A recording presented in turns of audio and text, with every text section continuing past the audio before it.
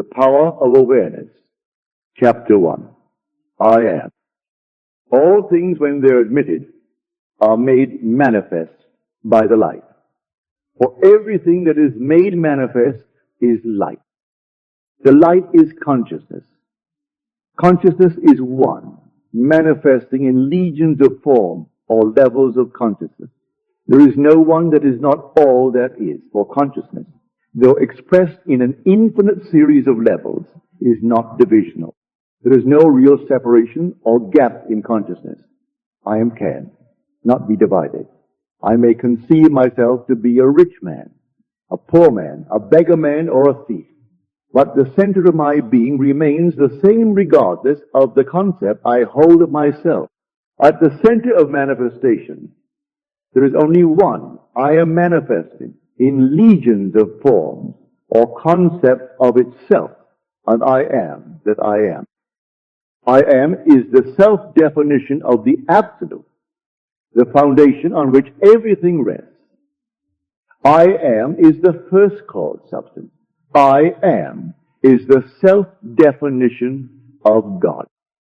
I am hath sent me unto you. I am that I am. Be still and know that I am God. I am is a feeling of permanent awareness. The very center of consciousness is the feeling of I am. I may forget who I am, where I am, what I am, but I cannot forget that I am. The awareness of being remains regardless of the degree of forgetfulness of who, where, and what I am. I am is that which, amid unnumbered forms, is ever the same. This great discovery of cause reveals that, good or bad, man is actually the arbiter of his own fate, and that it is his concept of himself that determines the world in which he lives, and his concept of himself is his reaction to life. In other words, if you are experiencing ill health, knowing the truth about cause, you cannot attribute the illness to anything other than to the particular arrangement of the basic cause substance, an arrangement which was produced by your reactions to life and is defined by your concept, I am unwell. This is why you are told that the weak man say, I am strong. For by his assumption, the cause substance, I am, is rearranged and must, therefore, manifest that which its rearrangement affirms. This principle governs every aspect of your life, be it social, financial, intellectual, or spiritual. I am is that reality to which, whatever happens, we must turn for explanation of the phenomena of life. It is I am's concept of itself that determines the form and scenery of its existence. Everything depends upon its attitude towards itself. That which it will not affirm as true of itself can not awaken in its world. That is, your concept of yourself, such as I am strong, I am secure, I am loved, determines the world in which you live. In other words, when you say, I am a man, I am a father, I am an American, you are not defining different I ams. You are defining different concepts or arrangements of the one cause substance, the one I am. Even in the phenomena of nature, if the tree were articulate, it would say, I am a tree, an apple tree, a fruitful tree. When you know that consciousness is the one and only reality, conceiving itself to be something good, bad, or indifferent, and becoming that which it conceived itself to be, you are free from the tyranny of second causes, free from the belief that there are causes outside of your own mind that can affect your life. In the state of consciousness of the individual is found the explanation of the phenomena of life. If man's concept of himself were different, everything in his world would be different. His concept of himself being what it is, everything in his world must be as it is. Thus, it is abundantly clear that there is only one I am, and you are that I am. And while I am is infinite, you, by your concept of yourself, are displaying only a limited aspect of the infinite I am. Fill the more stately mansions, O my soul, as the swift seasons roll. Leave thy low vaulted path. Let each new temple, nobler than the last, shut thee from heaven with a dome more vast, till thou at length art free, leaving thine outgrown shell by life's unresting sea. Chapter 2. Consciousness. It is only by a change of consciousness, by actually changing your concept of yourself, that you can build more stately mansions, the manifestations of higher and higher concepts. By manifesting is meant experiencing the results of these concepts in your world. It is of vital importance to understand clearly just what consciousness is. The reason lies in the fact that consciousness is the one and only reality. It is the first and only cause substance of the phenomena of life. Nothing has existence for man save through the consciousness he has of it. Therefore, it is to consciousness you must turn, for it is the only foundation on which the phenomena of life can be explained. If we accept the idea of a first cause, it would follow that the evolution of that cause could never result in anything foreign to itself.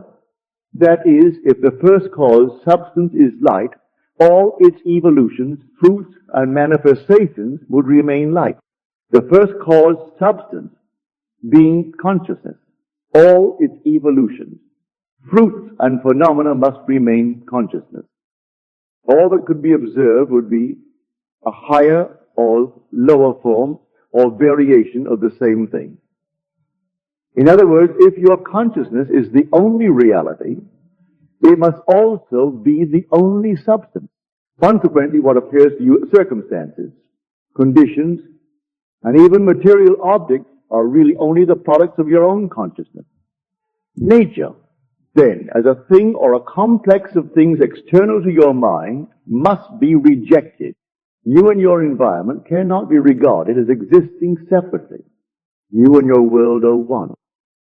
Therefore, you must turn from the objective appearance of things to the subjective center of things, your consciousness, if you truly desire to know the cause of the phenomena of life, and how to use this knowledge to realize your fondest dreams. In the midst of the apparent contradictions, antagonisms, and contrasts of your life, there is only one principle at work, only your consciousness operating. Difference does not consist in variety of substance, but in variety of arrangement of the same cause substance, your consciousness. The world moves with motiveless necessity. By this is meant that it has no motive of its own, but is under the necessity of manifesting your concept, the arrangement of your mind, and your mind is always arranged in the image of all you believe and consent to as true. The rich man, poor man, beggar man, or thief are not different minds, but different arrangements of the same mind, in the same sense that a piece of steel, when magnetized, differs, not in substance from its demagnetized state, but in the arrangement and order of its molecules. A single electron revolving in a specified orbit constitutes the unit of magnetism. When a piece of steel or anything else is demagnetized, the revolving electrons have not stopped. Therefore, the magnetism has not gone out of existence. There is only a rearrangement of the particles so that they produce no outside or perceptible effect. When particles are arranged at random, mixed up in all directions, the substance is said to be demagnetized. But when particles are marshaled in ranks, so that a number of them face in one direction, the substance is a magnet. Magnetism is not generated. It is displayed. Health, wealth, beauty, and genius are not created. They are only manifested by the arrangement of your mind. That is, by your concept of yourself. And your concept of yourself is all that you accept and consent to as true. What you consent to can only be discovered by an uncritical observation of your reactions to life.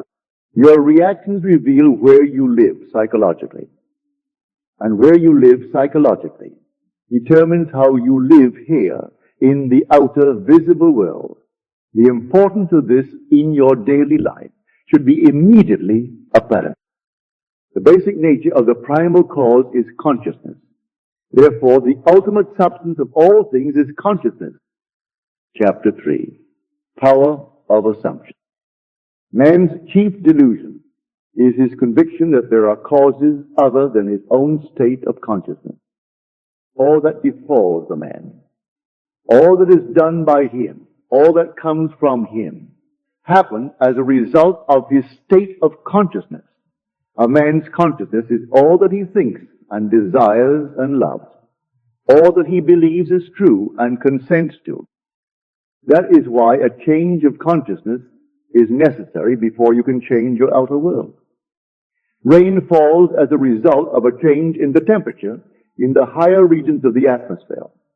So, in like manner, a change of circumstance happens as a result of a change in your state of consciousness. Be ye transformed by the renewing of your mind. To be transformed, the whole basis of your thoughts must change. But your thoughts cannot change unless you have new ideas, for you think from your ideas. All transformation begins with an intense, burning desire to be transformed. The first step in the renewing of the mind is desire. You must want to be different and intend to be before you can begin to change yourself. Then you must make your future dream a present fact. You do this by assuming the feeling of your wish fulfilled. By desiring to be other than what you are, you can create an ideal of the person you want to be and assume that you are already that person. If this assumption is persisted in until it becomes your dominant feeling, the attainment of your ideal is inevitable. The ideal you hope to achieve is always ready for an incarnation, but unless you yourself offer it human parentage, it is incapable of birth. Therefore, your attitude should be one in which, having desired to express a higher state, you alone accept the task of incarnating this new and greater value of yourself. In giving birth to your ideal, you must bear in mind that the methods of mental and spiritual knowledge are entirely different.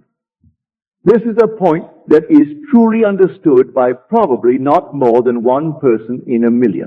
You know a thing mentally by looking at it from the outside, by comparing it with other things, by analyzing it and defining it by thinking of it. Whereas you can know a thing spiritually only by becoming it, only by thinking from it. You must be the thing itself and not merely talk about it or look at it. You must be like the moth in search of his idol, the flame, who spurred with true desire, plunging at once into the sacred fire, folded his wings within till he became one color and one substance with the flame. He only knew the flame who in it burned, and only he could tell who never to tell returned. Just as the moth in his desire to know the flame was willing to destroy himself, so must you, in becoming a new person, be willing to die to your present self. You must be conscious of being healthy if you are to know what health is. You must be conscious of being secure if you are to know what security is. Therefore, to incarnate a new and greater value of yourself. You must assume that you already are what you want to be, and then live by faith in this assumption, which is not yet incarnate in the body of your life, in confidence that this new value or state of consciousness will become incarnated through your absolute fidelity to the assumption that you are that which you desire to be. This is what wholeness means, what integrity means. They mean submission of the whole self to the feeling of the wish fulfilled in certainty that that new state of consciousness is the renewing of mind which transforms. There is no order in nature corresponding to this willing submission of the self to the ideal beyond the self. Therefore, it is the height of folly to expect the incarnation of a new and greater concept of self to come about by natural evolutionary process. That which requires a state of consciousness to produce its effect obviously cannot be effective without such a state of consciousness.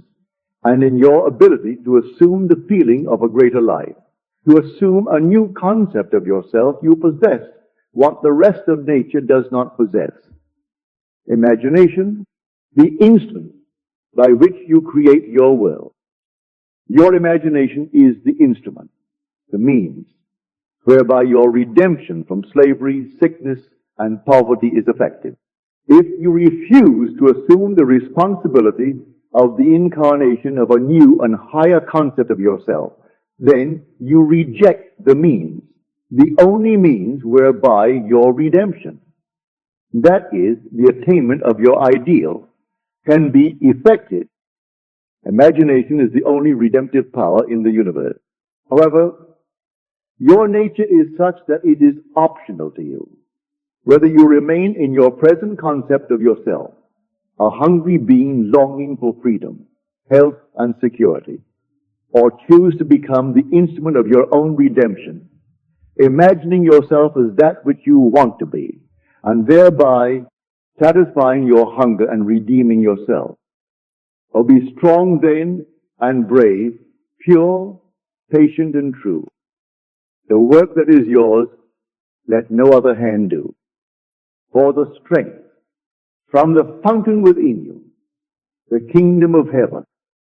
Chapter 4, Desire. The changes which take place in your life as a result of your changed concept of yourself always appear to the unenlightened to be the result not of a change of your consciousness, but of chance, outer cause, or coincidence.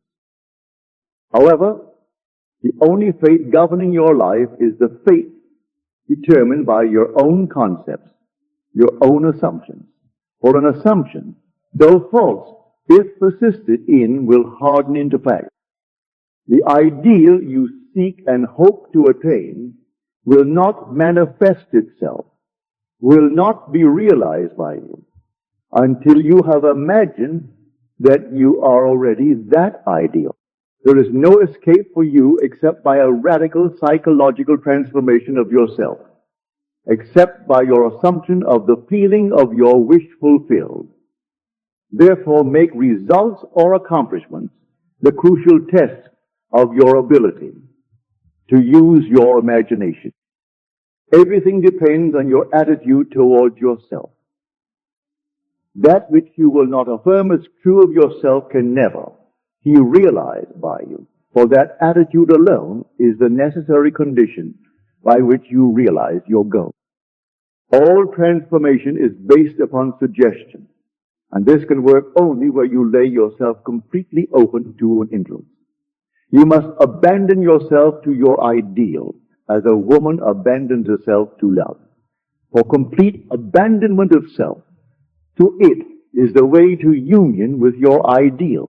You must assume the feeling of the wish fulfilled until your assumption has all the sensory vividness of reality. You must imagine that you are already experiencing what you desire. That is, you must assume the feeling of the fulfillment of your desire until you are possessed by it. And this feeling crowds all other ideas out of your consciousness. The man who is not prepared for the conscious plunge into the assumption of the wish fulfilled in the faith that it is the only way to the realization of his dream is not yet ready to live consciously by the law of assumption, although there is no doubt that he does live by the law of assumption, unconsciously. But for you who accept this principle and are ready to live by consciously assuming that your wish is already fulfilled, the adventure of life begins. To reach a higher level of being, you must assume a higher concept of yourself. If you will not imagine yourself as other than what you are, then you remain as you are. For if ye believe not that I am he, ye shall die in your sin. If you do not believe that you are he, the person you want to be, then you remain as you are. Through the faithful systematic cultivation of the feeling of the wish fulfilled, desire becomes the promise of its own fulfillment. The assumption of the feeling of the wish fulfilled makes the future dream a present fact. Chapter 5. The truth that sets you free. The drama of life is a psychological one, in which all the conditions, circumstances, and events of your life are brought to pass by your assumptions. Since your life is determined by your assumptions, you are forced to recognize the fact that you are either a slave to your assumptions or their master. To become the master of your assumptions is the key to undreamed of freedom and happiness. You can attain this mastery by deliberate, conscious control of your imagination. You determine your assumptions in this way, form a mental image, a picture of the state desired of the person you want to be. Concentrate your attention upon the feeling that you are already that person. First, visualize the picture in your consciousness. Then feel yourself to be in that state as though it actually formed your surrounding world. By your imagination, that which was a mere mental image is changed into a seemingly solid reality. The great secret is a controlled imagination and a well-sustained attention, firmly and repeatedly focus on the object to be accomplished. It cannot be emphasized too much that by creating an ideal within your mental sphere, by assuming that you are already that ideal, you identify yourself with it and thereby transform yourself into its image, thinking from the ideal instead of thinking of the ideal. Every state is already there as mere possibilities, as long as we think of them, but as overpoweringly real when we think from them. This was called by the ancient teachers subjection to the will of God or resting in the Lord. And the only true test of resting in the Lord is that all who do rest are inevitably transformed into the image of that in which they rest, thinking from the wish fulfilled. You become according to your resigned will. And your resigned will is your concept of yourself and all that you consent to and accept as true. You assuming the feeling of your wish fulfilled and continuing therein, take upon yourself the results of that state. Not assuming the feeling of your wish fulfilled, you are ever free of the result. When you understand the redemptive function of imagination, you hold in your hands the key to the solution of all your problems. Every phase of your life is made by the exercise of your imagination. Determined imagination alone is the means of your progress, of the fulfilling of your dreams. It is the beginning and end of all creating. The great secret is a controlled imagination and a well-sustained attention, firmly and repeatedly focused on the feeling of the wish fulfilled until it fills the mind and crowds all other ideas out of consciousness. What greater gifts could be given you than to be told the truth that will set you free? The truth that sets you free is that you can experience in imagination what you desire to experience in reality. And by maintaining this experience in imagination, your desire will become an actuality.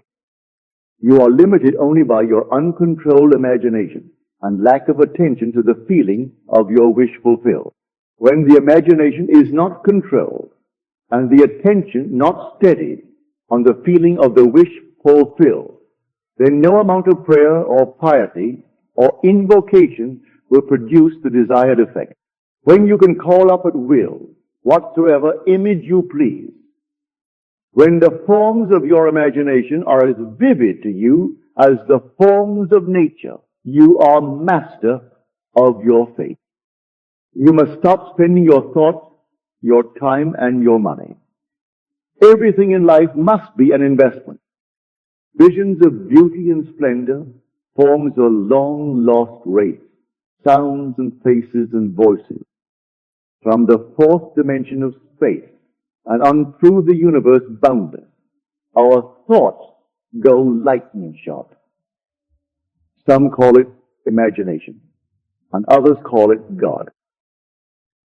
Chapter 6, Attention. A double-minded man is unstable in all his ways. Attention is forceful in proportion to the narrowness of its focus.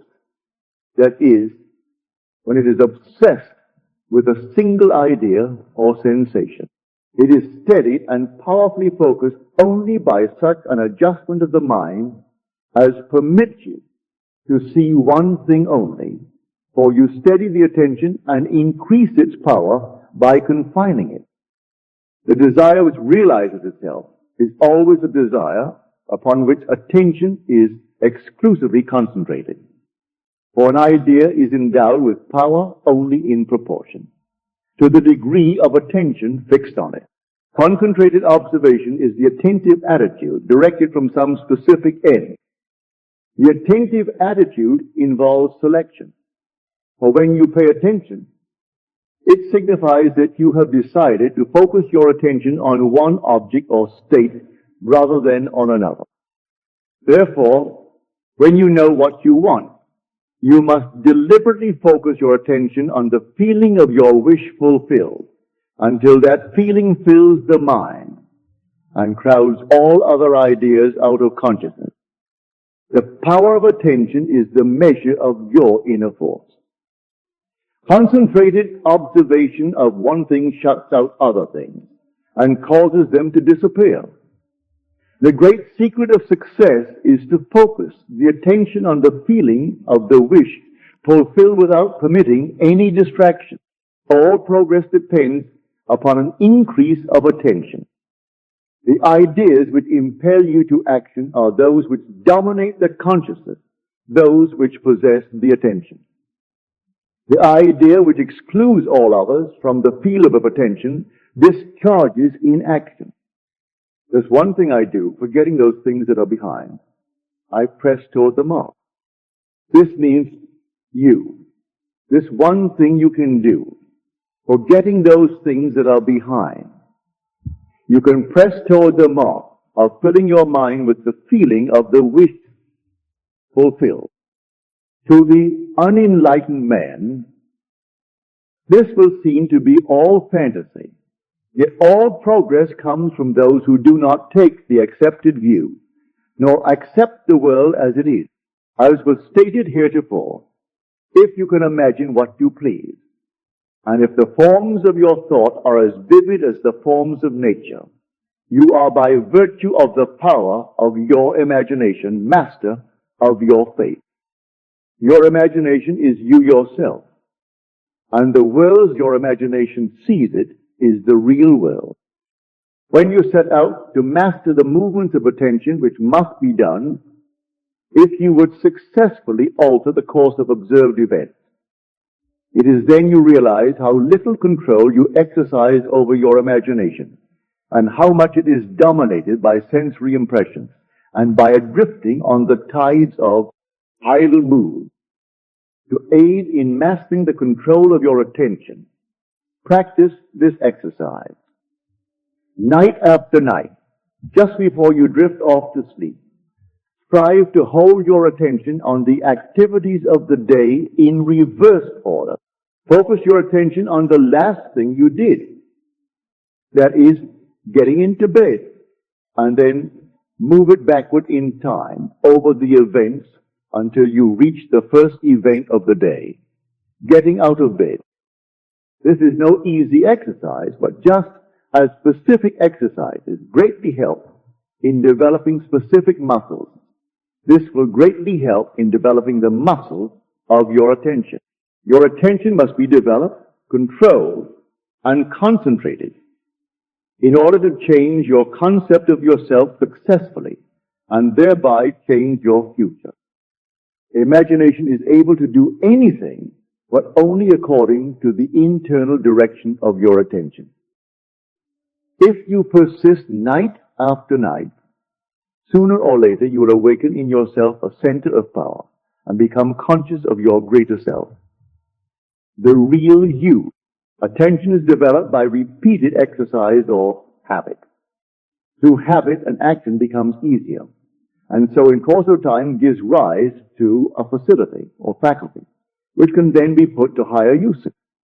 When you attain control of the internal direction of your attention, you will no longer stand in shallow water, but will launch out into the deep of life. You will walk in the assumption of the wish fulfilled, as on a foundation more solid even than earth. Chapter 7. Attitude.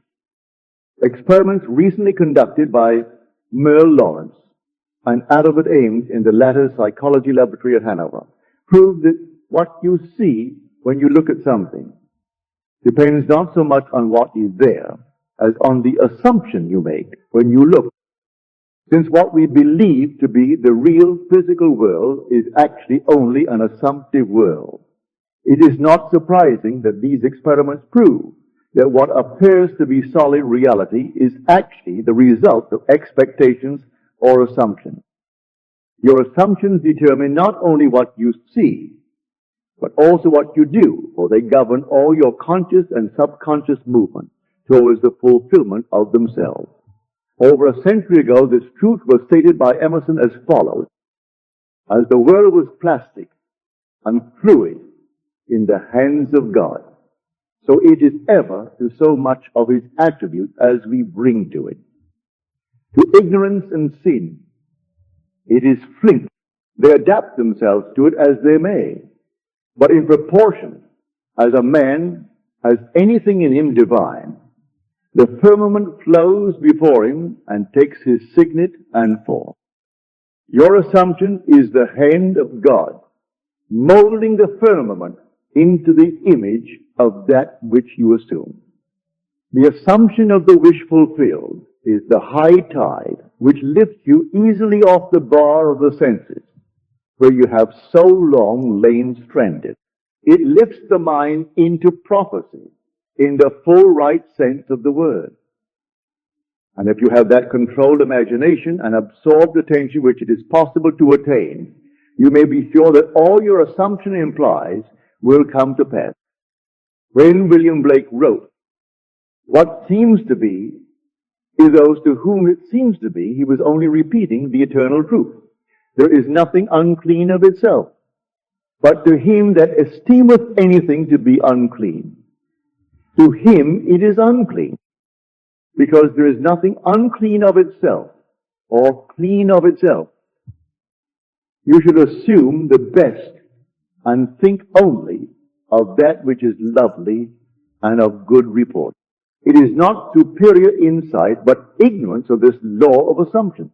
If you read into the greatness of men some littleness with which you may be familiar, or into some situation or circumstance an unfavorable conviction, your particular relationship to another influences your assumption with respect to that other and makes you see in him that which you do see. If you can change your opinion of another, then what you now believe of him cannot be absolutely true, but is only relatively true. The following is an actual case history illustrating how the law of assumption works. One day, a costume designer described to me her difficulties in working with a prominent theatrical producer. She was convinced that he unjustly criticized and rejected her best work, and that often he was deliberately rude and unfair to her. Upon hearing her story, I explained that if she found the other rude and unfair, it was a sure sign that she, herself, was wanting, and that it was not the producer, but herself that was in need of a new attitude. I told her that the power of this law of assumption and its practical application could be discovered only through experience, and that only by assuming that the situation was already what she wanted it to be, could she prove that she could bring about the change desired. Her employer was merely bearing witness, telling her by his behavior what her concept of him was. I suggested that it was quite probable that she was carrying on conversations with him in her mind, which were filled with criticism and recrimination. There was no doubt but that she was mentally arguing with the producer, for others only echo that which we whisper to them in secret. I asked her if it was not true that she talked to him mentally, and if so, what those conversations were like. She confessed that every morning on her way to the theater, she told him just what she thought of him, in a way she would never have dared address him in person. The intensity and force of her mental arguments with him automatically established his behavior towards her. She began to realize that all of us carry on mental conversations, but unfortunately, on most occasions, these conversations are argumentative, that we have only to observe the passerby on the street to prove this assertion. That so many people are mentally engrossed in conversation, and few appear to be happy about it, but the very intensity of their feeling must lead them quickly to the unpleasant incident they themselves have mentally created, and therefore must now encounter. When she realized what she had been doing, she agreed to change her attitude and to live this law faithfully by assuming that her job was highly satisfactory and her relationship with the producer was a very happy one. To do this, she agreed that before going to sleep at night, on her way to work and at other intervals during the day, she would imagine that he had congratulated her on her fine design, and that she, in turn, had thanked him for his praise and kindness. To her great delight, she soon discovered for herself that her own attitude was the cause of all that befell her.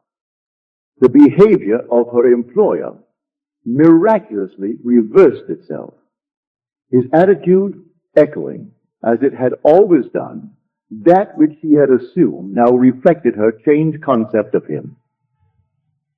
What she did was by the power of her imagination. Her persistent assumption influenced his behavior and determined his attitude toward her. With the passport of desire on the wings of a controlled imagination, she traveled into the future of her own predetermined experience.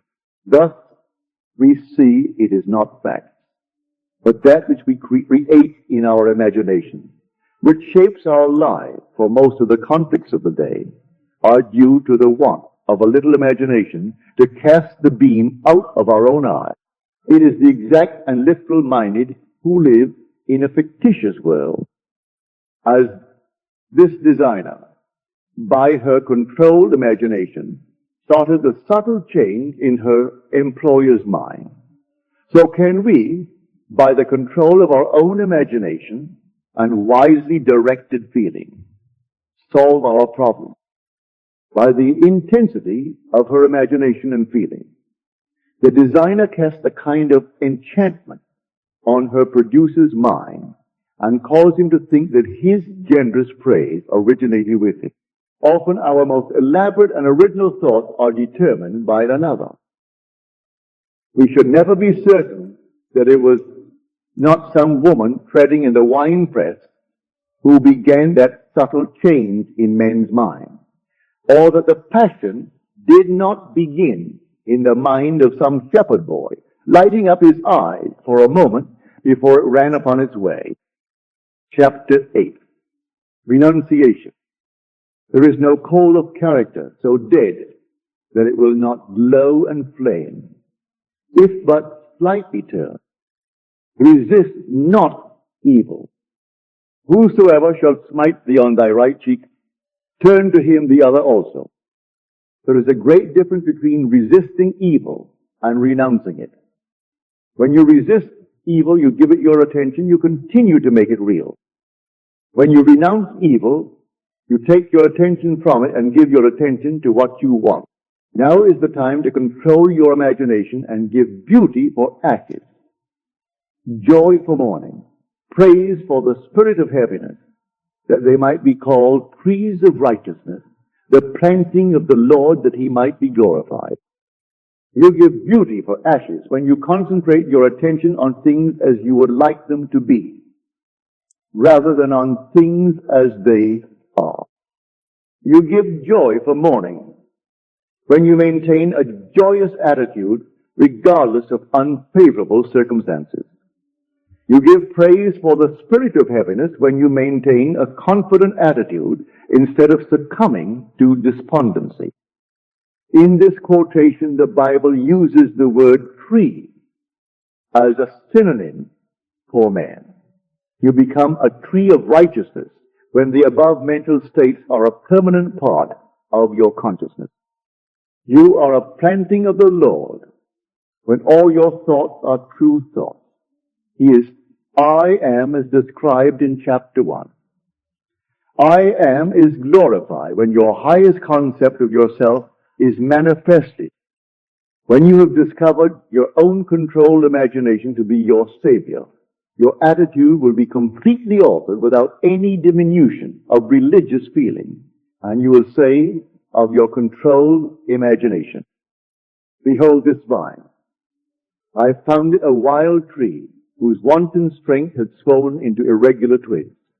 But I pruned the plant, and it grew temperate in its vain expense of useless leaves, and knotted, as you see, into these clean, full clusters to repay the hand that wisely wounded it.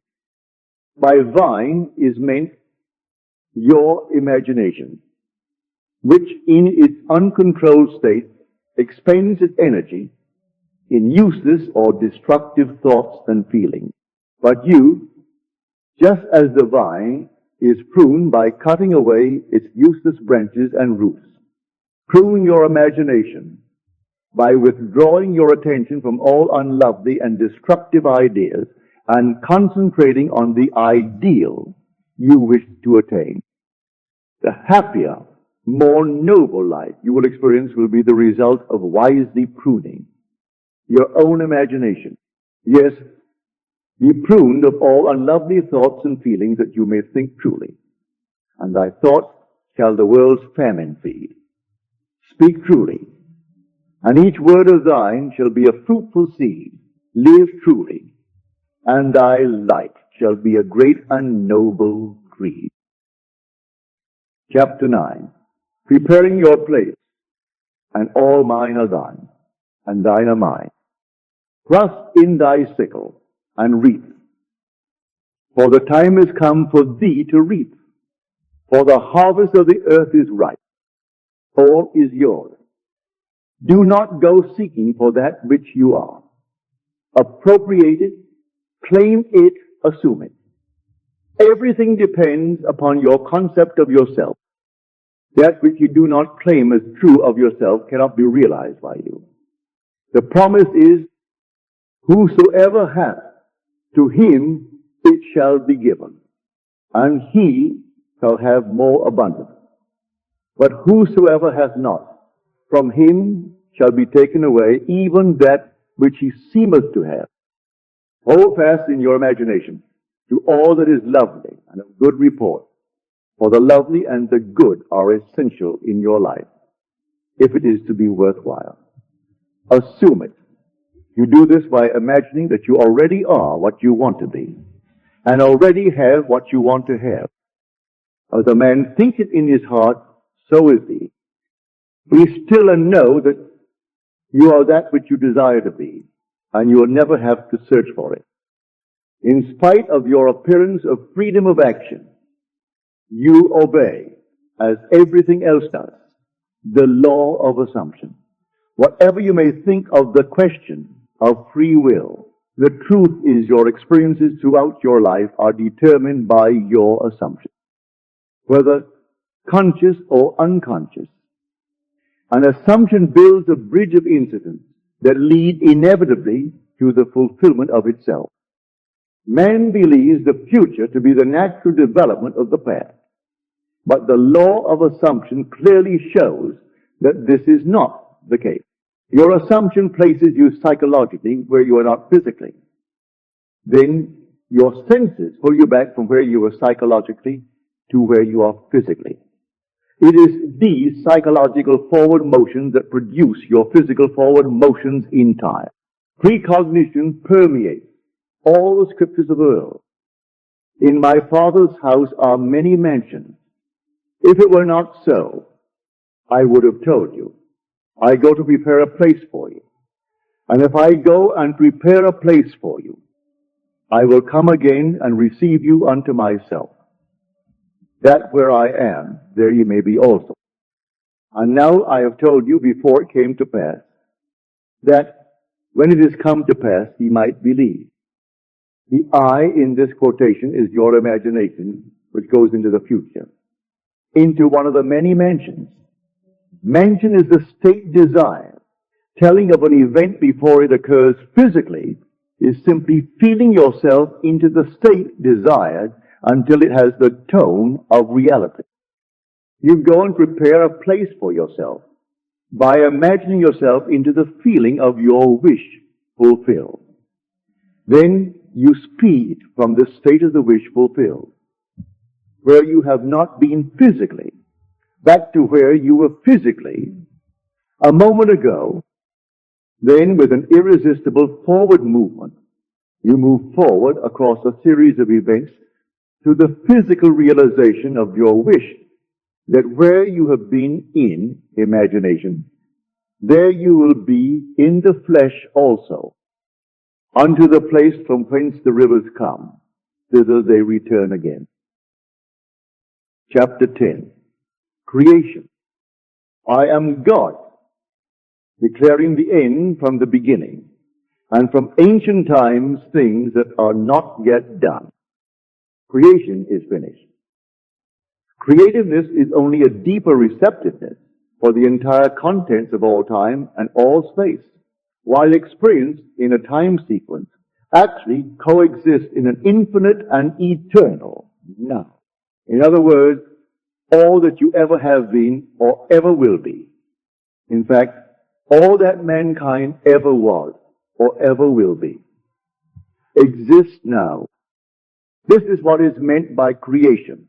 And the statement that creation is finished means nothing is ever to be created. It is only to be manifested. What is called creativeness is only becoming aware of what already is.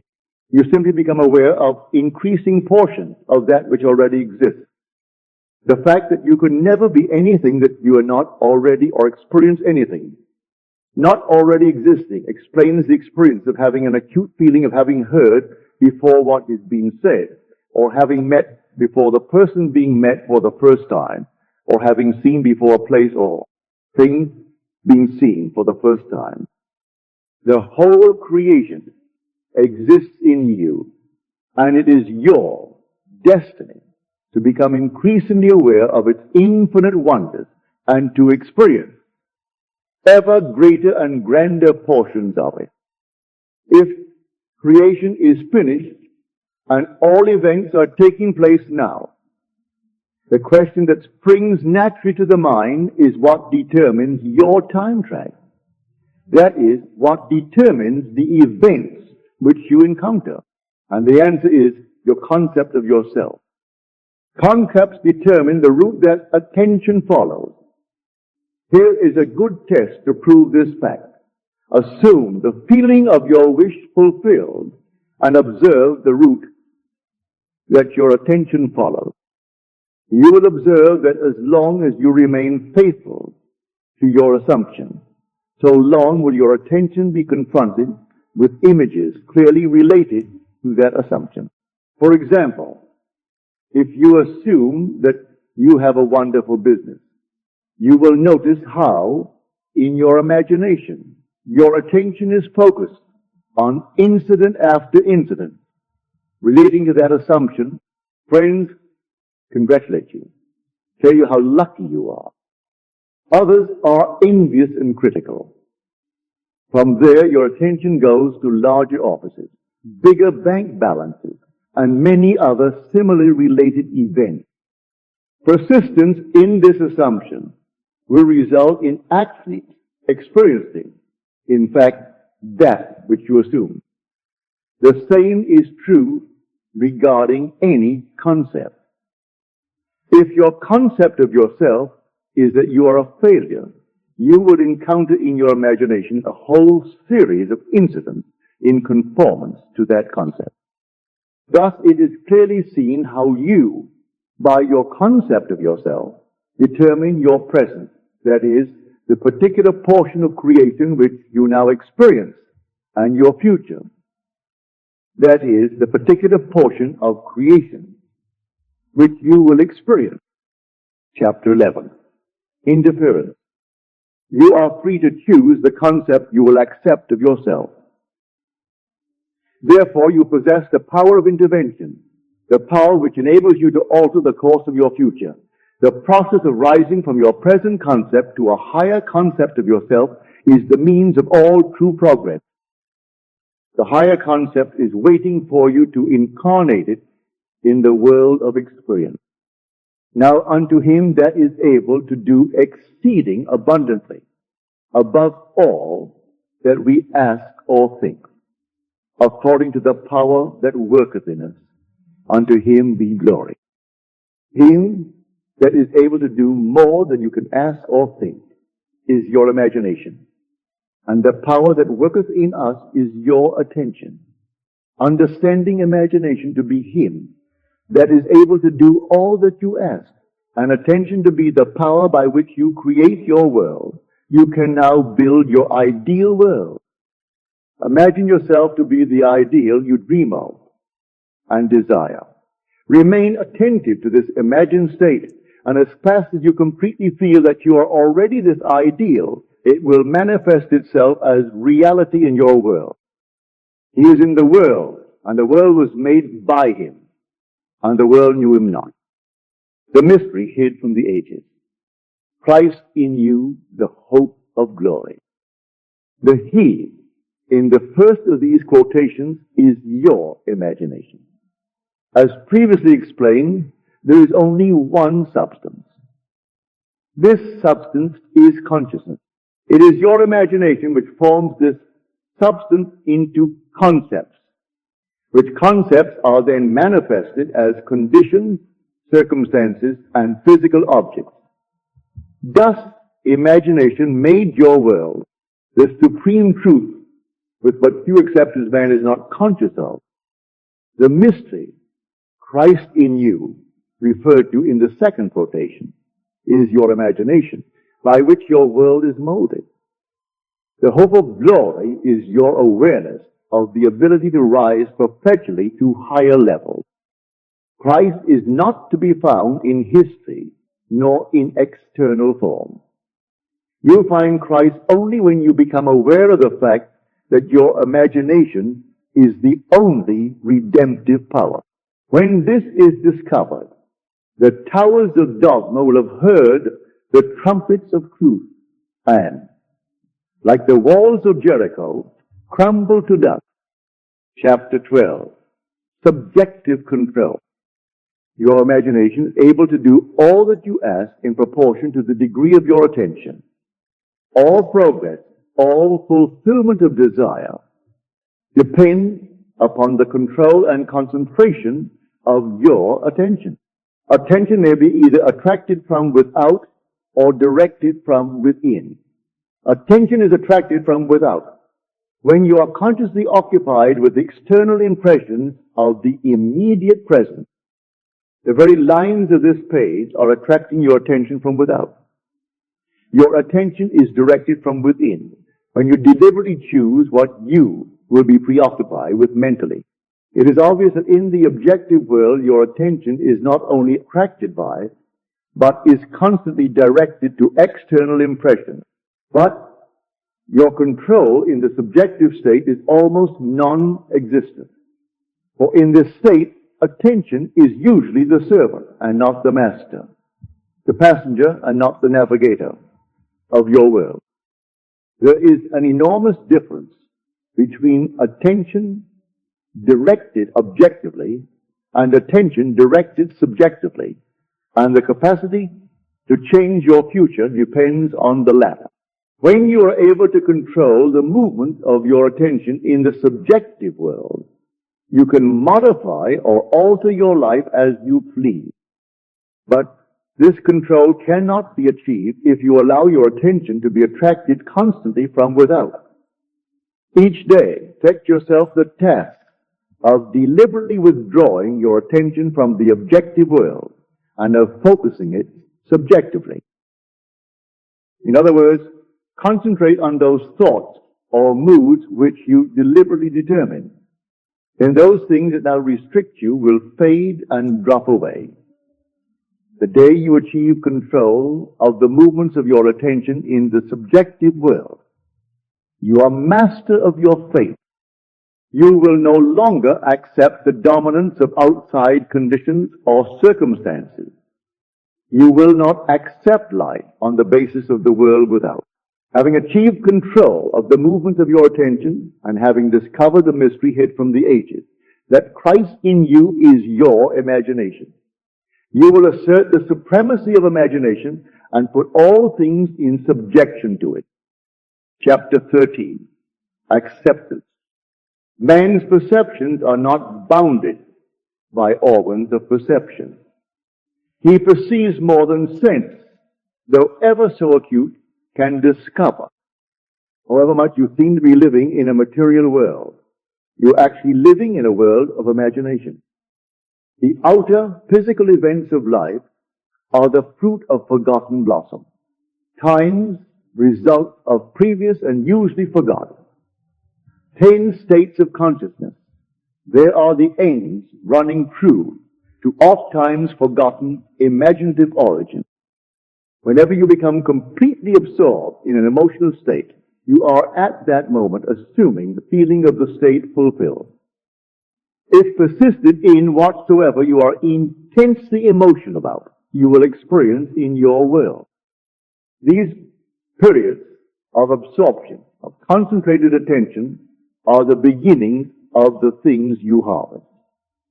It is in such moments that you are exercising your creative power, the only creative power there is. At the end of these periods or moments of absorption, you speed from these imaginative states where you have not been physically to where you were physically an instant ago. In these periods, the imagined state is so real that when you return to the objective world and find that it is not the same as the imagined state, it is an actual shock. You have seen something in imagination with such vividness that you now wonder whether the evidence of your senses can now be believed. And like Keats, you ask, was it a vision or a waking dream? Where is that music?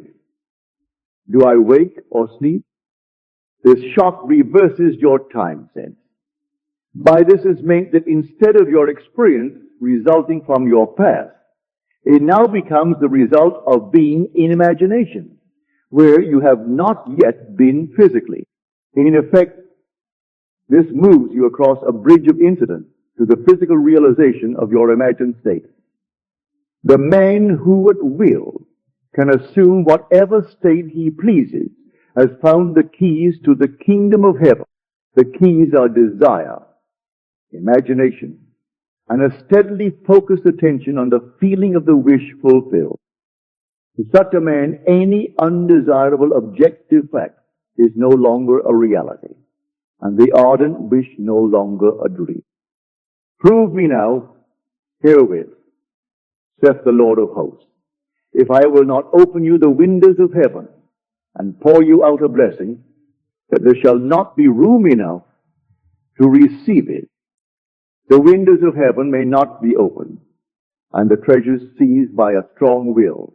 But they open of themselves and present their treasures as a free gift, a gift that comes when absorption reaches such a degree that it results in a feeling of complete acceptance. The passage from your present state to the feeling of your wish fulfilled is not across a gap.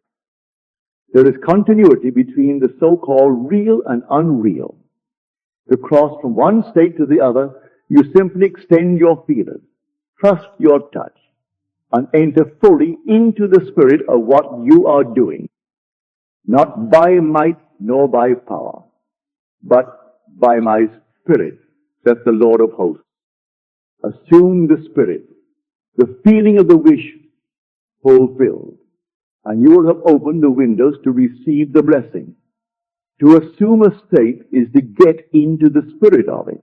Your triumph will be a surprise only to those who did not know your hidden passage from the state of longing to the assumption of the wish fulfilled. The Lord of hosts will not respond to your wish until you have assumed the feeling of already being what you want to be. For acceptance is the channel of his action. Acceptance is the Lord of hosts in action. Chapter 14. The effortless way. The principle of least action governs everything in physics, from the path of a planet to the path of a pulse of life. Least action is the minimum of energy multiplied by the minimum of time. Therefore, in moving from your present state to the state desired, you must use the minimum of energy and take the shortest possible time. Your journey from one state of consciousness to another is a psychological one. So, to make the journey, you must employ the psychological equivalent of least action. And the psychological equivalent is mere assumption. The day you fully realize the power of assumption, you discover that it works in complete conformity with this principle. It works by means of attention minus effort. Thus, with least action through an assumption, you hurry without haste and reach your goal without effort. Because creation is finished. What you desire already exists. It is excluded from view because you can see only the content of your own consciousness. It is the function of an assumption to call back the excluded view and restore full vision. It is not the world, but your assumptions that change. An assumption brings the invisible into sight. It is nothing more nor less than seen with the eye of God. That is imagination. For the Lord seeth not as a man seeth. For man looketh on the outward appearance, but the Lord looketh on the heart. The heart is the primary organ of sin. Hence the first cause of experience. When you look on the heart, you are looking at your assumptions. Assumptions determine your experience. Watch your assumption with all diligence, for out of it are the issues of life. Assumptions have the power of objective realization. Every event in the visible world is the result of an assumption or idea in the unseen world. The present moment is all important, for it is only in the present moment that our assumptions can be controlled. The future must become the present in your mind if you would wisely operate the law of assumption. The future becomes the present when you imagine that you already are what you will be when your assumption is fulfilled. Be still, least action, and know that you are that which you desire to be. The end of longing should be being. Translate your dream into being. Perpetual construction of future states without the consciousness of already being them, that is, picturing your desire without actually assuming the feeling of the wish fulfilled, is the fallacy and mirage of mankind. It is simply futile daydreaming. Chapter 15. The crown of mysteries. The assumption of the wish fulfilled is the ship that carries you over the unknown sea. to the fulfillment of your dream. The assumption is everything. Realization is subconscious and effortless. Assume a virtue if you have it not. Act on the assumption that you already possess that which you sought. Blessed is she that believes, for there shall be a performance of those things which were told her from the Lord. As the Immaculate Conception is the foundation of the Christian mystery, so the assumptions of is their crown. Psychologically, the Immaculate Conception means the birth of an idea in your own consciousness unaided by another. For instance, when you have a specific wish or hunger or longing, it is an immaculate conception in the sense that no physical person or thing plants it in your mind. It is self-conceived. Every man is the Mary of the Immaculate Conception and birth to his idea must give. The assumption is the crown of the mysteries because it is the highest use of consciousness. When in imagination you assume the feeling of the wish fulfilled, you are mentally lifted up to a higher level. When, through your persistence, this assumption becomes actual fact, you automatically find yourself on a higher level. That is, you have achieved your desire in your objective world. Your assumption guides all your conscious and subconscious movements towards its suggested end, so inevitably that it actually dictates the event. The drama of life is a psychological one, and the whole of it is written and produced by your assumption. Learn the art of assumption, for only in this way can you create your own happiness. Chapter 16. Personal impotence. Self-surrender is essential, and by that is meant the confession of personal impotence. I can of mine own self do nothing. Since creation is finished, it is impossible to force anything into being. The example of magnetism previously given is a good illustration. You cannot make magnetism. It can only be displayed. You cannot make the law of magnetism. If you want to build a magnet, you can do so only by conforming to the law of magnetism. In other words, you surrender yourself or yield to the Lord. In like manner, when you use the faculty of assumption, you are conforming to a law just as real as the law governing magnetism. You can neither create nor change the law of assumption. It is in this respect that you are impotent. You can only yield or conform. And since all of your experiences are the result of your assumptions, consciously or unconsciously, the value of consciously using the power of assumption surely must be obvious. Willingly identify yourself with that which you most desire, knowing that it will find expression through you. Yield to the feeling of the wish, fulfill and be consumed as its victim, then rise as the prophet of the law of assumption. Chapter 17. All things are possible. It is of great significance that the truth of the principles outlined in this book have been proven time and again by the personal experiences of the author. Throughout the past 25 years, he has applied these principles and proved them successful in innumerable instances. He attributes to an unwavering assumption of his wish already being fulfilled every success that he has achieved. He was confident that by these fixed assumptions, his desires were predestined to be fulfilled. Time and again he assumed the feeling of his wish, fulfilled and continued in his assumption until that which he desired was completely realized. Live your life in a sublime spirit of confidence and determination.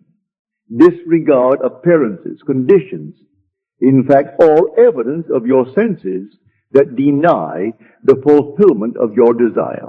Rest in the assumption that you are already what you want to be. For in that determined assumption, you and your infinite being are merged in creative unity. And with your infinite being, God. All things are possible. God never fails. For who can stay his hand or say unto him, what dost thou? Through the mastery of your assumptions, you are in very truth enabled to master life. It is thus that the ladder of life is ascended. Thus the ideal is realized. The clue to the real purpose of life is to surrender yourself to your ideal with such awareness of its reality that you begin to live the life of the ideal and no longer your own life as it was prior to this surrender. He calleth things that are not seen as though they were, and the unseen becomes seen. Each assumption has its corresponding world. If you are truly observant, you will notice the power of your assumptions to change circumstances which appear wholly immutable. You, by your conscious assumptions, determine the nature of the world in which you live. Ignore the present state and assume the wish fulfilled. Claim it. It will respond.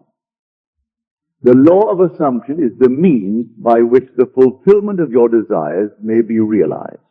Every moment of your life, consciously or unconsciously, you are assuming a feeling.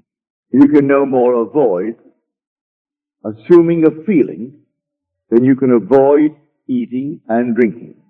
All you can do is control the nature of your assumptions. Thus, it is clearly seen that the control of your assumption is the key. You now hold to an ever-expanding, happier, more noble life. Chapter 18.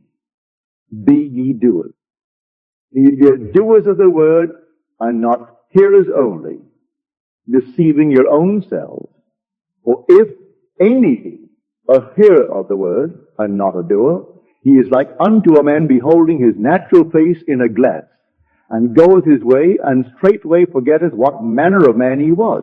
But whoso looketh into the perfect law of liberty, and continue therein, he being not a forgetful hearer, but a doer of the word, this man shall be blessed in his deed. The word in this quotation means idea, concept, or desire. You deceive yourself by hearing only when you expect your desire to be fulfilled through mere wishful thinking. Your desire is what you want to be. And looking at yourself in a glass is seeing yourself in imagination as that person. Forgetting what manner of man you are is failing to persist in your assumption. The perfect law of liberty is the law which makes possible liberation from limitation, that is, the law of assumption. To continue in the perfect law of liberty is to persist in the assumption that your desire is already fulfilled. You are not a forgetful hearer when you keep the feeling of your wish fulfilled constantly alive in your consciousness. This makes you a doer of the work, and you are blessed in your deed by the inevitable realization of your desire. You must be doers of the law of assumption. For without application, the most profound understanding will not produce any desired result. Frequent reiteration and repetition of important basic truths runs through these pages. Where the law of assumption is concerned, the law that sets man free, this is a good thing. It should be made clear again and again, even at the risk of repetition. The real truth seeker will welcome this aid in concentrating his attention upon the law which sets him free. The parable of the master's condemnation of the servant who neglected to use the talent given him is clear and unmistakable. Having discovered within yourself the key to the treasure house, you should be like the good servant who by wise use multiplies by many times the talents entrusted to him. The talent entrusted to you is the power to consciously determine your assumption. The talent not used, like the limb not exercised, withers and finally atrophies. What you must strive after is being. In order to do it is necessary to be. The end of yearning is to be. Your concept of yourself can only be driven out of consciousness by another concept of yourself, by creating an ideal in your mind. You can identify yourself with it until you become one and the same with the ideal, thereby transforming yourself into it. The dynamic prevails over the static, the active over the passive. One who is a doer is magnetic and therefore infinitely more creative than any who merely hear. Be among the doers. Chapter 19. Essentials. The essential points in the successful use of the law of assumption are these. First, and above all, yearning, longing, intense burning desire. With all your heart, you must want to be different from what you are. Intense burning desire, combined with intention to make good, is the mainspring of action, the beginning of all successful ventures. In every great passion which achieves its objective desire is concentrated an intention. You must first desire and then intend to succeed. As the hart panteth after the water brook, so panteth my soul after thee, O God. Blessed are they that hunger and thirst after righteousness, for they shall be filled. Here the soul is interpreted as the sum total of all you believe, think, feel, and accept as true. In other words, your present level of awareness. God, I am, is the power of awareness, the source and fulfillment of all desire understood psychologically. I am an infinite series of levels of awareness, and I am what I am, in accordance with where I am in the series. This quotation describes how your present level of awareness longs to transcend itself. Righteousness is the consciousness of already being what you want to be. Second, cultivate physical immobility, a physical incapacity, not unlike the state described by Keats in his Ode to a Nightingale. A drowsy numbness pains my senses, as though of hemlock I had drunk. It is a state akin to sleep, but one in which you are still in control of the direction of attention. You must learn to induce this state at will, but experience has taught that it is more easily induced after a substantial meal, or when you wake in the morning feeling very low to arise. Then you are naturally disposed to enter this state. The value of physical immobility exposes itself in the accumulation of mental force, which absolute stillness brings with it, increases your power of concentration. Be still and know that I am God. In fact, the greater energies of the mind seldom break forth, save when the body is still and the door of the senses closed to the objective world. The third and last thing to do is to experience in your imagination what you would experience in reality had you achieved your goal. You must gain it in imagination first, for imagination is the very door to the reality of that which you seek. But use imagination masterfully, and not as an onlooker thinking of the end, but as a partaker thinking from the end. You imagine that you possess a quality or something you desire which hitherto has not been yours. Surrender yourself completely to this feeling until your whole being is possessed by it. This state differs from reverie in this respect. It is the result of a controlled imagination and a steady, concentrated attention, whereas reverie is the result of an uncontrolled imagination, usually just a daydream. In the controlled state, a minimum effort suffices to keep your consciousness filled with the feeling of the wish fulfilled. The physical and mental immobility of this state is a powerful aid to voluntary attention and a major factor of minimum effort. The application of these 3 points. First, desire. Second, physical immobility. Third, the assumption of the wish already fulfilled is the way to enrungment or union with your objective. The first point is thinking of the end with intention to realize it. The third point is thinking from the end with the feeling of accomplishment. The secret of thinking from the end is to enjoy being it. The minute you make it pleasurable and imagine that you are it, you start thinking from the end. One of the most prevalent misunderstandings is that this law works only for those having a devout or a religious objective.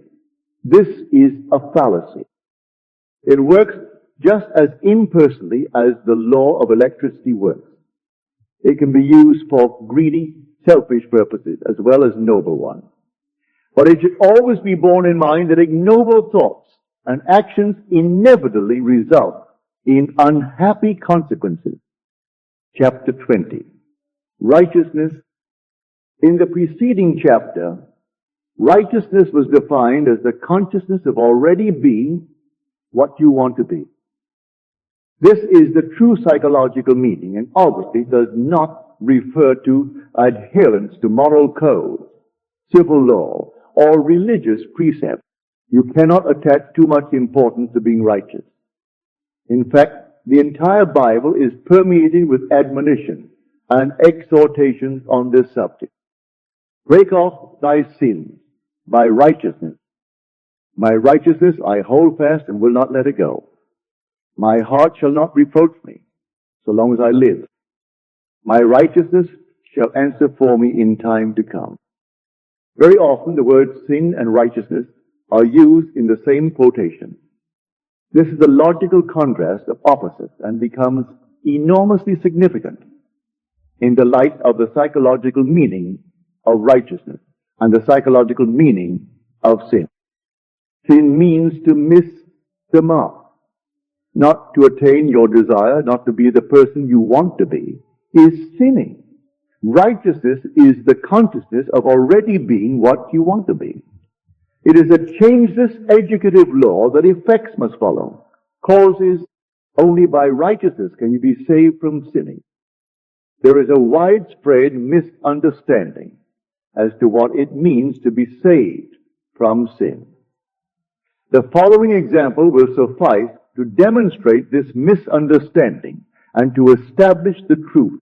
A person living in abject poverty may believe that by means of some religious or philosophical activity, he can be saved from sin and his life improved as a result, if, however, he continues to live in the same state of poverty. It is obvious that what he believed was not the truth, and in fact, he was not saved. On the other hand, he can be saved by righteousness. The successful use of the law of assumption would have the inevitable result of an actual change in his life. He would no longer live in poverty. He would no longer miss the mark. He would be saved from sin. Except your righteousness shall exceed the righteousness of the scribes and Pharisees. Ye shall in no wise enter into the kingdom of heaven. Scribes and Pharisees means those who are influenced and governed by the outer appearances, the rules and customs of the society in which they live, the vain desire to be thought well of by other men. Unless this state of mind is exceeded, your life will be one of limitation, of failure to attain your desires, of missing the mark, of sin, This righteousness is exceeded by true righteousness, which is always the consciousness of already being that which you want to be. One of the greatest pitfalls in attempting to use the law of assumption is focusing your attention on things, on a new home, a better job, a bigger bank balance. This is not the righteousness without which you die in your sins. Righteousness is not the thing itself. It is the consciousness, the feeling of already being the person you want to be, of already having the thing you desire.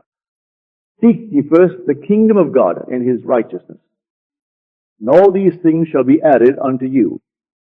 The kingdom, entire creation of God, your I am, is within you. Righteousness is the awareness that you already possess it all. Chapter 21. Free will. The question is often asked, what should be done between the assumption of the wish fulfilled and its realization? Nothing. It is a delusion that, other than assuming the feeling of the wish fulfilled, you can do anything to aid the realization of your desire. You think that you can do something, you want to do something, but actually you can do nothing. The illusion of the free will to do is but ignorance of the law of assumption upon which all action is based. Everything happens automatically. All that befalls you, all that is done by you, happens. Your assumptions, conscious or unconscious, direct all thought and action to their fulfillment. To understand the law of assumption, to be convinced of its truth, means getting rid of all the illusions about free will to act. Free will actually means freedom to select any idea you desire. By assuming the idea already to be a fact, it is converted into reality. Beyond that, free will ends, and everything happens in harmony with the concept assumed. I can of mine own self do nothing, because I seek not mine own will, but the will of the Father which has sent me. In this quotation, the Father obviously refers to God. In an earlier chapter, God is defined as I am.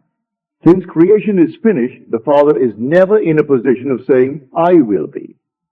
In other words, everything exists, and the infinite I am consciousness can speak only in the present tense.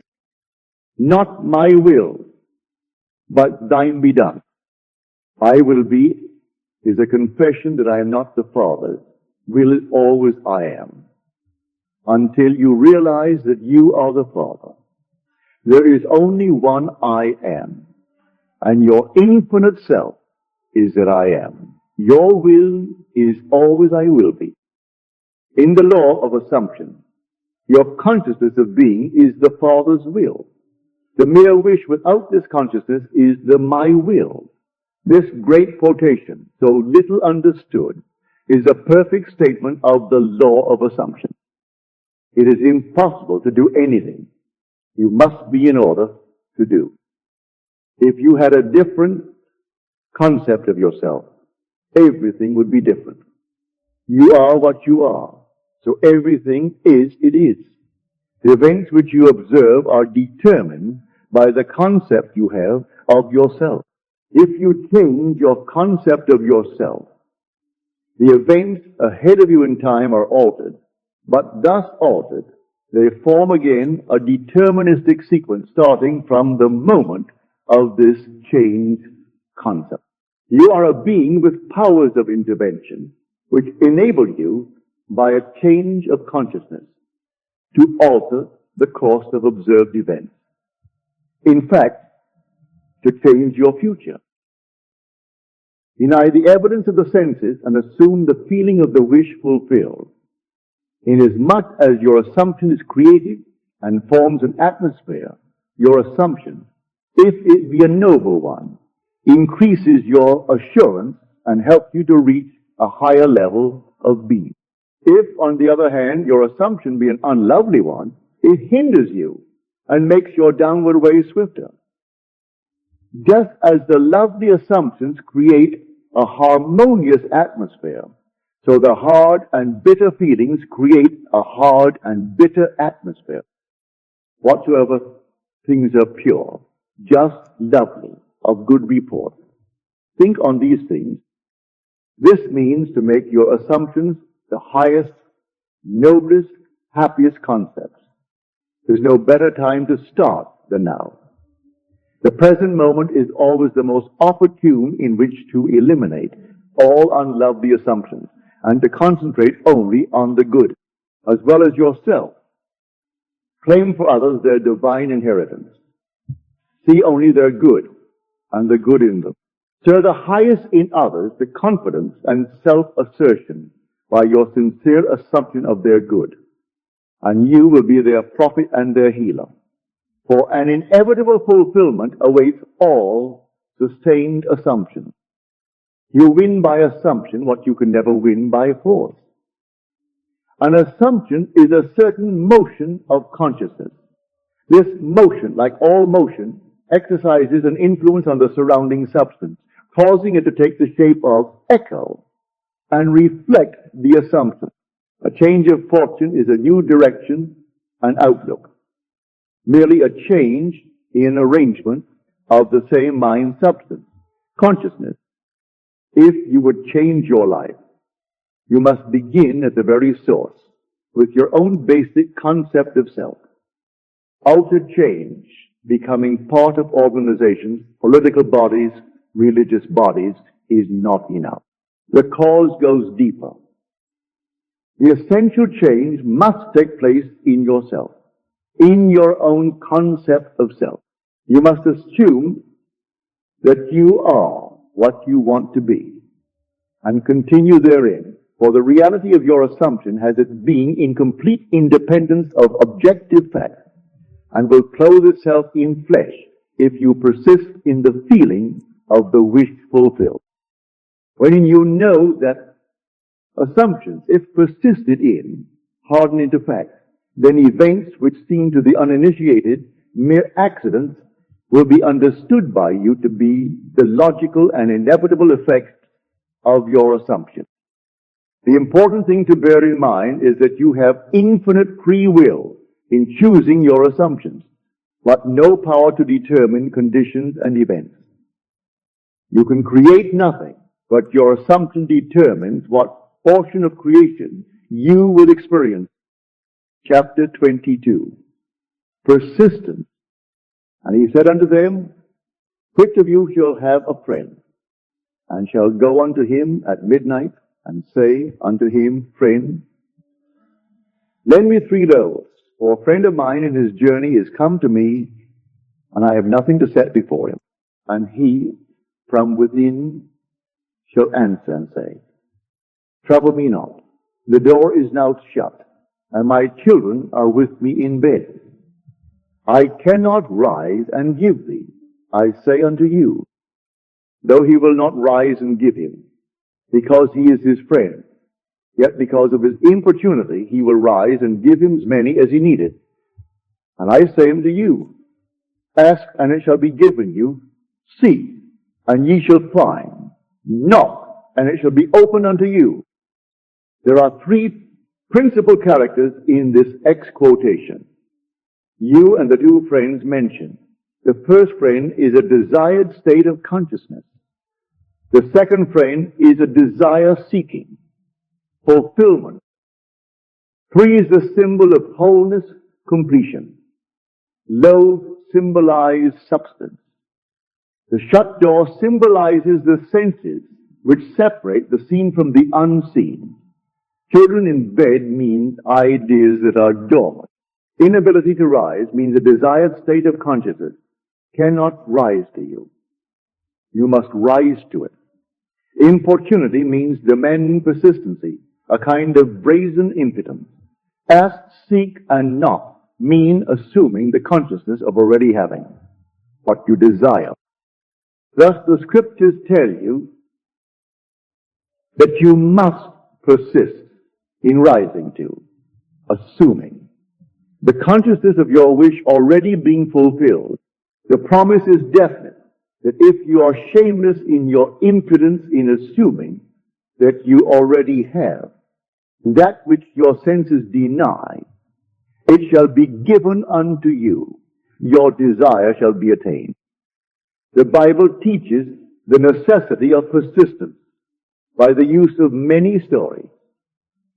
When Jacob sought a blessing from the angel with whom he wrestled, he said, I will not let thee go, except thou bless me.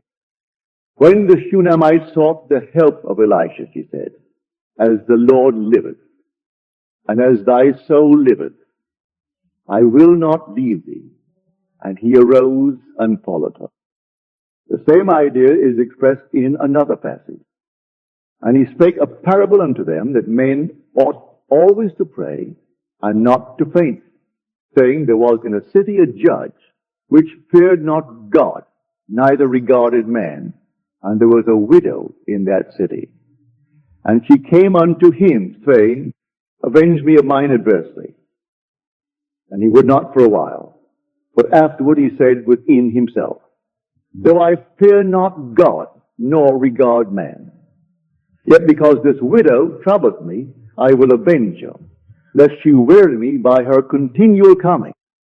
The basic truth underlying each of these stories is that desire springs from the awareness of ultimate attainment, and that persistence in maintaining the consciousness of the desire already being fulfilled results in its fulfillment.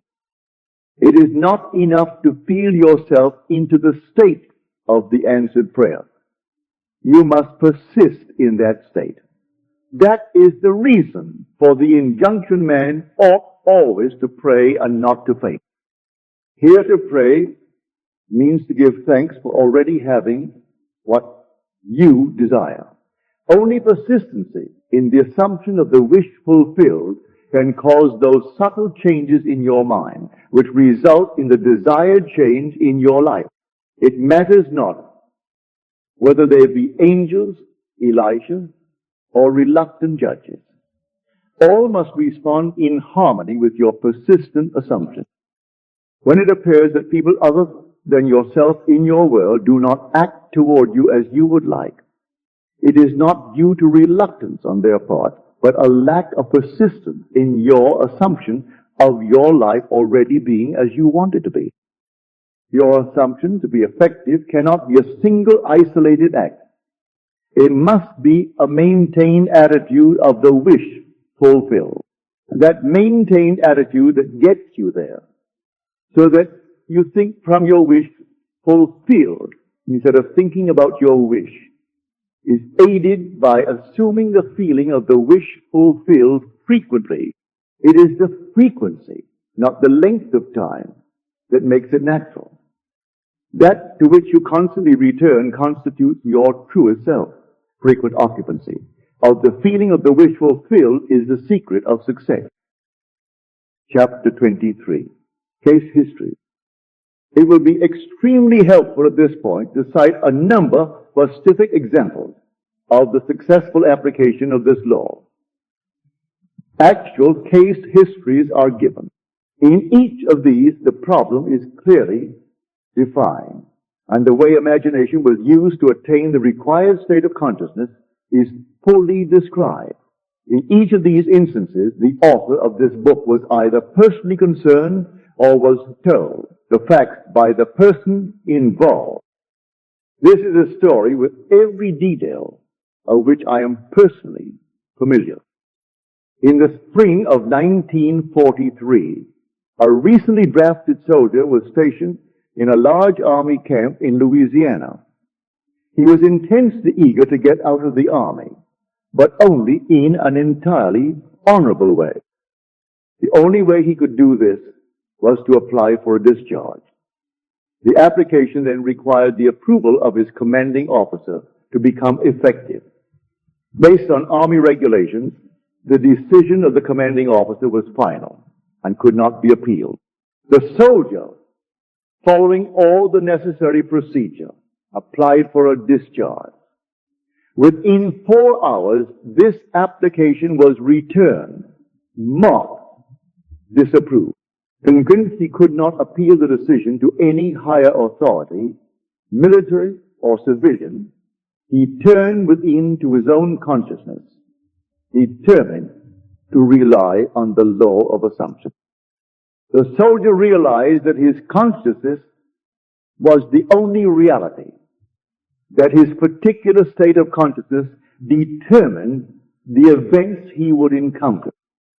That night, in the interval between getting into bed and falling asleep, he concentrated on consciously using the law of assumption.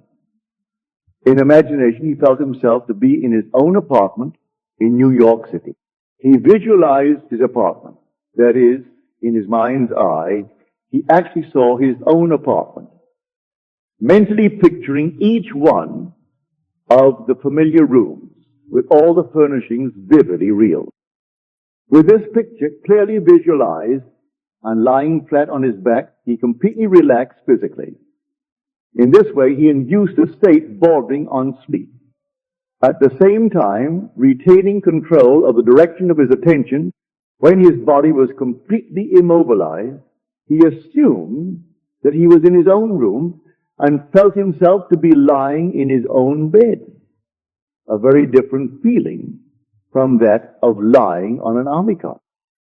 In imagination, he rose from the bed, walked from room to room, touching various pieces of furniture. He then went to the window and with his hands resting on the sill, looked out on the street on which his apartment faced. So vivid was all this in his imagination that he saw in detail the pavement, the railings, the trees, and the familiar red brick of the building on the opposite side of the street. He then returned to his bed and felt himself drifting off to sleep. He knew that it was most important in the successful use of this law that at the actual point of falling asleep, his consciousness be filled with the assumption that he was already what he wanted to be. All that he did in imagination was based on the assumption that he was no longer in the army. Night after night, the soldier enacted this drama. Night after night in imagination, he felt himself honorably discharged, back in his home, seeing all the familiar surroundings and falling asleep in his own bed. This continued for 8 nights. For 8 days, his objective experience continued to be directly opposite to his subjective experience in consciousness, each night before going to sleep. On the 9th day, orders came through from battalion headquarters for the soldier to fill out a new application for his discharge. Shortly after this was done, he was ordered to report to the colonel's office. During the discussion, the colonel asked him if he was still desirous of getting out of the army. Upon receiving an affirmative reply, the colonel said that he personally disagreed, and while he had strong objections to approving of the discharge, he had decided to overlook these objections and to approve it. Within a few hours, the application was approved, and the soldier, now a civilian, was on a train bound for home. This is a striking story of an extremely successful businessman, demonstrating the power of imagination and the law of assumption. I know this family intimately, and all the details were told to me by the son described herein. The story begins when he was 20 years old. He was next to the oldest in a large family of 9 brothers and 1 sister. The father was one of the partners in a small merchandising business. In his 18th year, the brother referred to in this story left the country in which they lived and traveled 2,000 miles to enter college and complete his education. Shortly after his first year in college, he was called home because of a tragic event in connection with his father's business. Through the machinations of his associates, the father was not only forced out of his business, but was the object of false accusations impugning his character and integrity. At the same time, he was deprived of his rightful share in the equity of the business. The result was he found himself largely discredited and almost penniless. It was under these circumstances that the son was called home from college. He returned, his heart filled with one great resolution. He was determined that he would become outstandingly successful in business. The first thing he and his father did was to use the little money. They had to start their own business. They rented a small store on a side street, not far from a large business of which the father had been one of the principal owners. There they started a business bent upon real service to the community.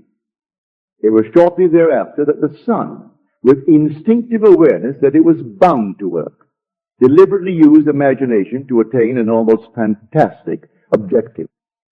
Every day on the way to and from work, he passed the building of his father's former business, the biggest business of its kind in the country.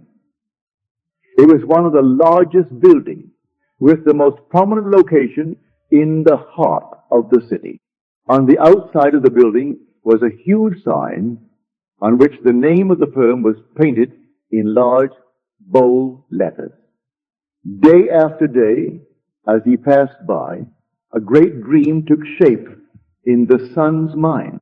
He thought of how wonderful it would be if it was his family that had this great building, his family that owned and operated this great business. One day, as he stood gazing at the building, in his imagination he saw a completely different name on the huge sign across the entrance. Now the large letters spelled out his family name. In these case history, actual names are not used. For the sake of clarity in this story, we will use hypothetical names and assume that the son's family name was Lauder, where the sign read F.N. Mock and Company. In imagination, he actually saw the name, letter by letter, J. N. Lauder and Son. He remained looking at the sign with his eyes wide open, imagining that it read J. N. Lauder and Son. Twice a day, week after week, month after month. For 2 years, he saw his family name over the front of that building. He was convinced that if he felt strongly enough that a thing was true, it was bound to be the case. And by seeing in imagination his family name on the sign, which implied that they owned the business, he became convinced that one day they would own it. During this period, he told only one person what he was doing. He confided in his mother, who with loving concern tried to discourage him in order to protect him from what might be a great disappointment. Despite this, he persisted day after day. 2 years later, the large company failed, and the coveted building was up for sale. On the day of the sale, he seemed no nearer ownership than he had been 2 years before, when he began to apply the law of assumption. During this period, they had worked hard, and their customers had implicit confidence in them. However, they had not earned anything like the amount of money required for the purchase of the property, nor did they have any source from which they could borrow the necessary capital. Making even more remote their chance of getting it was the fact that this was regarded as the most desirable property in the city, and a number of wealthy business people were prepared to buy it on the actual day of the sale. To their complete surprise, a man, almost a total stranger, came into their shop and offered to buy the property for them. Due to some unusual conditions involved in this transaction, the son's family could not even make a bid for the property. They thought the man was joking. However, this was not the case. The man explained that he had watched them for some time, admired their ability, believed in their integrity, and that supplying the capital for them to go into business on a large scale was an extremely sound investment for him. That very day, the property was theirs. What the son had persisted in seeing in his imagination was now a reality. The hunch of the stranger was more than justified. Today, this family owns not only the particular business referred to, but owns many of the largest industries in the country in which they live. The son, seeing his family name over the entrance of this great building, long before it was actually there, was using exactly the technique that produces results, by assuming the feeling that he already had what he desired, by making this a vivid reality in his imagination, by determined persistence, regardless of appearance or circumstance. He inevitably caused his dream to become a reality. This is the story of a very unexpected result of an interview with a lady who came to consult me. All afternoon, a young grandmother, a businesswoman in New York, came to see me. She brought along her 9-year-old grandson, who was visiting her from his home in Pennsylvania. In response to her questions, I explained the law of assumption, describing in detail the procedure to be followed in attaining an objective. The boy sat quietly, apparently absorbed in a small toy truck, while I explained to the grandmother the method of assuming the state of consciousness that would be hers were her desire already fulfilled. I told her the story of the soldier in camp who each night fell asleep, imagining himself to be in his own bed, in his own home. When the boy and his grandmother were leaving, he looked up at me with great excitement and said, "I know what I want, and now I know how to get it." Surprised, I asked him what it was he wanted. He told me he had his heart set on a puppy. To this, the grandmother vigorously protested, telling the boy that it had been made clear repeatedly that he could not have a dog under any circumstances, that his father and mother would not allow it, that the boy was too young to care for it properly, and furthermore, the father had a deep dislike for dogs. He actually hated to have one around. All these were arguments the boy, passionately desirous of having a dog, refused to understand. "Now I know what to do," he said. "Every night, just as I am going off to sleep, I am going to pretend that I have a dog, and we are going for a walk." "No," said the grandmother, "that is not what Mr. Neville means. This was not meant for you. You cannot have a dog." Approximately 6 weeks later, the grandmother told me what was to her an astonishing story. The boy's desire to own a dog was so intense that he had absorbed all that I had told his grandmother of how to attain one's desire. And he believed implicitly that at last he knew how to get a dog. Putting this belief into practice, for many nights the boy imagined a dog was lying in his bed beside him. In imagination, he petted the dog, actually feeling its fur. Things like playing with a dog and taking it for a walk filled his mind. Within a few weeks it happened. A newspaper in the city in which the boy lived organized a special program in connection with kindness to Animals Week. All school children were requested to write an essay on why I would like to own a dog. After entries from all the schools were submitted, Ted and Judge, the winner of the contest, was announced. The very same boy who weeks before in my apartment in New York had told me now I know how to get a dog was the winner. In an elaborate ceremony, which was publicized with stories and pictures in the newspaper, the boy was awarded a beautiful collie puppy. In relating this story, the grandmother told me that if the boy had been given the money with which to buy a dog, the parents would have refused to do so and would have used it to buy a bond for the boy or put it in the savings bank for him. Furthermore, if someone had made the boy a gift of a dog, they would have refused it or given it away. But the dramatic manner in which their boy got the dog, the way he won the citywide contest, the stories and pictures in the newspaper, the pride of achievement and joy of the boy himself all combined to bring about a change of heart in the parents. And they found themselves doing that which they never conceived possible. They allowed him to keep the dog. All this the grandmother explained to me, and she concluded by saying that there was one particular kind of dog on which the boy had set his heart. It was a collie. This was told by the aunt in the story to the entire audience at the conclusion of one of my lectures. During the question period, following my lecture on the law of assumption, a lady who had attended many lectures and had had personal consultation with me on a number of occasions rose and asked permission to tell a story illustrating how she had successfully used the law. He said that upon returning home from the lecture the week before, he had found her niece distressed and terribly upset. The husband of the niece, who was an officer in the Army Air Force stationed in Atlantic City, had just been ordered, along with the rest of his unit, to active duty in Europe.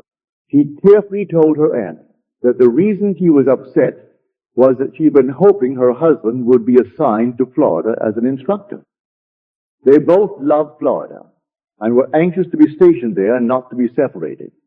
Upon hearing this story, the aunt stated that there was only one thing to do, and that was to apply immediately the law of assumption. Let's actualize it, she said. If you were actually in Florida, what would you do? You would feel the warm breeze. You would smell the salt air. You would feel your toes sinking down into the sand. Well, let's do all that right now.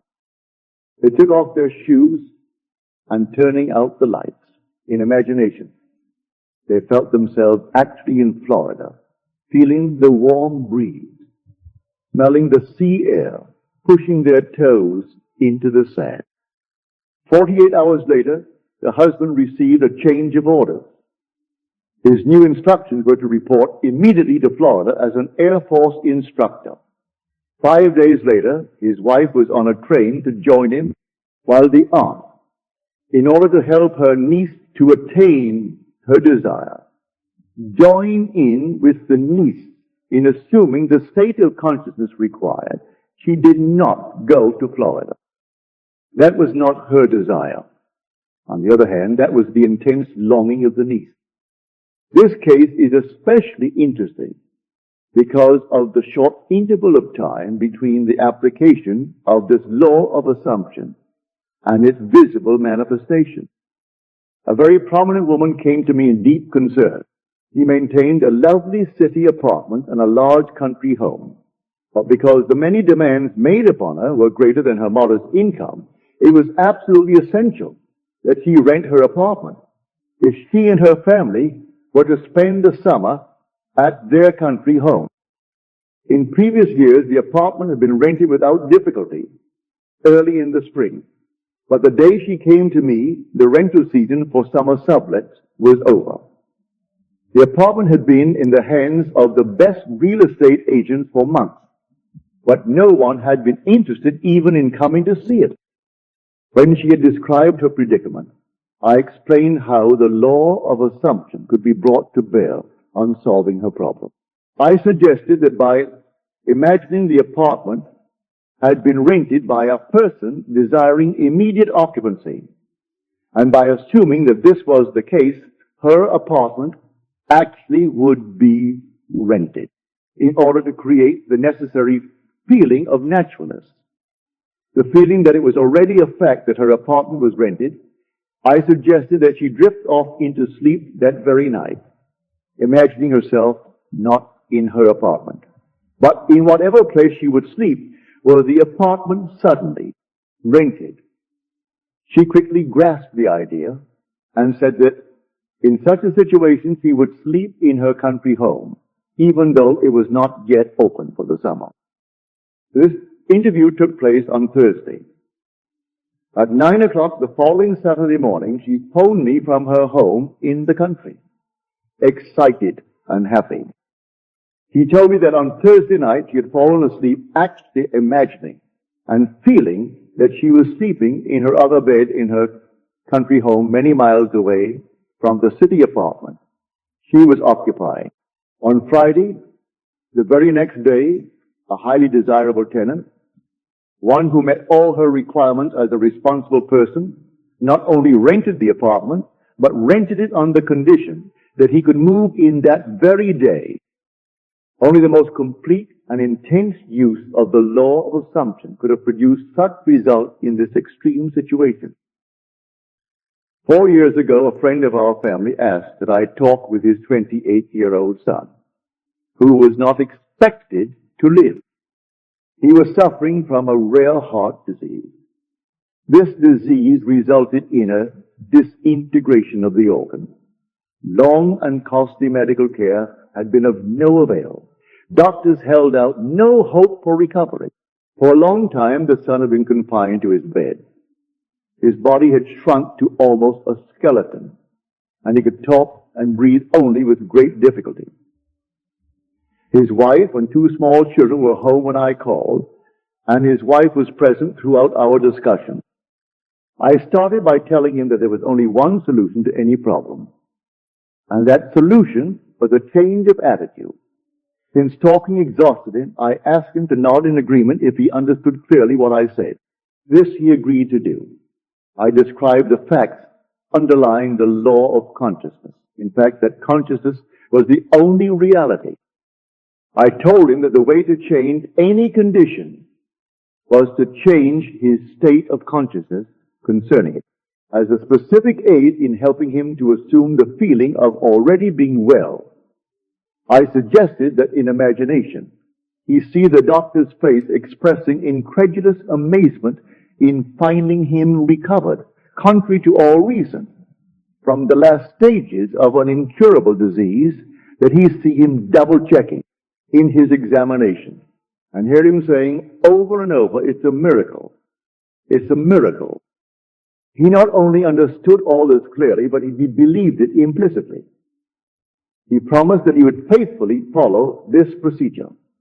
His wife, who had been listening intently, assured me that she too would diligently use the law of assumption and her imagination in the same way as her husband. The following day, I sailed for New York. All this taking place during a winter vacation in the tropics.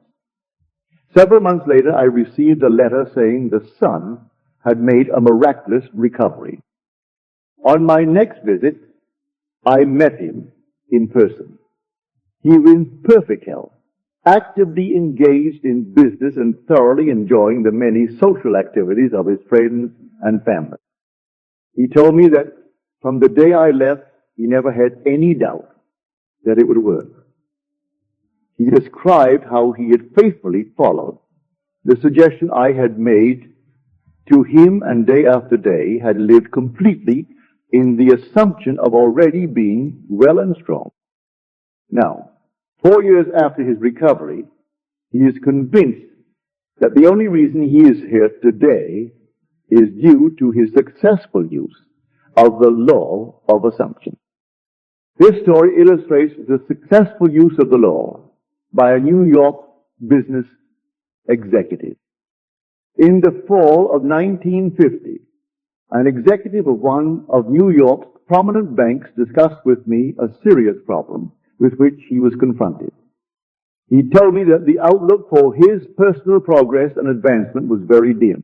Having reached middle age and feeling that a marked improvement in position and income was justified, he had talked it out with his superiors. They frankly told him that any major improvement was impossible, and intimated that if he was dissatisfied, he could seek another job. This, of course, only increased his uneasiness. In our talk, he explained that he had no great desire for really big money, but that he had to have a substantial income in order to maintain his home comfortably and to provide for the education of his children in good preparatory schools and colleges. This he found impossible on his present income. The refusal of the bank to assure him of any advancement in the near future resulted in a feeling of discontent and an intense desire to secure a better position with considerably more money. He confided in me that the kind of job he would like better than anything in the world was one in which he managed the investment fund of a large institution, such as a foundation or great university.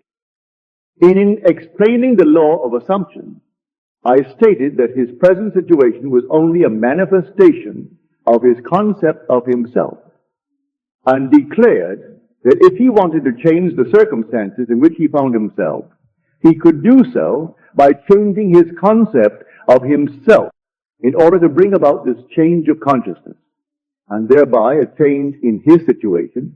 I asked him to follow this procedure every night, just before he fell asleep. In imagination, he was to feel he was retiring at the end of one of the most important and successful days of his life.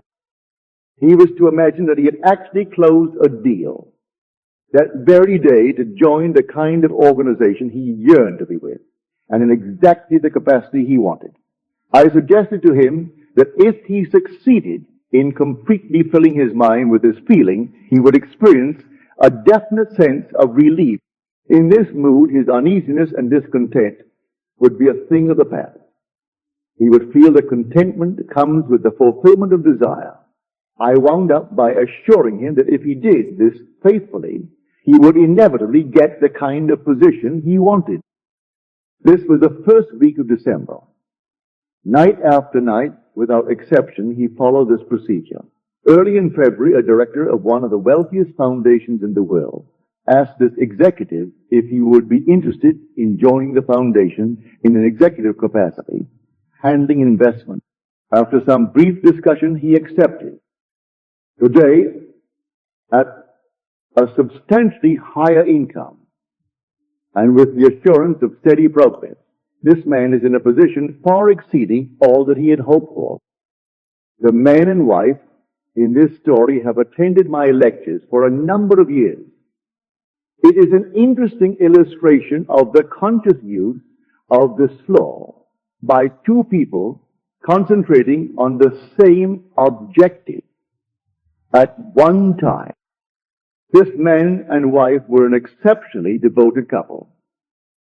Their life was completely happy and entirely free from any problems or frustrations. For some time they had planned to move into a larger apartment.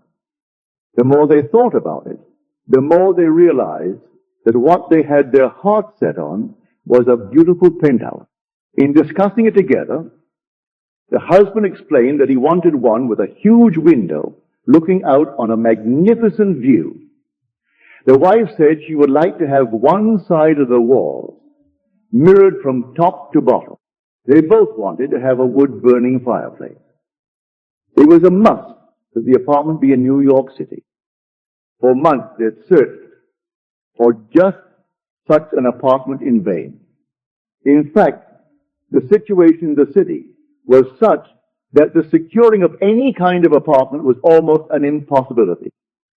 They were so scarce that not only were there waiting lists for them, but all sorts of special deals, including premiums, the buying of furniture, etc., were involved.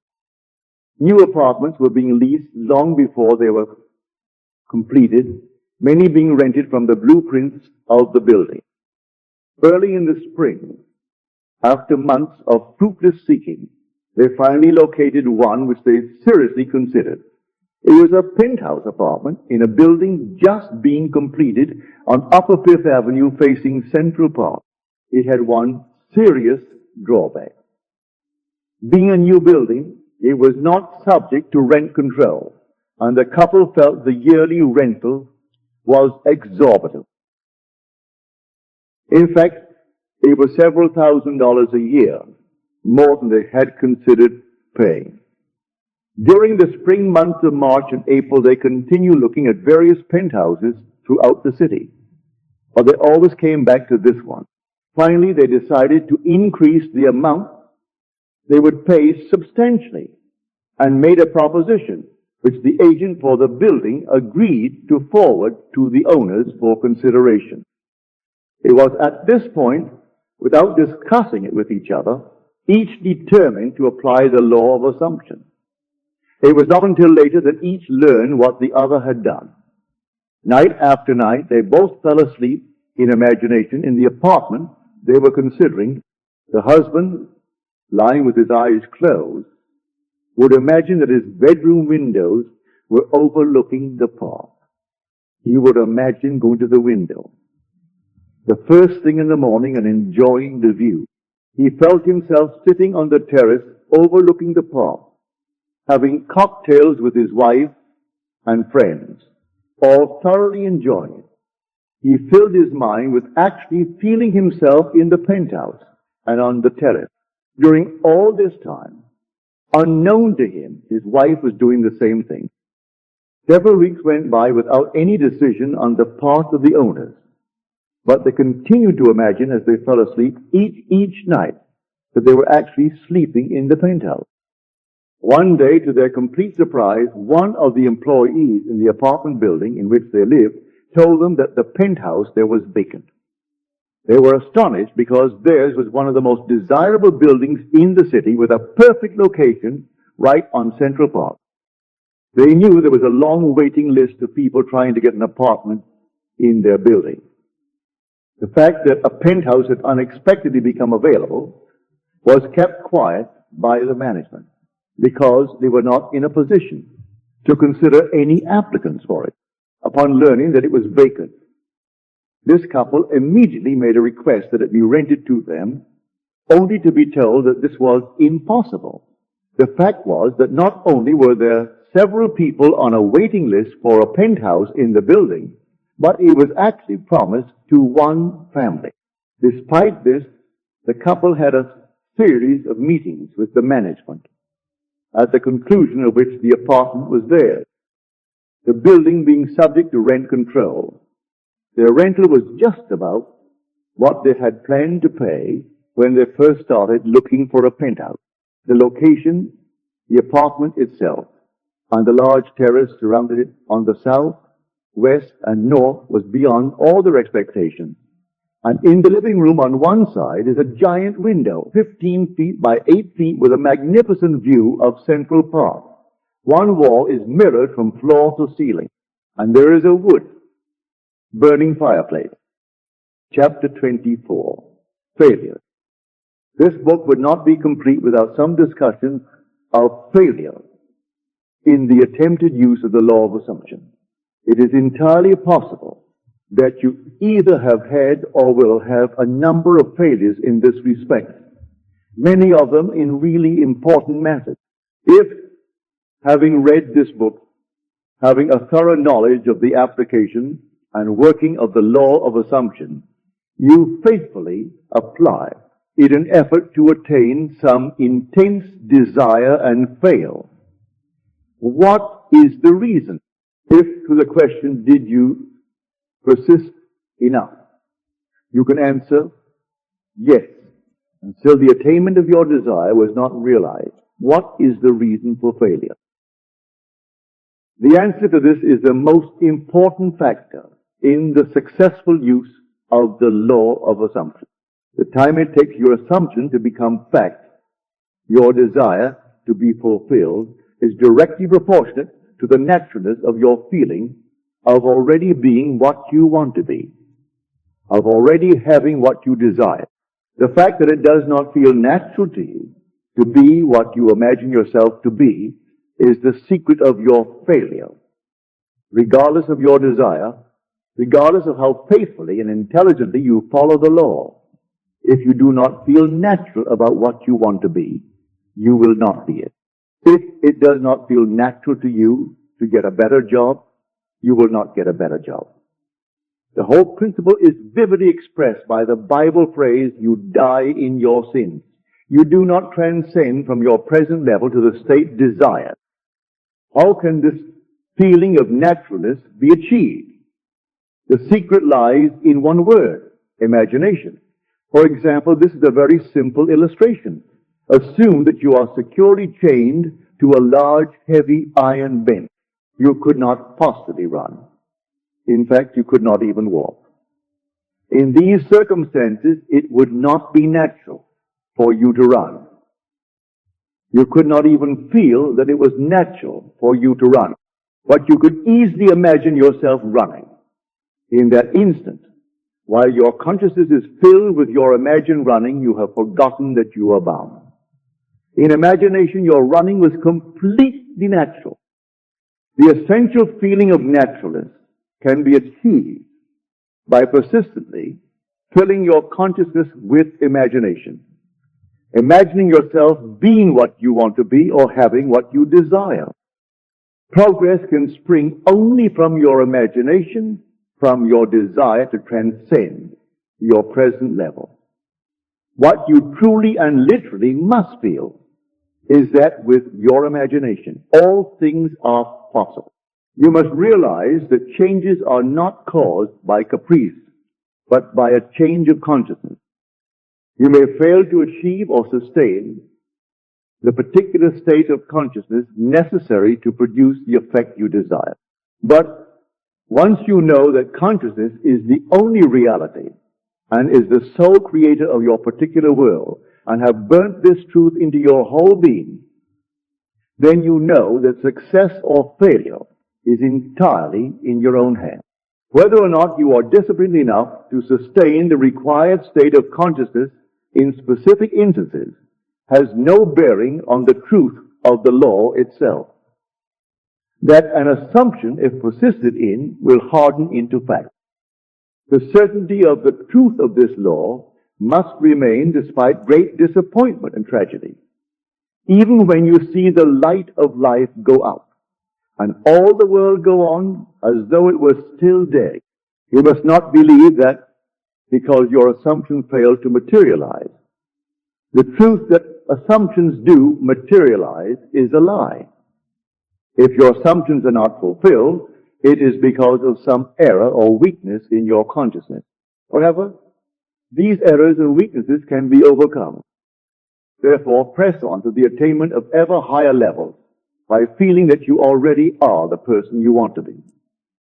And remember that the time it takes your assumption to become reality is proportionate to the naturalness of being it.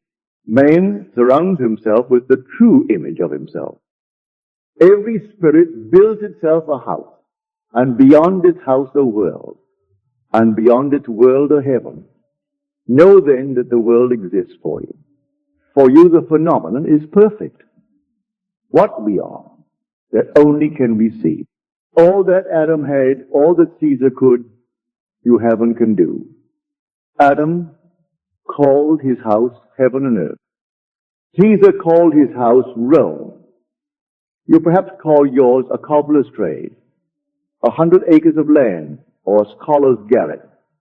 Yet line for line and point for point, your dominion is as great as theirs, though without fine name. Build therefore your own world, as fast as you conform your life to the pure idea in your mind. That will unfold its great proportion. Chapter 25. Faith. A miracle is the name given by those who have no faith to the works of faith. Faith is the substance of things hoped for, the evidence of things not seen. The very reason for the law of assumption is contained in this quotation. If there were not a deep-seated awareness that that which you hoped for had substance and was possible of attainment, it would be impossible to assume the consciousness of being or having it. It is the fact that creation is finished and everything exists that stirs you to hope. And hope, in turn, implies expectation. And without expectation of success, it would be impossible to use consciously the law of assumption. Evidence is a sign of actuality. Thus, this quotation means that faith is the awareness of the reality of that which you assume, of conviction of the reality of things which you do not see, the mental perception of the reality of the invisible. Consequently, it is obvious that a lack of faith means disbelief in the existence of that which you desire, inasmuch as that which you experience is the faithful reproduction of your state of consciousness. Lack of faith will mean perpetual failure, in any conscious use of the law of assumption. In all the ages of history, faith has played a major role. It permeates all the great religions of the world. It is woven all through mythology. And yet today it is almost universally misunderstood. Contrary to popular opinion, the efficacy of faith is not due to the work of any outside agency. It is from first to last an activity of your own consciousness. The Bible is full of many statements about faith, of the true meaning of which few are aware. Here are some typical examples. Unto us was the gospel preached, as well as unto them. But the word preached did not profit them, not being mixed with faith in them that heard it. In this quotation, the U.S. and them make clear that all of us hear the gospel. Gospel means good news. Very obviously, good news for you would be that you had attained your desire. This is always being preached to you by your infinite self. To hear that which you desire does exist, and you need only to accept it in consciousness is good news. Not mixing with faith means to deny the reality of that which you desire. Hence, there is no profit, attainment possible. O faithless and perverse generation, how long shall I be with you? The meaning of faithless has been made clear. Perverse means turn the wrong way. In other words, the consciousness of not being what you want to be. To be faithless, that is, to disbelieve in the reality of that which you assume, is to be perverse. How long shall I be with you? Means that the fulfillment of your desire is predicated upon your change to the right state of consciousness. It is just as though that which you desire is telling you that it will not be yours until you turn from being faithless and perverse to righteousness, as already stated. Righteousness is the consciousness of already being what you want to be. By faith, he forsook Egypt, not fearing the wrath of the king. For he endured as seeing him who is invisible. Egypt means darkness. Belief in many gods causes. The king symbolizes the power of outside conditions or circumstances. He is your concept of yourself as already being what you want to be, enduring as seeing him who is invisible, means persisting in the assumption that your desire is already fulfilled. Thus, this quotation means that by persisting in the assumption that you already are the person you want to be, you rise above all doubt, fear, and belief in the power of outside conditions or circumstances, and your world inevitably conforms to your assumption. The dictionary definitions of faith: the assent of the mind or understanding to the truth, unwavering adherence to principle, are so pertinent that they might well have been written with the law of assumption in mind. Faith does not question. Faith knows. Chapter 26. Destiny. Your destiny is that which you must inevitably experience. Really, it is an infinite number of individual destinies, each of which, when attained, is the starting place for a new destiny. Since life is infinite, the concept of an ultimate destiny is inconceivable. When we understand that consciousness is the only reality, we know that it is the only creator. This means that your consciousness is the creator of your destiny. The fact is, you are creating your destiny every moment, whether you know it or not. Much that is good and even wonderful has come into your life without your having any inkling that you were the creator of it. However, the understanding of the causes of your experience and the knowledge that you are the sole creator of the contents of your life. Both good and bad not only make you a much keener observer of all phenomena, but through the awareness of the power of your own consciousness, intensify your appreciation of the richness and grandeur of life. Regardless of occasional experiences to the contrary, it is your destiny to rise to higher and higher states of consciousness and to bring into manifestation more and more of creation's infinite wonders. Actually, you are destined to reach the point where you realize that through your own desire, you can consciously create your successive destiny. The study of this book, with its detailed exposition of consciousness and the operation of the law of assumption, is the master key to the conscious attainment of your highest destiny. This very day, start your new life. Approach every experience in a new frame of mind, with a new state of consciousness. Assume the noblest and the best for yourself in every respect and continue therein. Make believe. Great wonders are possible. Chapter 27. Reverence, never wouldst thou have made anything if thou hadst not loved it. In all creation, in all eternity, in all the realms of your infinite being, the most wonderful fact is that which is stressed in the first chapter of this book. You are God. You are the I am. You are consciousness. You are the Creator. This is the mystery. This is the great secret known by the seers, prophets, and mystics throughout the ages. This is the truth that you can never know intellectually. Who is this you? That it is you, John Jones or Mary Smith, is absurd. It is the consciousness which knows that you are John Jones or Mary Smith. It is your greater self, your deeper self, your infinite being. Call it what you will. The important thing is that it is within you. It is you. It is your world.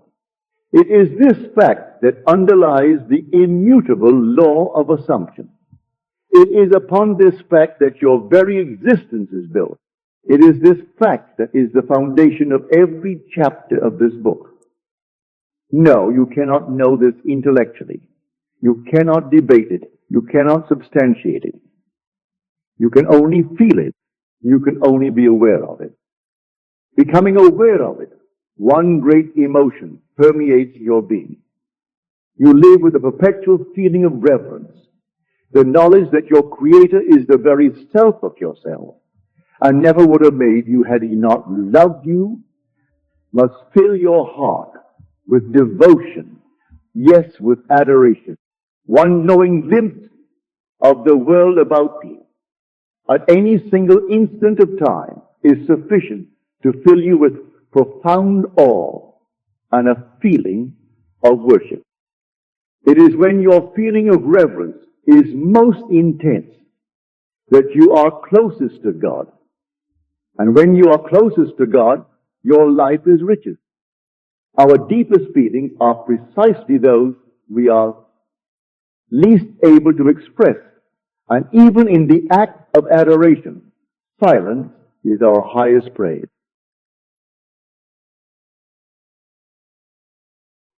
Awakened imagination. Imagination, the real and eternal world, of which this vegetable universe is but a faint shadow. What is the life of man but art and science?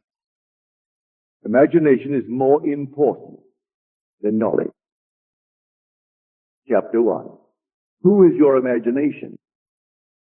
I rest not from my great task to open the eternal world, to open the immortal eyes of man inwards into the worlds of thought, into eternity, ever expanding in the bosom of God.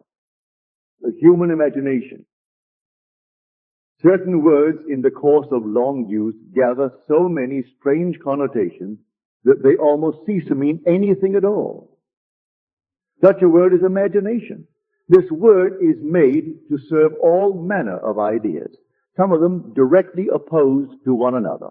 Fancy, thought, hallucination, suspicion. Indeed, so wide is its use and so varied its meaning, the word imagination has no status nor fixed significance. For example, we ask a man to use his imagination, meaning that his present outlook is too restricted and therefore not equal to the task. In the next breath, we tell him that his ideas are pure imagination, thereby implying that his ideas are unsound. We speak of a jealous or suspicious person as a victim of his own imagination, meaning that his thoughts are untrue. A minute later, we pay a man the highest tribute by describing him as a man of imagination. Thus, the word imagination has no definite meaning. Even the dictionary gives us no help. It defines imagination as 1, the picturing power or act of the mind, the constructive or creative principle. 2, a phantasm. 3, an irrational notion or belief. 4, planning, plotting or scheming as involving mental construction. I identify the central figure of the Gospels with human imagination, the power which makes the forgiveness of sins, the achievement of our goals, inevitable. All things were made by him, and without him was not anything made that was made. There is only one thing in the world, imagination, and all our deformations of it. He is despised and rejected of men, a man of sorrows and acquainted with grief. Imagination is the very gateway of reality. Man, said Blake, is either the ark of God or a phantom of the earth and of the water. Naturally, he is only a natural organ, subject to sense. The eternal body of man is the imagination. That is God himself, the divine body, Jesus. We are his members. I know of no greater and truer definition of the imagination than that of Blake. By imagination, we have the power to be anything we desire to be. Through imagination, we disarm and transform the violence of the world. Our most intimate as well as our most casual relationships become imaginative as we awaken to the mystery hid from the ages that Christ in us is our imagination. We then realize that only as we live by imagination can we truly be said to live at all. I want this book to be the simplest, clearest, frankest work. I have the power to make it. That I may encourage you to function imaginatively. That you may open your immortal eyes inward into the worlds of thought, where you behold every desire of your heart as ripe grain white or ready to harvest. I am come that they might have life, and that they might have it more abundantly. The abundant life that Christ promised us is ours to experience now, but not until we have the sense of Christ as our imagination can we experience it.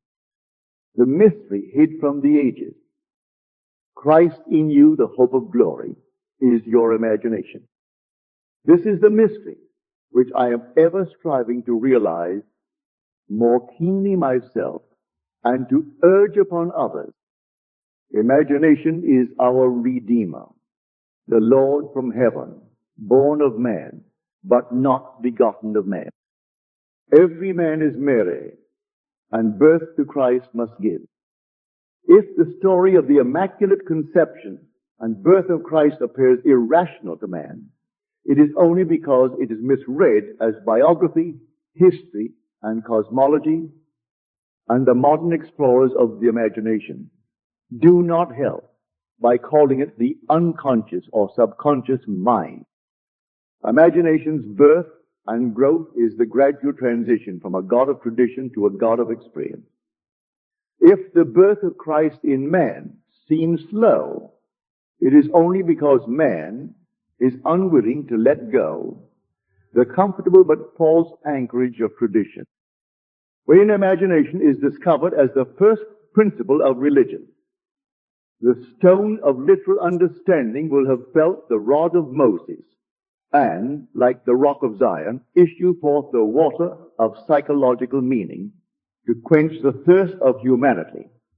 And all who take the proffered cup and live a life according to this truth will transform the water of psychological meaning into the wine of forgiveness. Then, like the Good Samaritan, they will pour it on the wounds of all. The Son of God is not to be found in history, nor in any external form. He can only be found as the imagination of Him in whom His presence becomes manifest. Oh, would thy heart but be a manger for His birth. God would once more become a child on earth. Man is the garden in which this only begotten Son of God sleeps. He awakens this Son by lifting his imagination up to heaven and clothing men in godlike stature. We must go on imagining better than the best we know. Man, in the moment of his awakening to the imaginative life, must meet the test of sonship. Father, reveal thy Son in me. And it pleased God to reveal His Son in me. The supreme test of sonship is the forgiveness of sin. The test of your imagination is Christ Jesus, the Son of God, is your ability to forgive sin. Sin means missing one's mark in life, falling short of one's ideal, failing to achieve one's aim. Forgiveness means identification of man with his ideal or aim in life. This is the work of awakened imagination, the supreme work, for it tests man's ability to enter into and partake of the nature of his opposite. Let the weak man say, I am strong. Reasonably, this is impossible. Only awakened imagination can enter into and partake of the nature of its opposite. This conception of Christ Jesus as human imagination raises these fundamental questions. Is imagination a power sufficient not merely to enable me to assume that I am strong, but is it also of itself capable of executing the idea? Suppose that I desire to be in some other place or situation. Could I, by imagining myself into such a state and place, bring about their physical realization? Suppose I could not afford the journey, and suppose my present social and financial status suppose the idea that I want to realize. Would imagination be sufficient of itself to incarnate these desires? Does imagination comprehend reason? By reason, I mean deductions from the observations of the senses. Does it recognize the external world of facts? In the practical way of everyday life is imagination a complete guide to behavior. Suppose I am capable of acting with continuous imagination. That is, suppose I am capable of sustaining the feeling of my wish fulfilled. Will my assumption harden into fact? And if it does harden into fact, shall I in reflection find that my actions through the period of incubation have been reasonable? Is my imagination of power sufficient, not merely to assume the feeling of the wish fulfilled, but is it also of itself capable of incarnating the idea? After assuming that I am already what I want to be, must I continually guide myself by reasonable ideas and actions in order to bring about the fulfillment of my assumption? Experience has convinced me that an assumption, though false, if persisted in, will harden into fact. That continuous imagination is sufficient for all things, and all my reasonable plans and actions will never make up for my lack of continuous imagination. Is it not true that the teachings of the Gospels can only be received in terms of faith, and that the Son of God is constantly looking for signs of faith in people? That is, faith in their own imagination is not the promise. Believe that ye receive, and ye shall receive. The same as imagine that you are, and you shall be. Was it not an imaginary state in which Moses endured, as seeing him who is invisible? Was it not by the power of his own imagination that he endured? Truth depends upon the intensity of the imagination, not upon external facts. Facts are the fruit-bearing witness of the use of the imagination. Man becomes what he imagines. He has a self-determined history. Imagination is the way, the truth, the life revealed. He cannot get hold of truth with the logical mind. Where the natural man of sense sees a bud, imagination sees a rose full blown. Truth cannot be encompassed by fact. As we awaken to the imaginative life, we discover that to imagine a thing is to make it so, that a true judgment need not conform to the external reality to which it relates. The imaginative man does not deny the reality of the sensuous outer world of becoming, but he knows that it is the inner world of continuous imagination that is the force by which the sensuous outer world becoming is brought to pass. He sees the outer world and all its happenings as projections of the inner world of imagination. To him, everything is a manifestation of the mental activity which goes on in man's imagination without the sensuous, reasonable man being aware of it. What he realizes that every man must become conscious of this inner activity and see the relationship between the inner causal world of imagination and the sensuous outer world of affect. It is a marvelous thing to find that you can imagine yourself into the state of your fulfilled desire and escape from the jails which ignorance built. The real man is a magnificent imagination. It is this self that must be awakened. Awake thou that sleepest, and arise from the dead, and Christ shall give thee life. The moment man discovers that his imagination is Christ, he accomplishes acts which on this level can only be called miraculous. But until man has the sense of Christ as his imagination, you did not choose me, I have chosen you. He will see everything in pure objectivity without any subjective relationship, not realizing that all that he encounters is part of himself. He rebels at the thought that he has chosen the conditions of his life, that they are related by affinity to his own mental activity. Man must firmly come to believe that reality lies within him and not without. Although others have bodies, a life of their own, their reality is rooted in you, ends in you, as yours ends in God. Chapter 2, Sealed Instruction. The first power that meets us at the threshold of the soul's domain is the power of imagination. I was first made conscious of the power, nature, and redemptive function of imagination through the teachings of my friend Abdullah. And through subsequent experiences, I learned that Jesus was a symbol of the coming of imagination to man, that the test of his birth in man was the individual's ability to forgive sin. That is, his ability to identify himself or another with his aim in life. Without the identification of man with his aim, the forgiveness of sin is an impossibility, and only the Son of God can forgive sin.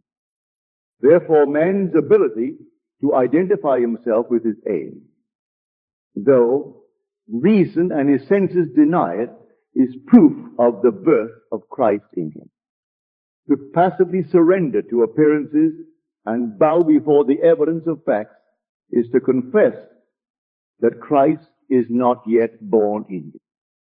Although this teaching shocked and repelled me at first, for I was a convinced and earnest Christian, and did not then know that Christianity could not be inherited by the mere accident of birth, but must be consciously adopted as a way of life. It's told later on, through visions, mystical revelations, and practical experiences, into my understanding and found its interpretation in a deeper mood. But I must confess that it is a trying time when those things are shaken which one has always taken for granted. Seest thou these great buildings? There shall not be left one stone upon another that shall not be thrown down. Not one stone of literal understanding will be left after one drinks the water of psychological meaning. All that has been built up by natural religion is cast into the flames of mental fire. Yet what better way is there to understand Christ Jesus than to identify the central character of the Gospels with human imagination? Knowing that every time your imagination lovingly on behalf of another, you are literally mediating God to man, and thereby feeding and clothing Christ Jesus, and that whenever you imagine evil against another, you are literally beating and crucifying Christ Jesus. Every imagination of man is either the cup of cold water or the sponge of vinegar to the parched lips of Christ. Let none of you imagine evil in your hearts against his neighbor, warned the prophet Zechariah. When man heeds this advice, he will awake from the imposed sleep of Adam into the full consciousness of the Son of God. He is in the world, and the world is made by him, and the world knows him not. Human imagination. I ask myself many times, if my imagination is Christ Jesus, and all things are possible to Christ Jesus, are all things possible to me? Through experience, I have come to know that when I identify myself with my aim in life, then Christ is awake in me. Christ is sufficient for all things. For in him dwelleth all the fullness of the Godhead bodily.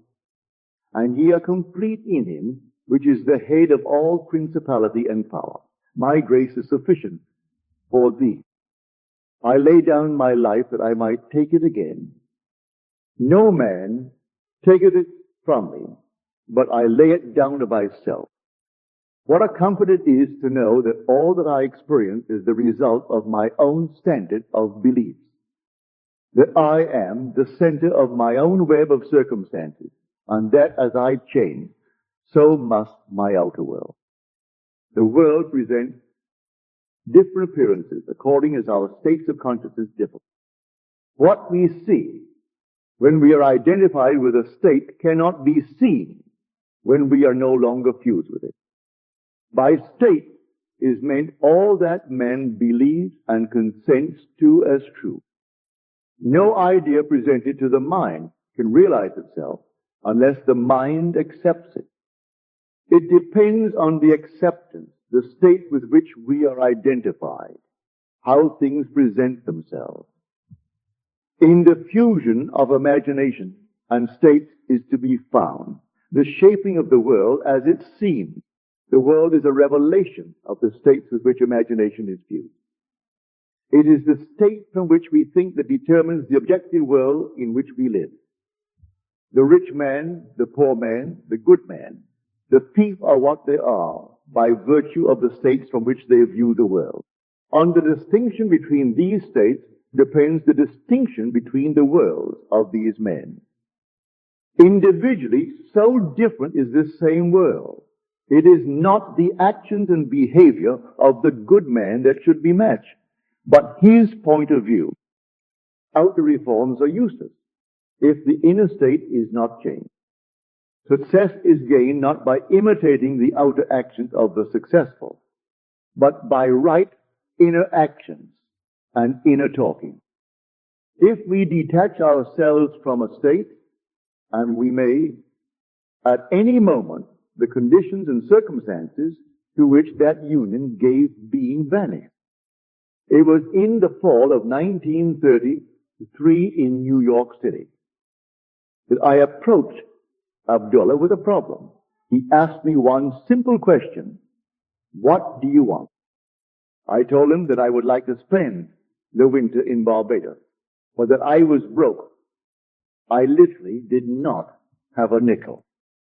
If you will imagine yourself to be in Barbados, said he, thinking and viewing the world from that state of consciousness, instead of thinking of Barbados, you will spend the winter there. You must not concern yourself with the ways and means of getting there, for the state of consciousness of already being in Barbados, if occupied by your imagination, will devise the means best suited to realize itself. Man lives by committing himself to invisible states, by fusing his imagination with what he knows to be other than himself, and in this union he experiences the result of that fusion. No one can lose what he has, save by detachment from the state where the things experienced have their natural life. You must imagine yourself right into the state of your fulfilled desire, Abdullah told me, and fall asleep viewing the world from Barbados. The world which we describe from observation must be as we describe it relative to ourselves. Our imagination connects us with the state desired, but we must use imagination masterfully, not as an onlooker thinking of the end, but as a partaker thinking from the end. We must actually be there in imagination. If we do this, our subjective experience will be realized objectively. This is not mere fancy, said he, but a truth you can prove by experience. His appeal to enter into the wish fulfilled was the secret of thinking from the end. Every state is already there as mere possibility as long as you think of it, but is overpoweringly real when you think from it. Thinking from the end is the way of Christ. I began right there and then, fixing my thoughts beyond the limits of sense, beyond that aspect to which my present state gave me, towards the feeling of already being in Barbados and viewing the world from that standpoint. He emphasized the importance of the state from which man views the world as he falls asleep. All prophets claim that the voice of God is chiefly heard by man in dreams. In a dream, in a vision of the night, when deep sleep falls upon men in slumbering upon the bed. Then he openeth the ears of men and sealeth their instruction. That night, and for several nights thereafter, I fell asleep in the assumption that I was in my father's house in Barbados. Within a month, I received a letter from my brother saying that he had a strong desire to have the family together at Christmas and asking me to use the enclosed steamship ticket for Barbados. I sailed 2 days after I received my brother's letter and spent a wonderful winter in Barbados. This experience has convinced me that man can be anything he pleases if he will make the conception habitual and think from the end.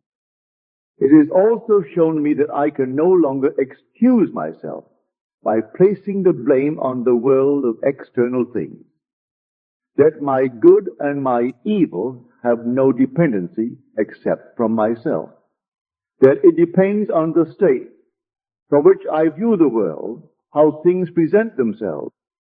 Man, who is free in his choice, acts from conception which he freely, though not always wisely, chooses. All conceivable states are awaiting our choice and occupancy, but no amount of rationalizing will of itself yield us the state of consciousness which is the only thing worth having. The imaginative image is the only thing to seek. The ultimate purpose of imagination is to create in us the Spirit of Jesus, which is continual forgiveness of sin, continual identification of man with his ideal. Only by identifying ourselves with our aim can we forgive ourselves for having missed it. All else is labor in vain. On this path, to whatever place or state we convey our imagination, to that place or state we will gravitate physically also. In my Father's house are many mansions. If it were not so, I would have told you. I go to prepare a place for you. And if I go and prepare a place for you, I will come again and receive you unto myself, that where I am, there ye may be also. By sleeping in my Father's house in my imagination, as though I slept there in the flesh, I fused my imagination with that state, and was compelled to experience that state in the flesh also. So vivid was this state to me. I could have been seen in my Father's house had any sensitive entered the room where in imagination I was sleeping. A man can be seen where in imagination he is, for a man must be where his imagination is, for his imagination is himself. This I know from experience, for I have been seen by a few to whom I desire to be seen, when physically I was hundreds of miles away.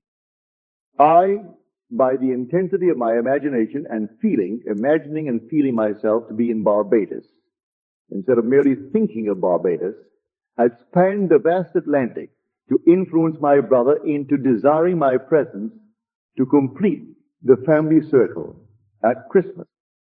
Thinking from the end, from the feeling of my wish fulfilled, was the source of everything that happened as outer cause, such as my brother's impulse to send me a steamship ticket.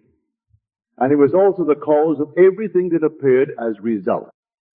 In Ideas of Good and Evil, William Butler Yeats, having described a few experiences similar to this experience of mine, writes, if all who have described events like this have not dreamed, we should rewrite our history, for all men certainly, all imaginative men, must be forever casting forth enchantments, glamour, illusions, and all men, especially tranquil men who have no powerful egotistic life, must be continually passing under their power.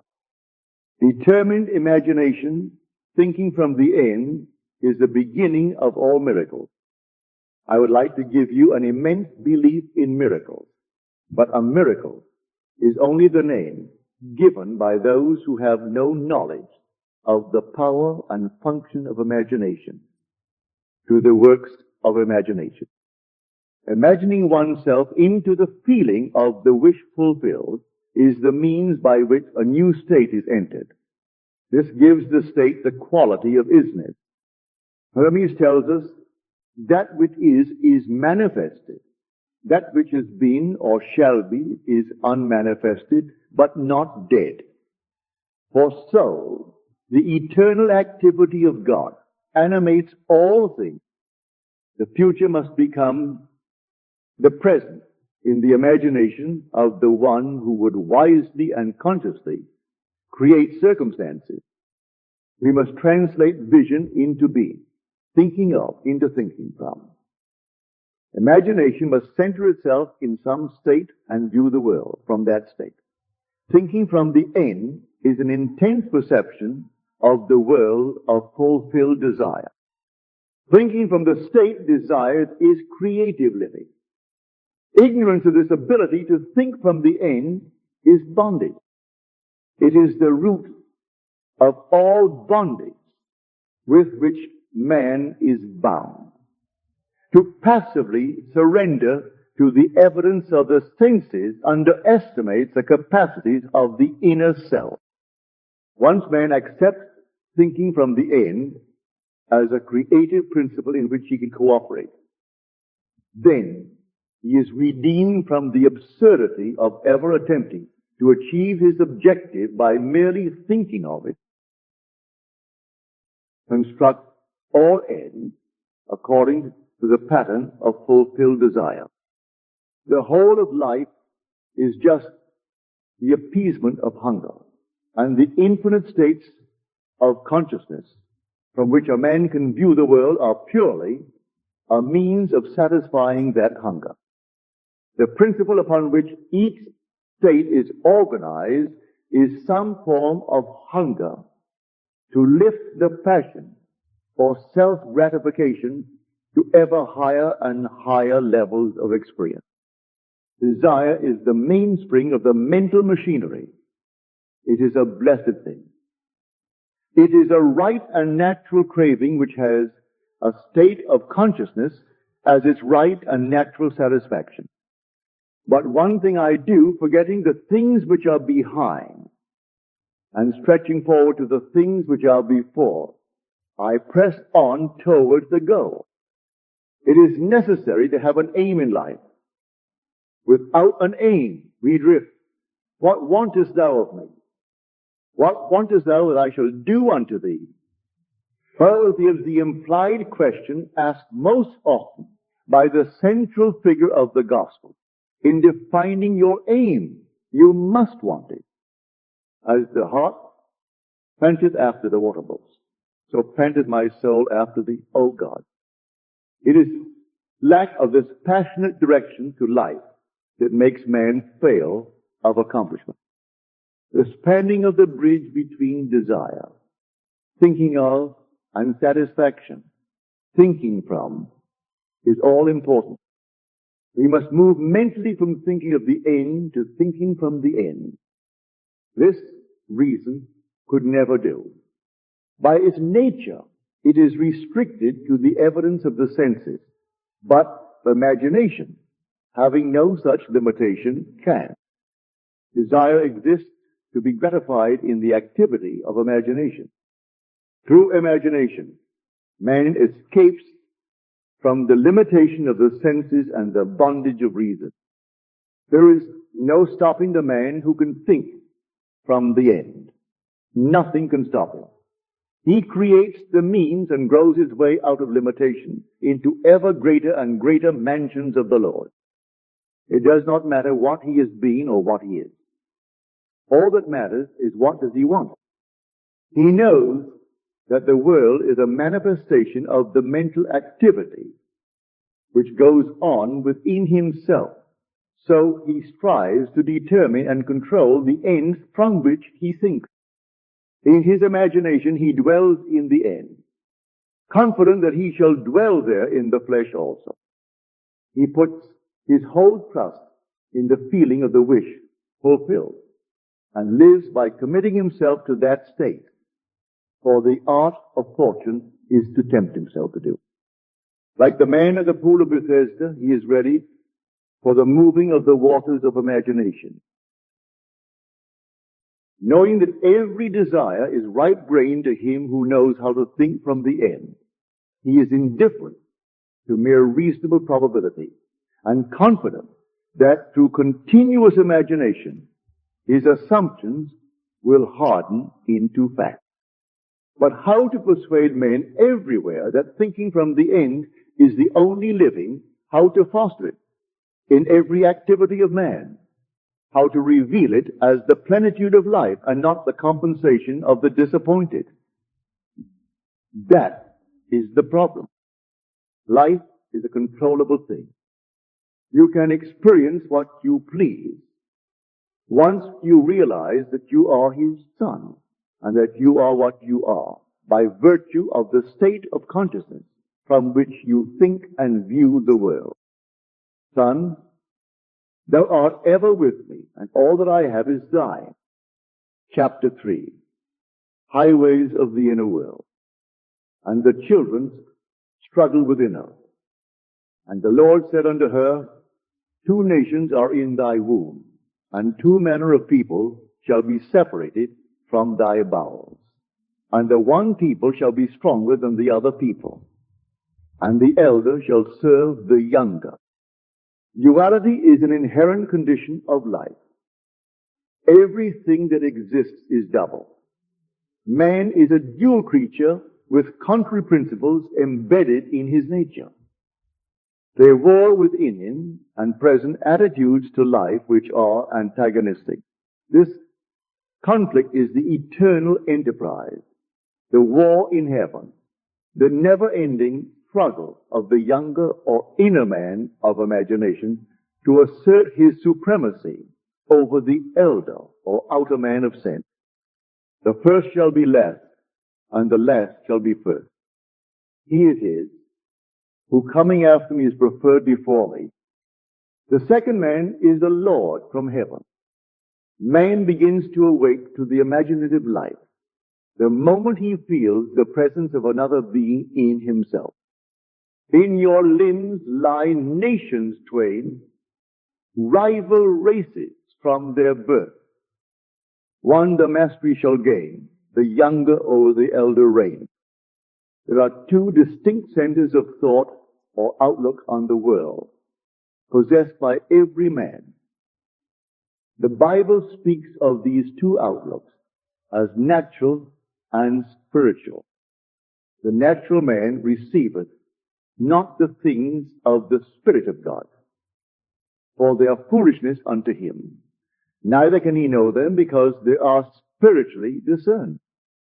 Man's inner body is as real in the world of subjective experience as his outer physical body is real in the world of external reality. But the inner body expresses a more fundamental part of reality. This existing inner body of man must be consciously exercised and directed. The inner world of thought and feeling to which the inner body is attuned has its real structure and exists in its own higher space. There are two kinds of movement. One that is according to the inner body and another that is according to the outer body.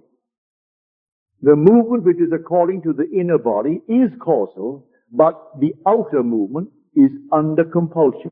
The inner movement determines the outer, which is joined to it, bringing into the outer a movement that is similar to the actions of the inner body.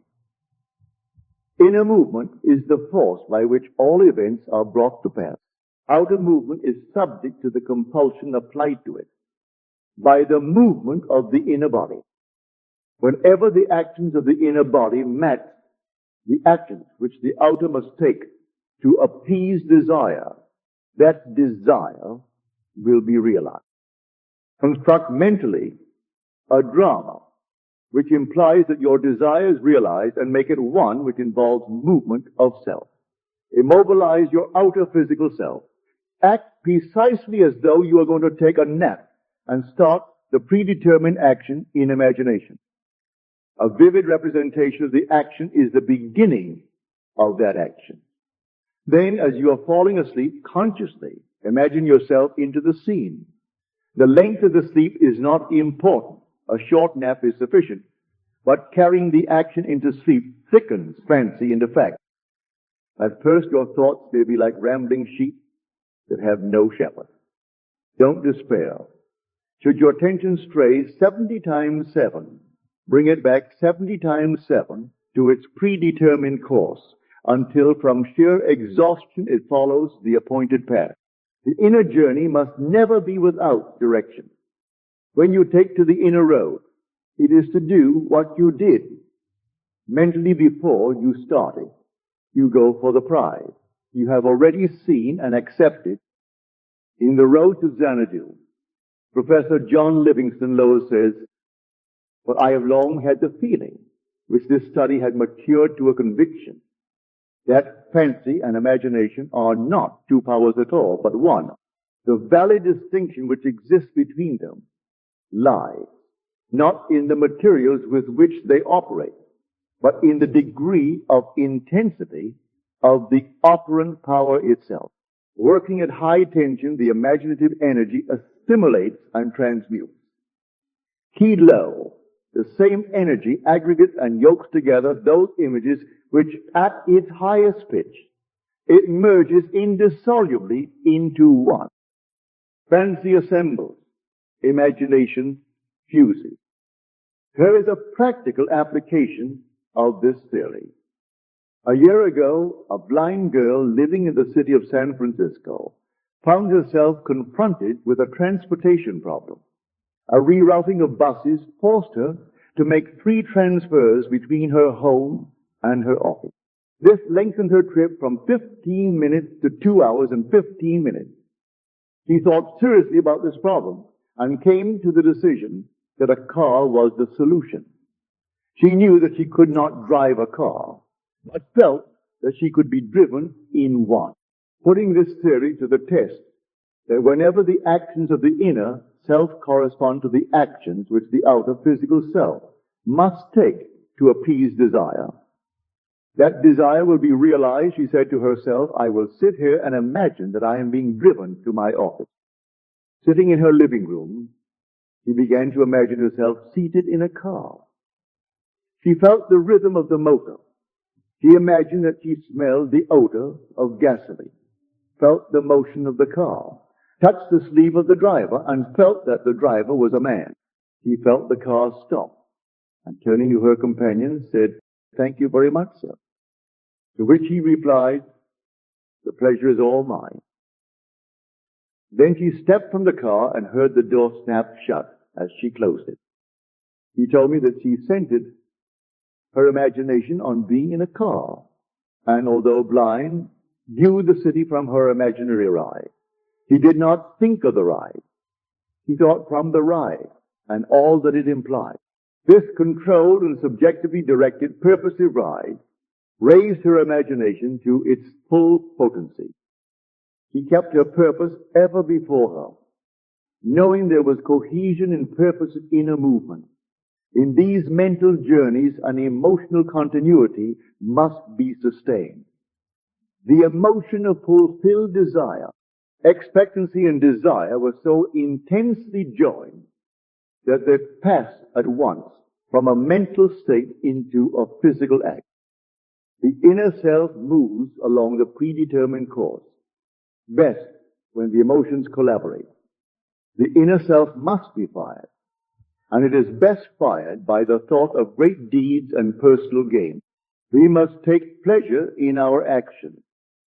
On 2 successive days, the blind girl took her imaginary ride, giving it all the joy and sensory vividness of reality.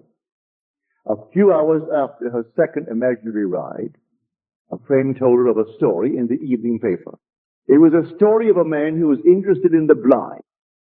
The blind girl phoned him and stated her problem. The very next day, on his way home, he stopped in at a bar. And Wilder had the urge to tell the story of the blind girl to his friend, the proprietor. A total stranger, on hearing the story, volunteered to drive the blind girl home every day. The man who told the story then said, if you will take her home, I will take her to work. This was over a year ago. And since that day, this blind girl has been driven to and from her office by these 2 gentlemen. Now, instead of spending 2 hours and 15 minutes on 3 buses, she's at her office in less than 15 minutes. And on that first ride to her office, she turned to her good Samaritan and said, Thank you very much, sir.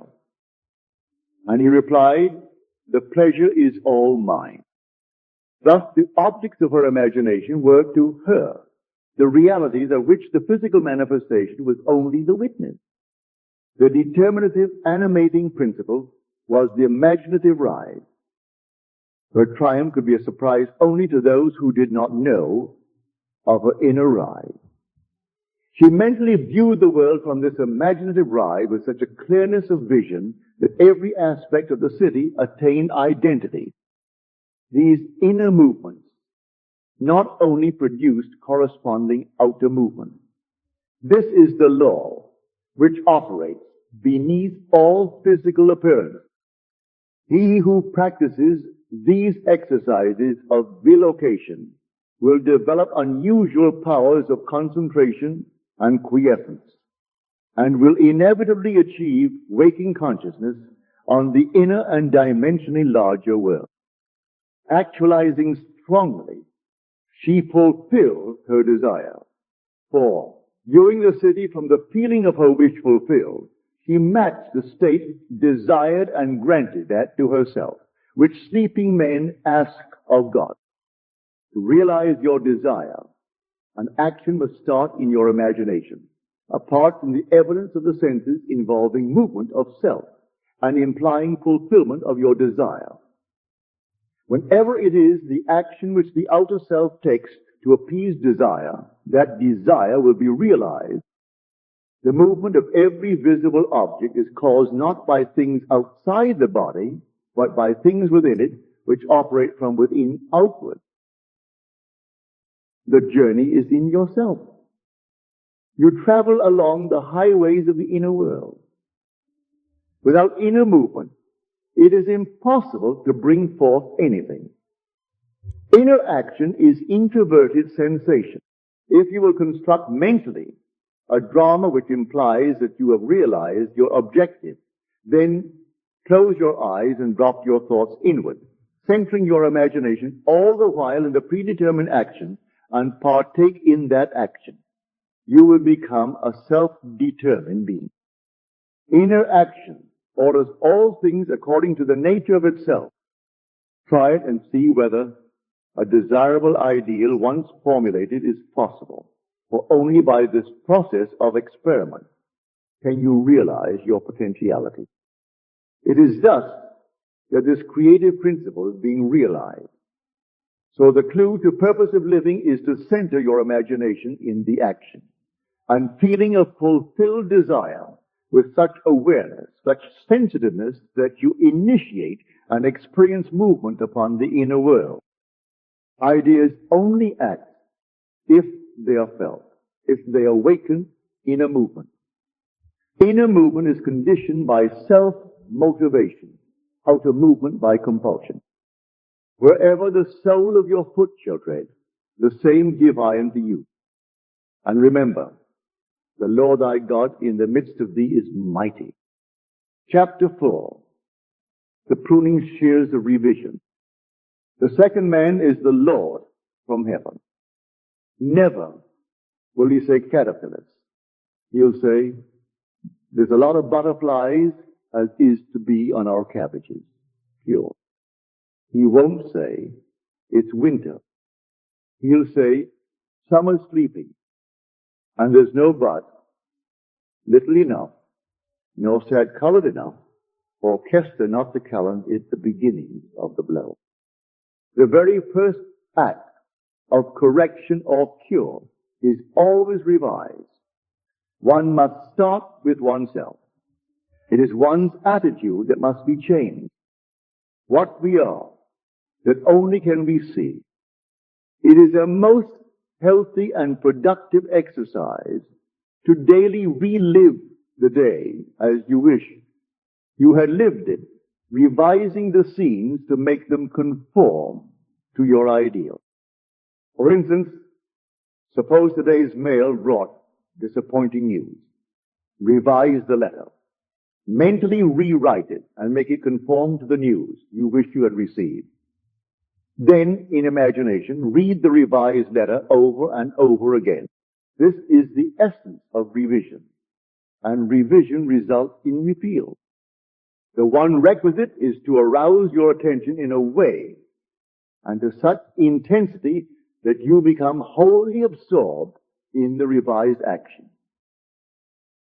You will experience an expansion and refinement of the senses by this imaginative exercise and eventually achieve vision. But always remember that the ultimate purpose of this exercise is to create in you the Spirit of Jesus, which is continual forgiveness of sin. Revision is of greatest importance when the motive is to change oneself, when there is a sincere desire to be something different, when the longing is to awaken the ideal, active spirit of forgiveness. Without imagination, man remains a being of sin. Man either goes forward to imagination or remains imprisoned in his senses. To go forward to imagination is to forgive. Forgiveness is the life of the imagination. The art of living is the art of forgiving. Forgiveness is, in fact, experiencing in imagination the revised version of the day. Experiencing in imagination what you wish you had experienced in the flesh. Every time one really forgives, that is, every time one relives the event as it should have been lived, one is born again. Father, forgive them. Is not the plea that comes once a year, but the opportunity that comes every day.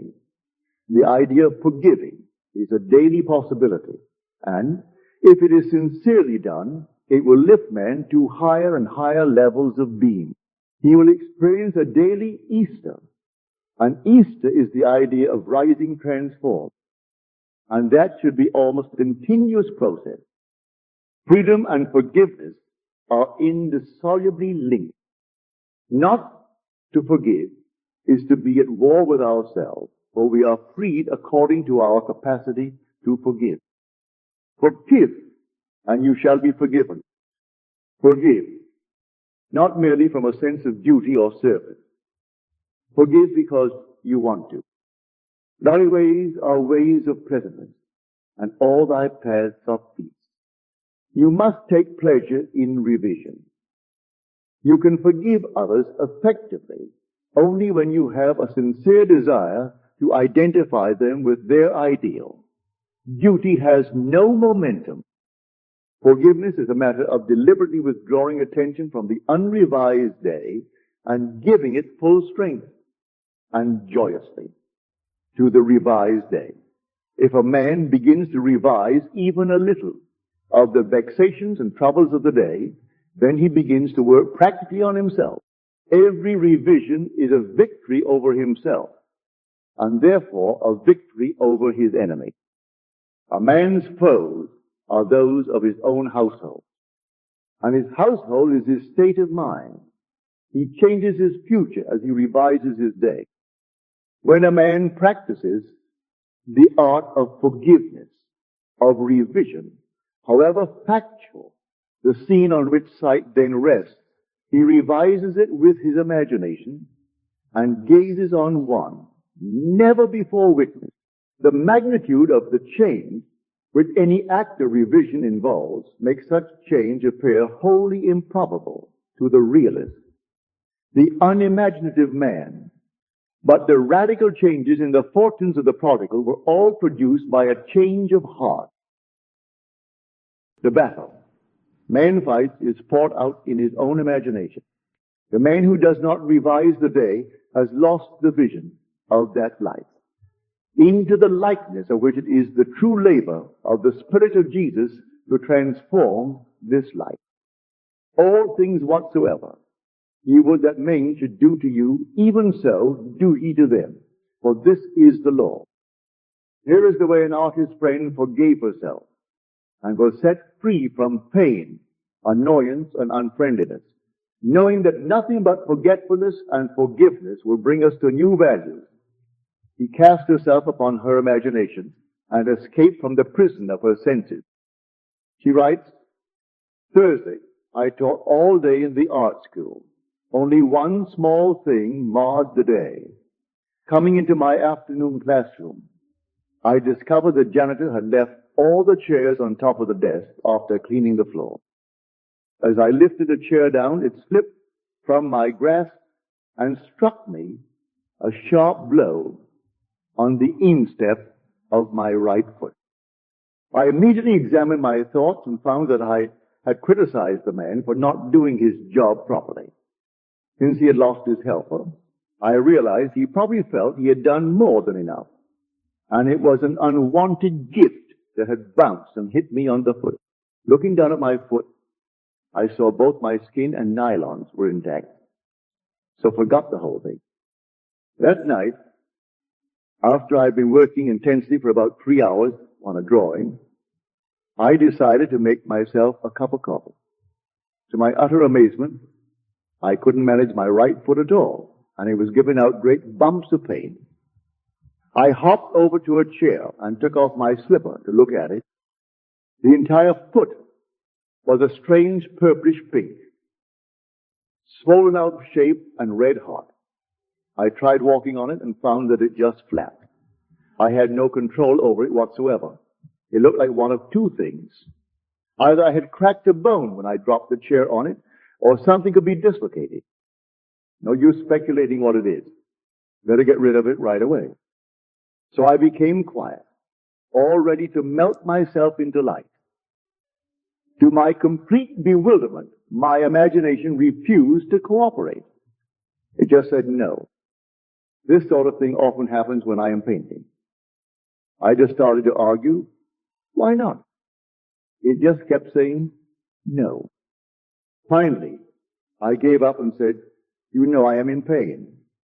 I am trying hard not to be frightened, but you are the boss. What do you want to do? The answer, go to bed and review the day's event. So I said, all right. But let me tell you, if my foot isn't perfect by tomorrow morning, you have only yourself to blame. After arranging the bedclothes so they didn't touch my foot, I started to review the day. It was slow going as I had difficulty keeping my attention away from my foot. I went through the whole day, saw nothing to add to the chair incident. But when I reached the early evening, I found myself coming face to face with a man who for the past year has made a point of not speaking. The first time this happened, I thought he had grown deaf.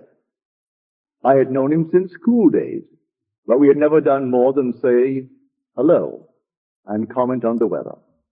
Mutual friends assured me I had done nothing, that he said he never liked me, and finally decided it was not worthwhile speaking. I had said, hi. He hadn't answered. I found that I thought, poor guy, what a horrid state to be in. I shall do something about this ridiculous state of affairs. So in my imagination, I stopped right there and we did the scene. I said, hi. He answered, hi, and smiled. I now thought, good old days. I ran the scene over a couple of times and went on to the next incident and finished up the day. Now what? Do we do my foot or the concert? I had been melting and wrapping up a wonderful present of courage and success for a friend who was to make her debut the following day, and I had been looking forward to giving it to her tonight. My imagination sounded a little bit solemn as it said, let us do the concert. It will be more fun. But first, couldn't we just take my perfectly good imagination foot out of this physical one before we start? I pleaded, by all means. That done, I had a lovely time at the concert, and my friend got a tremendous ovation. By now, I was very, very sleepy and fell asleep doing my project. The next morning, as I was putting on my slipper, I suddenly had a quick memory picture of withdrawing a discolored and swollen foot from the same slipper. I took my foot out and looked at it. It was perfectly normal in every respect. There was a tiny pink spot on the instep, but I remembered I had hit it with the chair. What a vivid dream that was, I thought, and dressed. While waiting for my coffee, I wandered over to my drafting table and saw that all my brushes were lying helter-skelter and unwashed. Whatever possessed you to leave your brushes like that? Don't you remember? It was because of your foot. So it hadn't been a dream after all, but a beautiful healing. She had won by the art of revision what you would never have won by force. In heaven, the only art of living is forgetting forgiving, especially to the female. We should take our life, not as it appears to be, but from the vision of this artist, from the vision of the world made perfect that is buried under all minds, buried and waiting for us to revise the day. We are led to believe a lie when we see with not through the eye. A revision of the day, and what she held to be so stubbornly real was no longer so to her, and like a dream had quietly faded away. You can revise the day to please yourself, and by experiencing in imagination. The revised speech and actions not only modify the trend of your life story, but turn all its discord into harmony. The one who discovers the secret of revision cannot do otherwise than let himself be guided by love. Your effectiveness will increase with practice. Revision is the way by which right can find its appropriate might. Resist not evil. All passionate conflicts result in an interchange of characteristics. To him that knoweth to do good, and doeth it not, to him it is sin. To know the truth, you must live the truth. And to live the truth, your inner actions must match the actions of your fulfilled desire. Expectancy and desire must become one. Your outer world is only actualized in a movement. Through ignorance of the law of revision, those who take to warfare are perpetually defeated. Only concepts that idealize depict the truth. Your ideal of man is his truest self. It is because I firmly believe that whatever is most profoundly imaginative is, in reality, most directly practical, that I ask you to live imaginatively and to think into and to personally appropriate the transcendent saying, Christ in you, the hope of glory. Don't blame, only resolve. It is not man and the earth at their loveliest, but you practicing the art of revision make paradise. The evidence of this truth can lie only in your own experience of it. Try revising the day. It is to the pruning shears of revision that we owe our prime fruit. Chapter 5. The coin of heaven. There's a firm persuasion the thing is so. Make it so. And the prophet replied, all poets believed that it does. And in ages of imagination, this firm persuasion removed mountains. But many are not capable of a firm persuasion of anything. Let every man be fully persuaded in his own mind. Persuasion is an inner effort of intense attention. To listen attentively as though you heard is to evoke, to activate. By listening, you can hear what you want to hear and persuade those beyond the range of the outer ear. Speak it inwardly in your imagination only. Make your inner conversation match your fulfilled desire. What you desire to hear without, you must hear within. Embrace the without within, and become one who hears only that which implies the fulfillment of his desire, and all the external happenings in the world will become a bridge leading to the objective realization of your desire. Your inner speech is perpetually written all around you in happening.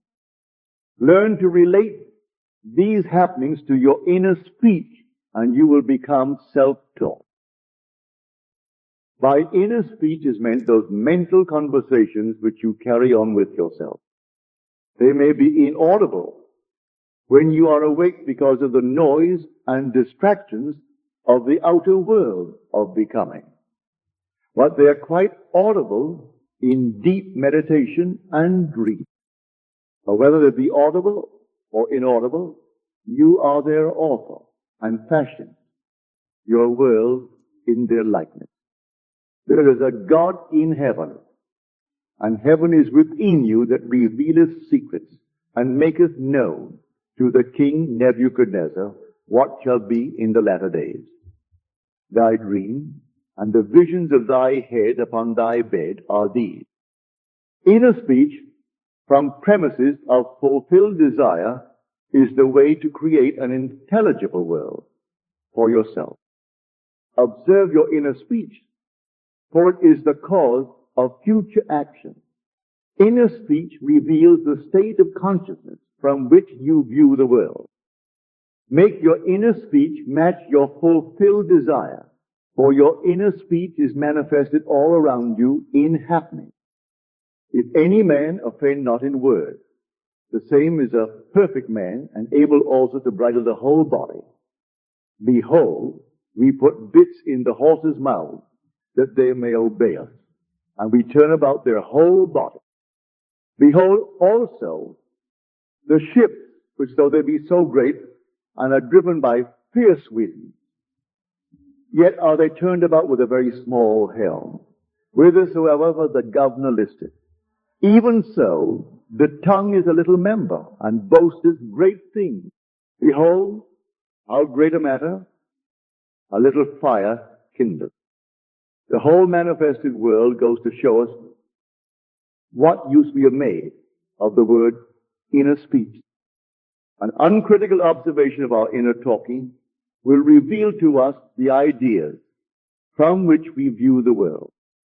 Inner talking mirrors our imagination, and our imagination mirrors the state with which it is fused.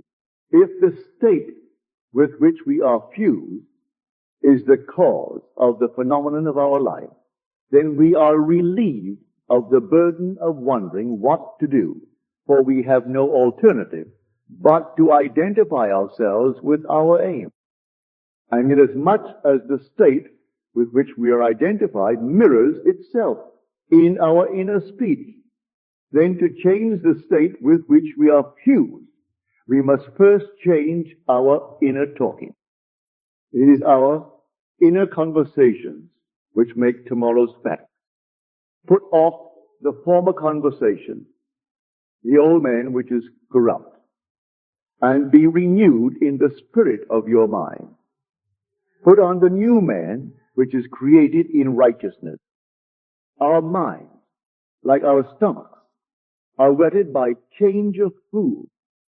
Stop all of the old mechanical negative inner talking and start a new positive and constructive inner speech from premises of fulfilled desire.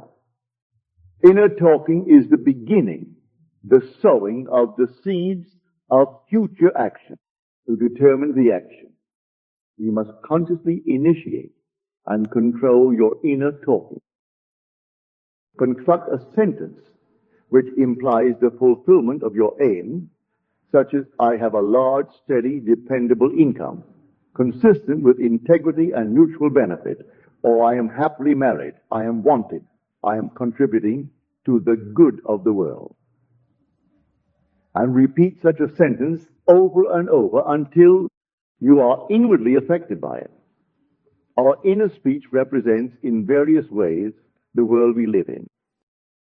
In the beginning was the Word, that which is so ye reap. Yonder field, the sesamum was sesamum, the corn was corn, the silence and the darkness knew. So is a man's fate born. Ends run true to origin. Those that go searching for love only make manifest their own lovelessness, and the loveless never find love, only the loving find love, and they never have to seek for it. Man attracts what he is. The art of life is to sustain the feeling of the wish fulfilled and let things come to you. Not to go after them or think they flee away. Observe your inner talking and remember your aim. Do they match? Does your inner talking match what you would say ordinarily had you achieved your goal? The individual's inner speech and actions attract the conditions of his life. Through uncritical self-observation, of your inner talking, you find where you are in the inner world. And where you are in the inner world is what you are in the outer world. You put on the new man whenever ideals and inner speech match. In this way alone can the new man be born. Inner talking matures in the dark. From the dark, it issues into the light. The right inner speech is the speech that would be yours, for you to realize your ideal. In other words, it is the speech of fulfilled desire. I am that. There are two gifts which God has bestowed upon man alone and on no other mortal creature. These two are mind and speech, and the gift of mind and speech is equivalent to that of immortality. If a man uses these two gifts rightly, he will differ in nothing from the immortal. And when he quits the body, mind and speech will be his guides. And by them, he will be brought into the troop of the gods and the souls that have attained to bliss. The circumstances and conditions of life are outpictured inner talking, solidified sound. Inner speech calls events into existence. In every event is the creative sound that is its life and being. All that a man believes and consents to as true reveals itself in his inner speech. It is his word, his life. Try to notice what you're saying in yourself at this moment, to what thoughts and feelings you are consenting. They will be perfectly woven into your tapestry of life. To change your life, you must change your inner talking. For life, said Hermes, is the union of word and mind. When imagination matches your inner speech to fulfill desire, there will then be a straight path in yourself from within out, and the without will instantly reflect the within for you. And you will know reality is only actualized inner talking.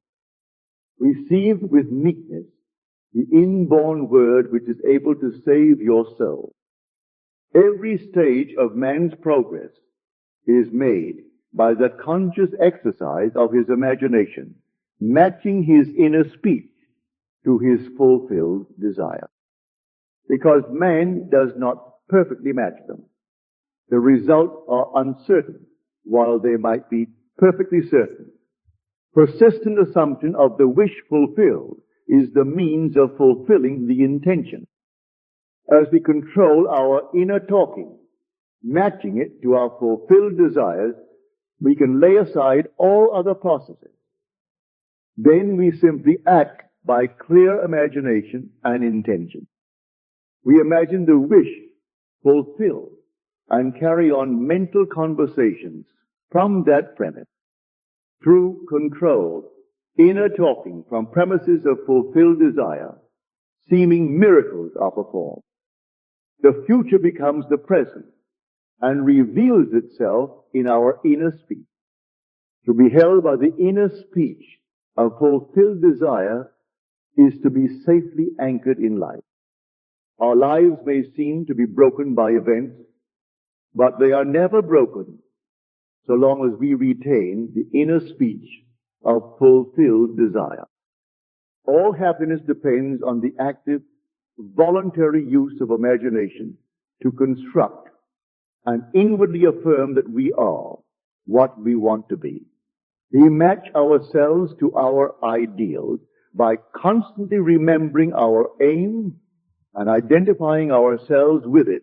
We fuse with our aims by frequently occupying the feeling of our wish fulfilled. It is the frequency, the habitual occupancy, that is the secret of success. The oftener we do it, the more natural it is. Fancy assembles. Continuous imagination fuses.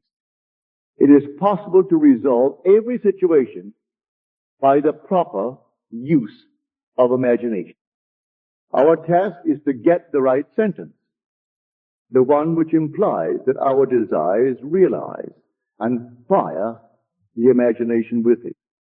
All this is intimately connected with the mystery of the still small voice.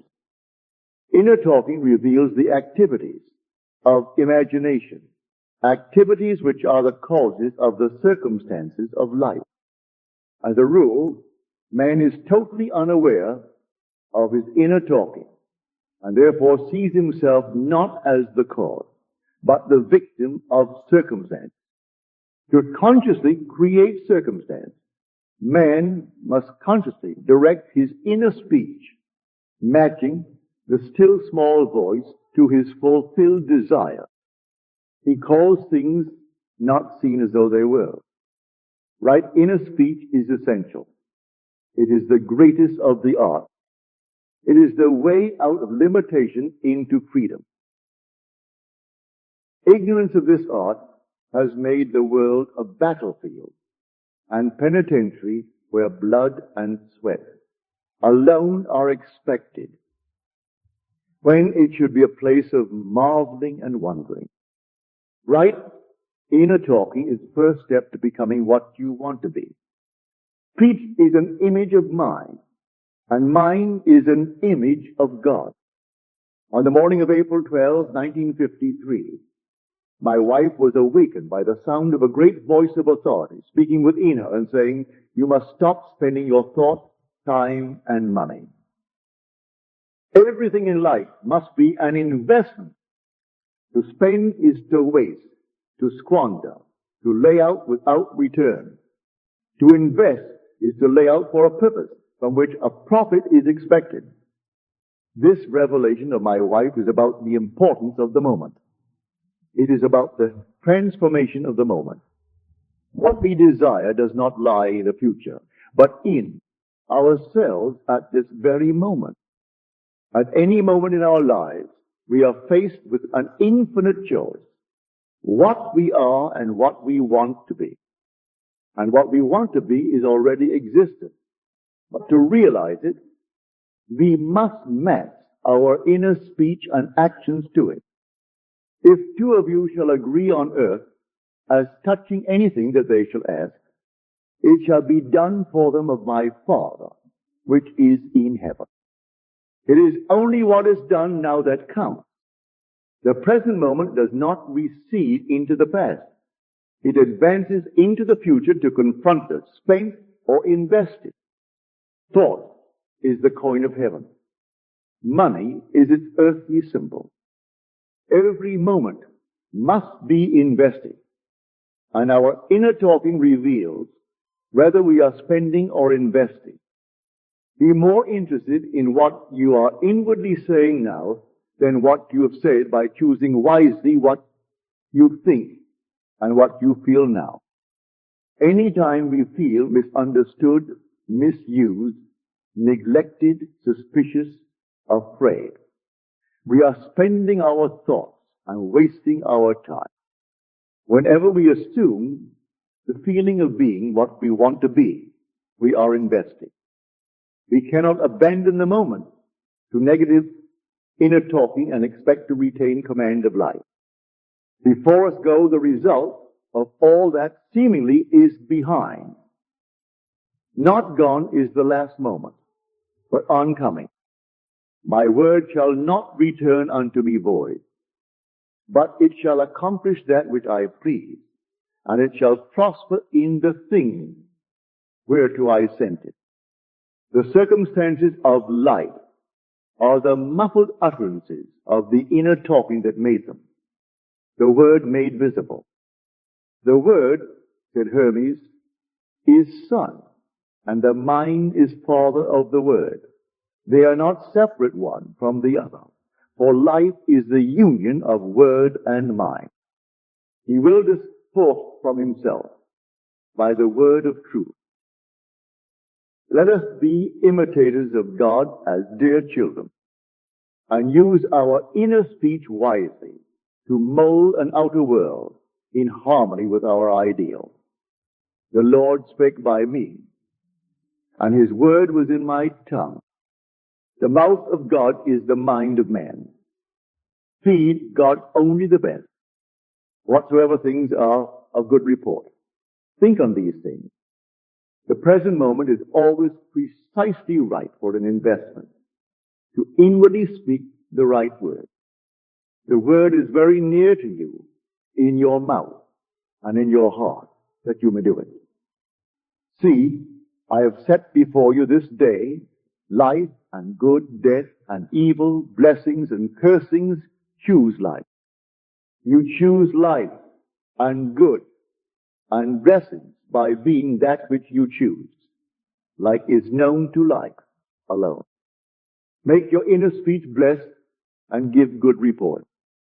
Man's ignorance of the future is the result of his ignorance, of his inner talking.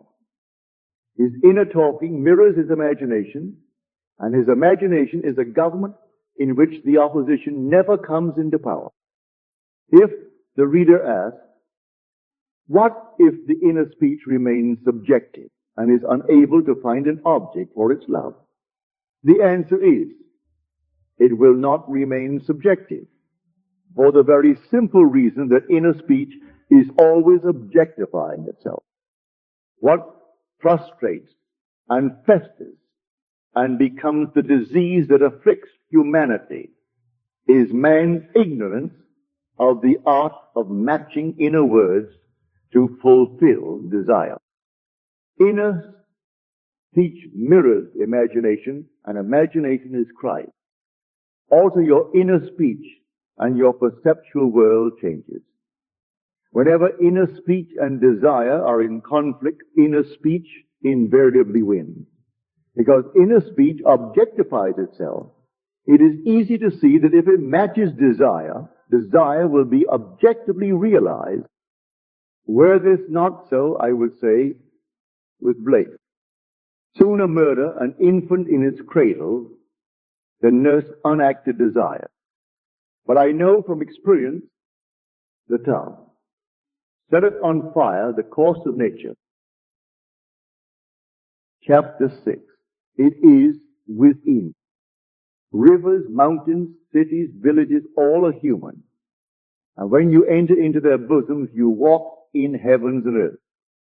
As in your own bosom you bear your heaven and earth, and all you behold. So that it appears without, it is within, in your imagination, of which this world of mortality is but a shadow. The inner world was as real to Blake as the outer land of waking life. He looked upon his dreams and visions as the realities of the forms of nature.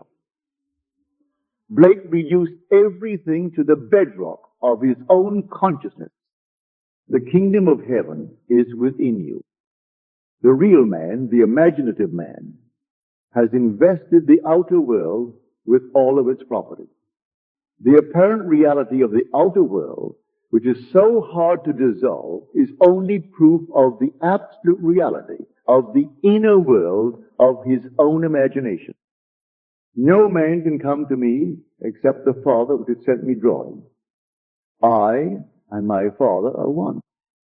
The world which is described from observation is a manifestation of the mental activity of the observer.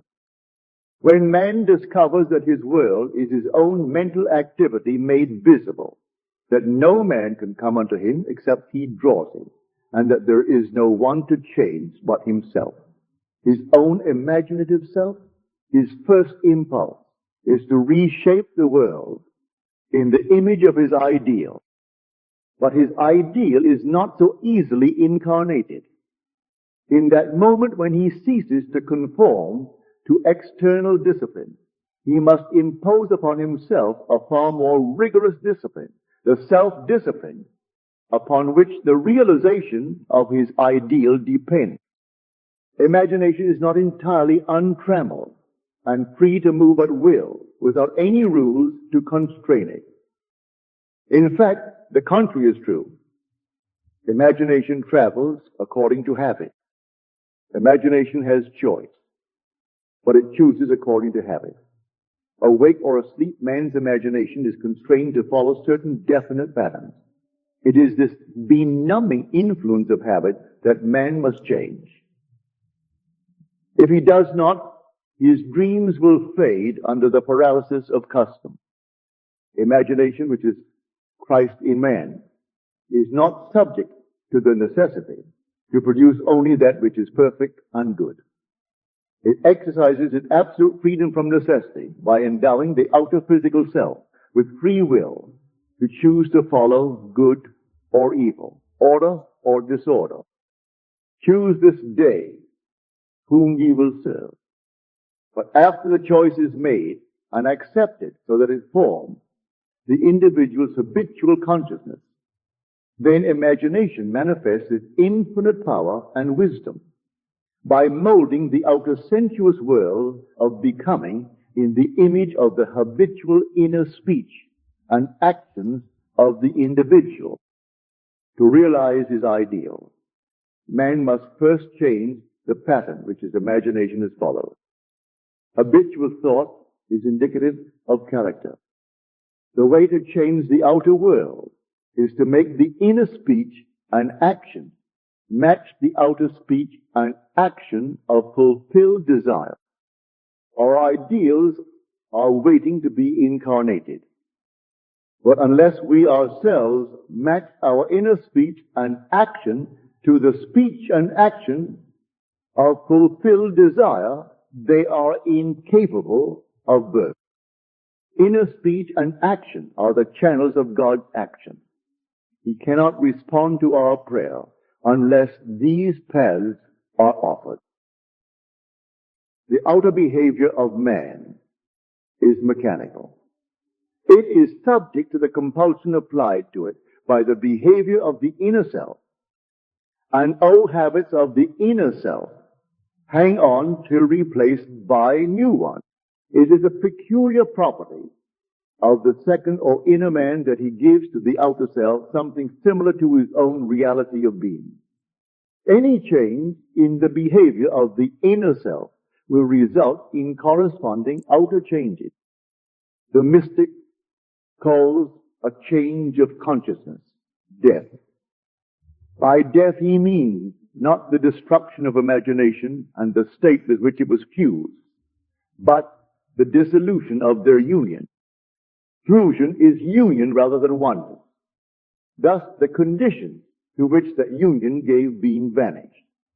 I die daily, said Paul to the Corinthians. Blake said to his friend, Kraft Robinson, there is nothing like death. Death is the best thing that can happen in life. But most people die so late and take such an unmerciful time in dying. God knows their neighbors never see them rise from the dead. To the outer man of sense, who knows nothing of the inner man of being. This is sheer nonsense. But Blake made the above quite clear when he wrote in the year before he died. William Blake, one who is very much delighted with being in good company. Born 28 November 1750, 7 in London, and has died several times since. When man has the sense of Christ as his imagination, he sees why Christ must die and rise again from the dead to save man, why he must detach his imagination from his present state and match it to a higher concept of himself if he would rise above his present limitations and thereby save himself. Here is a lovely story of a mystical death which was witnessed by a neighbor. Last week, writes the one who rose from the dead, a friend offered me her home in the mountains for the Christmas holidays, as she thought she might go east. She said that she would let me know this week. We had a very pleasant conversation, and I mentioned you and your teaching in connection with a discussion of Dunn's experiment with time, which she had been reading. Her letter arrived Monday. As I picked it up, I had a sudden sense of depression. However, when I read it, she said I could have the house and told me where to get the keys. Instead of being cheerful, I grew still more depressed. So much so, I decided there must have been something between the lines which I was getting intuitively. I unfolded the letter and read the first page through. And as I turned to the second page, I noticed she had written a postscript on the back of the first sheet. It consisted of an extremely blunt and heavy-handed description of an unlovely trait in my character which I had struggled for years to overcome. And for the past 2 years I thought I had succeeded. Yet here it was again, described with clinical exactitude. I was stunned and desolated. I thought to myself, what is this letter trying to tell me? In the first place, she invited me to use her house, as I had been seeing myself in some lovely home during the holidays. In the second place, nothing comes to me except I draw it. And thirdly, I have been hearing nothing but good news. So the obvious conclusion is that something in me corresponds to this letter, and no matter what it looks like, it is good news. I reread the letter, and as I did so, I asked, what is there here for me to see? And then I saw. It started out. After our conversation of last week, I feel I can tell you. And the rest of the page was as studied with ease and was it as current in a seed cake. A great feeling of elation swept over me. It was all in the past. The thing I had labored so long to correct was done. I suddenly realized that my friend was a witness to my resurrection. I whirled around the studio chanting, it's all in the past. It is done. Thank you, it is done. I gathered all my gratitude up in a big ball of light and shot it straight to you. And if you saw a flash of lightning Monday evening, shortly after 6 your time, that was it. Now, instead of writing a polite letter, because it is the correct thing to do, I can write giving sincere thanks for her frankness and thanking her for the loan of her house. Thank you so much for your teaching, which has made my beloved imagination truly my Savior. And now, if any man should say unto her, lo, here is Christ, or there, she will believe it not, for she knows that the kingdom of God is within her, and that she herself must assume full responsibility for the incarnation of her ideal, and that nothing but death and resurrection will bring her to it. He has found her Savior, her beloved imagination, forever expanding in the bosom of God. There is only one reality, and that is Christ. Human imagination, the inheritance and final achievement of the whole of humanity, that we, seeking the truth in love, may grow up into Him in all things, which is the head, even Christ. Chapter 7. Creation is finished. I am the beginning and the end. There is nothing to come that has not been and is. Blake saw all possible human situations as already made states. He saw every aspect, every plot and drama as already worked out as mere possibilities, as long as we are not in them, but as overpowering realities when we are in them. He described these states as sculptures of Lowes' Hall. Distinguished, therefore, states from individuals in those states. States change, but individual identities never change nor cease. The imagination is not a state, said Blake. It is the human existence itself. Affection or love becomes a state when divided from imagination. Just how important this is to remember is almost impossible to say, but the moment the individual realizes this for the first time is the most momentous in his life. And to be encouraged to feel this is the highest form of encouragement it is possible to give. This truth is common to all men. But the consciousness of it, and much more, the self-consciousness of it, is another matter. The day I realized this great truth, that everything in my world is a manifestation of the mental activity, which goes on within me, and that the conditions and circumstances of my life only reflect the state of consciousness with which I am fused, is the most momentous in my life. What the experience that brought me to this certainty is so remote from ordinary existence, I have long hesitated to tell it, for my reason refused to admit the conclusions to which the experience impelled me. Nevertheless, this experience revealed to me that I am supreme within the circle of my own state of consciousness, and that it is the state with which I am identified that determines what I experience. Therefore, it should be shared with all. For to know this is to become free from the world's greatest tyranny, the belief in a second cause. Blessed are the pure in heart, for they shall see God. Blessed are they whose imagination has been so purged of the beliefs in second causes. They know that imagination is all, and all is imagination. One day I quietly slipped from my apartment in New York City to some remote yesteryear's countryside. As I entered the dining room of a large inn, I became fully conscious. I knew that my physical body was immobilized on my bed, back in New York. Yet here I was, as awake and as conscious as I have ever been. I intuitively knew that if I could stop the activity of my mind, everything before me would freeze. No sooner was the thought born than the urge to try it possessed me. I felt my head tighten, then thicken to a stillness. My attention concentrated into a crystal clear focus, and the waitress walked not. And I looked through the window, and the leaves falling fell not. And the family of four eating ate not. And they lifting the food lifted it not. Then my attention relaxed. The tightness eased, and of a sudden all moved onward in their course. The leaves fell, the waitress walked, and the family ate. Then I understood Blake's vision of the sculptures of Losses Hall.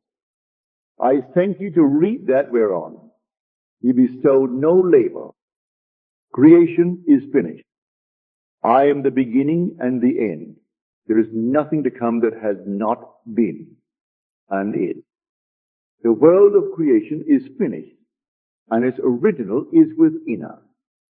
We saw it before we set forth, and have since been trying to remember it and to activate sections of it. There are infinite views of it. Our task is to get the right view, and by determined direction of our attention, make it pass in procession before the inner eye. If we assemble the right sequence and experience it in imagination until it has the tone of reality, then we consciously create circumstances. This inner procession is the activity of imagination that must be consciously directed. We, by a series of mental transformations, become aware of increasing portions of that which already is. And by matching our own mental activity to that portion of creation which we desire to experience, we activate it, resurrect it, and give it life. This experience of mine not only shows the world as a manifestation of the mental activity of the individual observer, but it also reveals our course of time as jumps of attention between eternal moments. An infinite abyss separates any two moments of ours. We, by the movements of our attention, give life to the sculptures of lost walls. Think of the world as containing an infinite number of states of consciousness from which it could be viewed. Think of these states as rooms or mansions in the house of God, and like the rooms of any house, they are fixed relative to one another. But think of yourself, the real self, the imaginative you, as the living, moving occupant of God's house. Each room contains some of Lotus' sculptures, with infinite plots and dramas and situations already worked out. but not activated. They are activated as soon as human imagination enters and fuses with them. Each represents certain mental and emotional activities. To enter a state, man must consent to the ideas and feelings which it represents. These states represent an infinite number of possible mental transformations which man can experience. To move into another state or mansion necessitates a change of belief.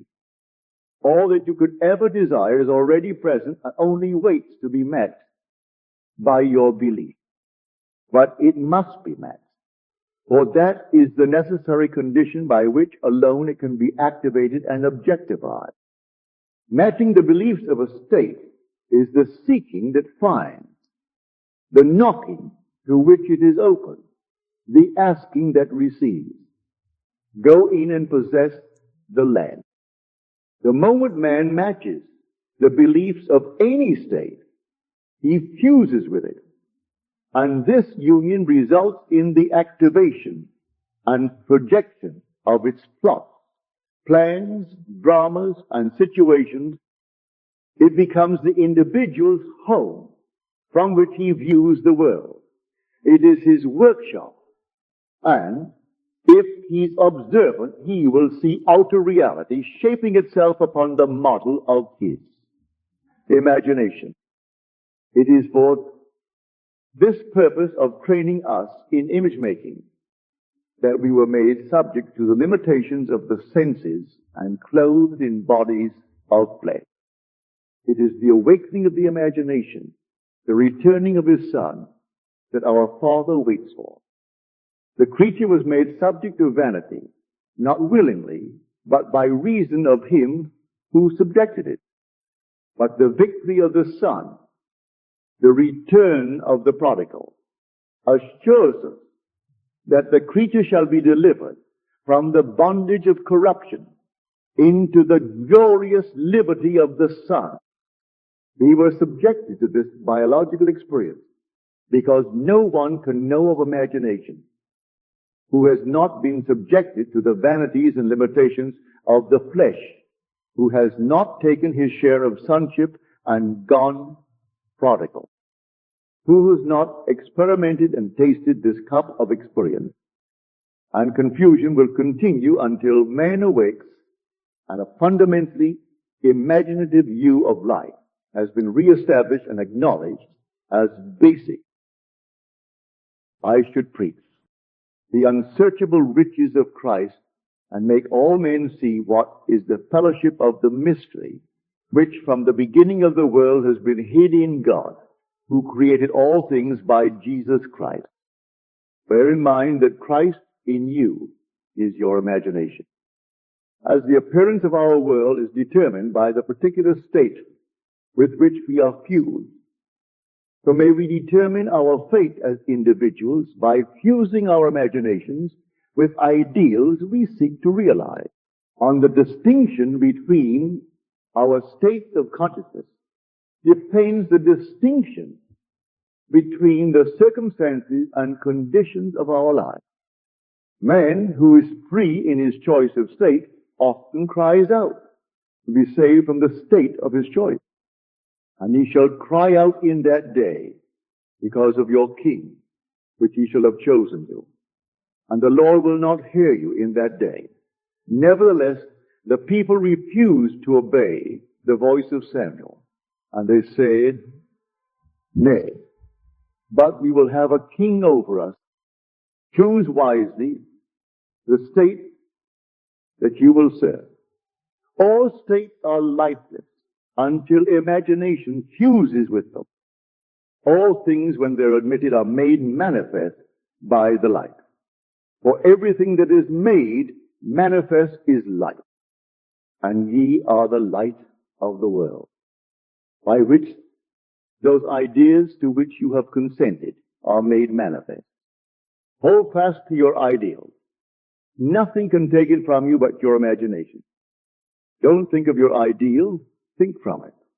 It is only the ideals of which you think that are ever realized. Man lives not by bread alone, but by every word that proceeds out of the mouth of God. And the mouth of God is the mind of man. Become a drinker and an eater of the ideals you wish to realize. Have a set, definite aim, or your mind will wander, and wandering it eats every negative suggestion. If you live right mentally, everything else will be right. By a change of mental diet, you can alter the course of observed events. But unless there is a change of mental diet, your personal history remains the same. You illuminate or darken your life by the ideas to which you consent. Nothing is more important to you than the ideas on which you feed. And you feed on the ideas from which you think. If you find the world unchanged, it is a sure sign that you are wanting infidelity to the new mental diet which you neglect in order to condemn your environment. You are in need of a new and sustained attitude. You can be anything you please if you will make the conception habitual for any idea which excludes all others from the field of attention discharges in action. The ideas and moods to which you constantly return define the state with which you are fueled. Therefore, train yourself to occupy more frequently the feeling of your wish fulfilled. This is creative magic. It is the way to work toward fusion with the desired state. If you would assume the feeling of your wish fulfilled more frequently, you would be master of your fate. But unfortunately, you shut out your assumption for all but the occasional hour. Practice making real to yourself the feeling of the wish fulfilled. After you have assumed the feeling of the wish fulfilled, do not close the experience as you would a book, but carry it around like a fragrant odor. Instead of being completely forgotten, let it remain in the atmosphere, communicating its influence automatically to your actions and reactions. A mood often repeated gains a momentum that is hard to break or check, so be careful of the feelings you entertain. Habitual moods reveal the state with which you are fused. It is always possible to pass from thinking to the end, you desire to realize, to thinking from the end. But the crucial matter is thinking from the end. For thinking from means unification or fusion with the ideal. Whereas in thinking of the end, there is always subject and object. The thinking individual and the thing thought, you must imagine yourself into the state of your wish fulfilled in your love for that state. And in so doing, live and think from it and know more of it. You pass from thinking of to thinking from by centering your imagination in the feeling of the wish fulfilled. Chapter 8. The apple of God's eye. What think ye of the Christ? Whose son is he?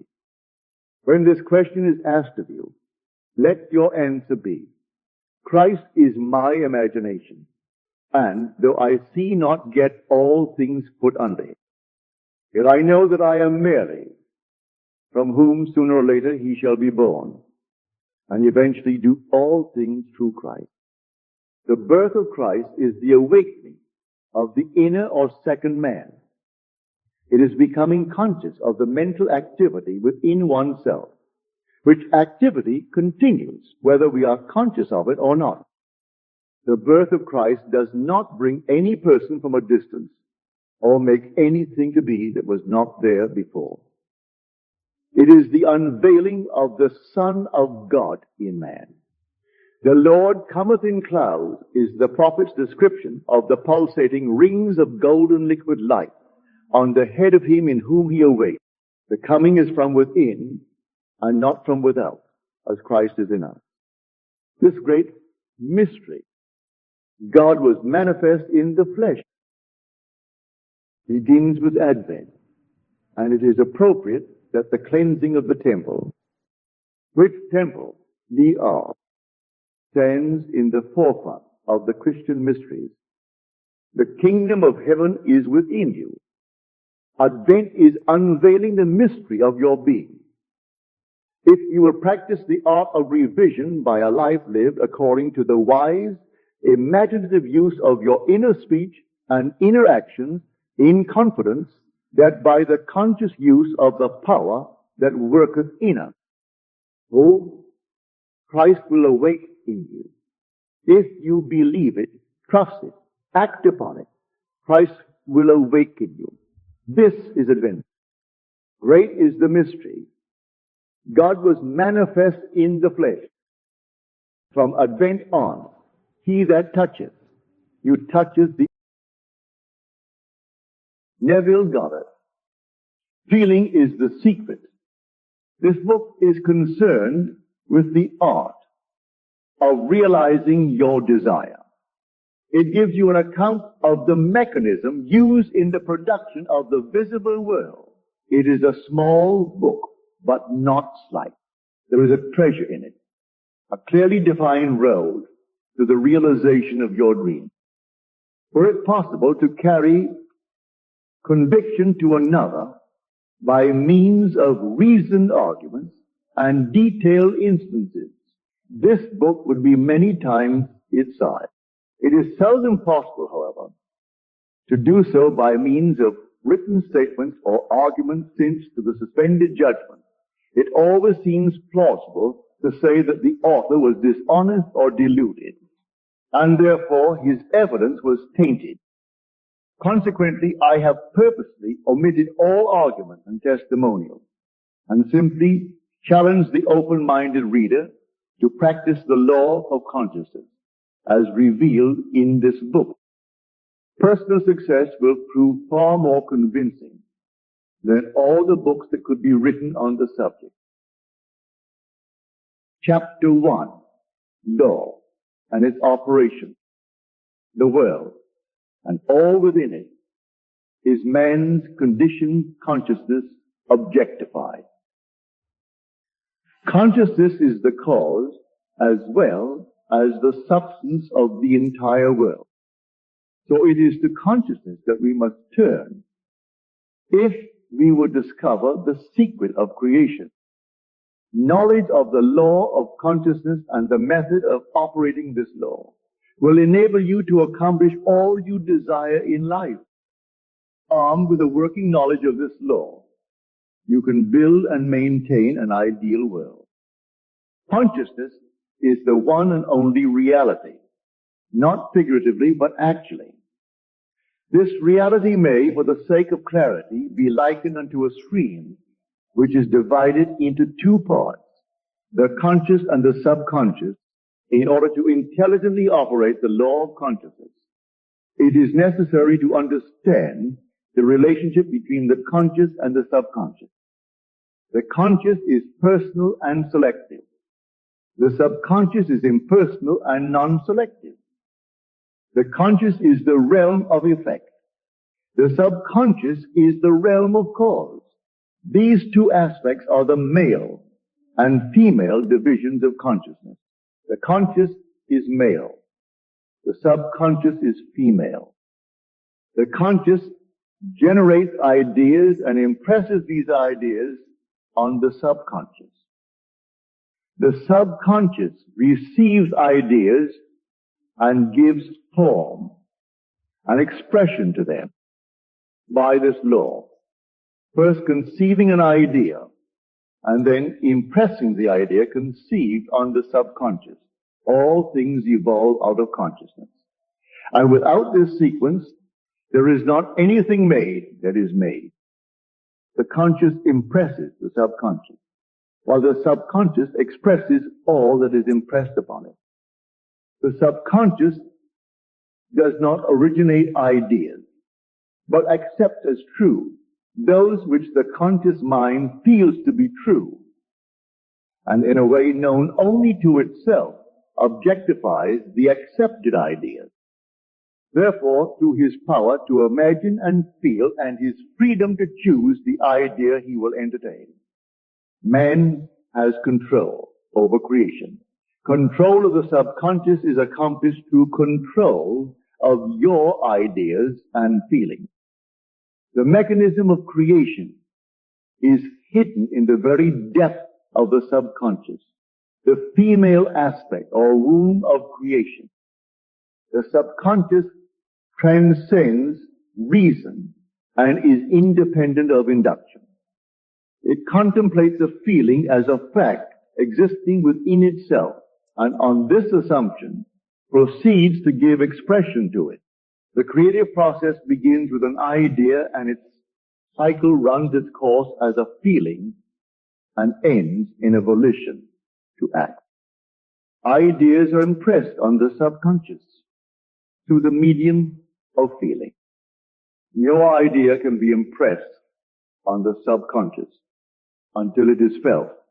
But once felt, be it good, bad, or indifferent, it must be expressed. Feeling is the one and only medium through which ideas are conveyed to the subconscious. Therefore, the man who does not control his feelings may easily impress the subconscious with undesirable states. By control of feeling is not meant restraint or suppression of your feeling, but rather the disciplining of self to imagine and entertain only such feeling as contributes to your happiness. Control of your feeling is all important to a full and happy life. Never entertain an undesirable feeling, nor think sympathetically about wrong in any shape or form. Do not dwell on the imperfection of yourself or others. To do so is to impress the subconscious with these limitations. What you do not want done unto you, do not feel that it is done unto you or another. This is the whole law of a full and happy life. Everything else is commonplace. Every feeling makes a subconscious impression, and unless it is counteracted by a more powerful feeling of an opposite nature, must be expressed. The dominant of two feelings is the one expressed. I am healthy is a stronger feeling than I will be healthy. To feel I will be is to confess I am not. I am is stronger than I am not. What you feel, you are always dominate. What you feel you would like to be. Therefore, to be realized, the wish must be felt as a state that is rather than a state that is not. Sensation precedes manifestation and is the foundation upon which all manifestation rests. Be careful of your moods and feelings, for there is an unbroken connection between your feelings and your visible world. Your body is an emotional filter and bears the unmistakable marks of your prevalent emotions. Emotional disturbances, especially suppressed emotions, are the causes of all disease. To feel intensely about a wrong without voicing or expressing that feeling is the beginning of disease. Disease in both body and environment. Do not entertain the feeling of regret or failure for frustration or detachment from your objective result in disease. Feeling only of the state you desire to realize. Feeling the reality of the state sought and living and acting on that conviction is the way of all seeming miracles. All changes of expression are brought about through a change of feeling. A change of feeling is a change of destiny. All creation occurs in the domain of the subconscious. What you must acquire, then, is a reflective control of the operation of the subconscious. That is, control of your ideas and feelings. Chance or accident is not responsible for the things that happen to you, nor is predestined fate the author of your fortune or misfortune. Your subconscious impressions determine the conditions of your world. The subconscious is not selective. It is impersonal. and no respecter of persons. The subconscious is not concerned with the truth or falsity of your feelings. It always accepts as true that which you feel to be true. Feeling is the assent of the subconscious to the truth of that which is declared to be true. Because of this quality of the subconscious, there is nothing impossible to man. Whatever the mind of man can conceive and feel as true, the subconscious can and must objectify. Your feelings create the pattern from which your world is fashioned, and a change of feeling is a change of pattern. The subconscious never fails to express that which has been impressed upon it. The moment it receives an impression, it begins to work out the ways of its expression. It accepts the feeling impressed upon it. Your feeling as a fact existing within itself and immediately sets about to produce in the outer or objective world the exact likeness of that feeling. The subconscious never alters the accepted beliefs of man. It outpictures them to the last detail, whether or not they are beneficial. To impress the subconscious with the desirable state, you must assume the feeling that would be yours had you already realized your wish. In defining your objective, you must be concerned only with the objective itself. The manner of expression or the difficulties involved are not to be considered by you. To think feelingly on any state impresses it on the subconscious. Therefore, if you dwell on difficulties, barriers, or delay, the subconscious, by its very non-selective nature, accepts the feeling of difficulties and obstacles as your request and proceeds to produce them in your outer world. The subconscious is the womb of creation. It receives the idea unto itself through the feelings of man. It never changes the idea received, but always gives it form. Hence the subconscious outpictures the idea in the image and likeness of the feeling received. To feel a state as hopeless or impossible is to impress the subconscious with the idea of failure. Although the subconscious faithfully serves man, it must not be inferred that the relation is that of a servant to a master, as was anciently conceived. The ancient prophets called it the slave and servant of man. St. Paul personified it as a woman and said, the woman should be subject to man in everything. The subconscious does serve man and faithfully gives form to his feelings. However, the subconscious has a distinct distaste for compulsion and responds to persuasion rather than to command. And consequently, it resembles the beloved wife more than the servant. The husband is head of the wife.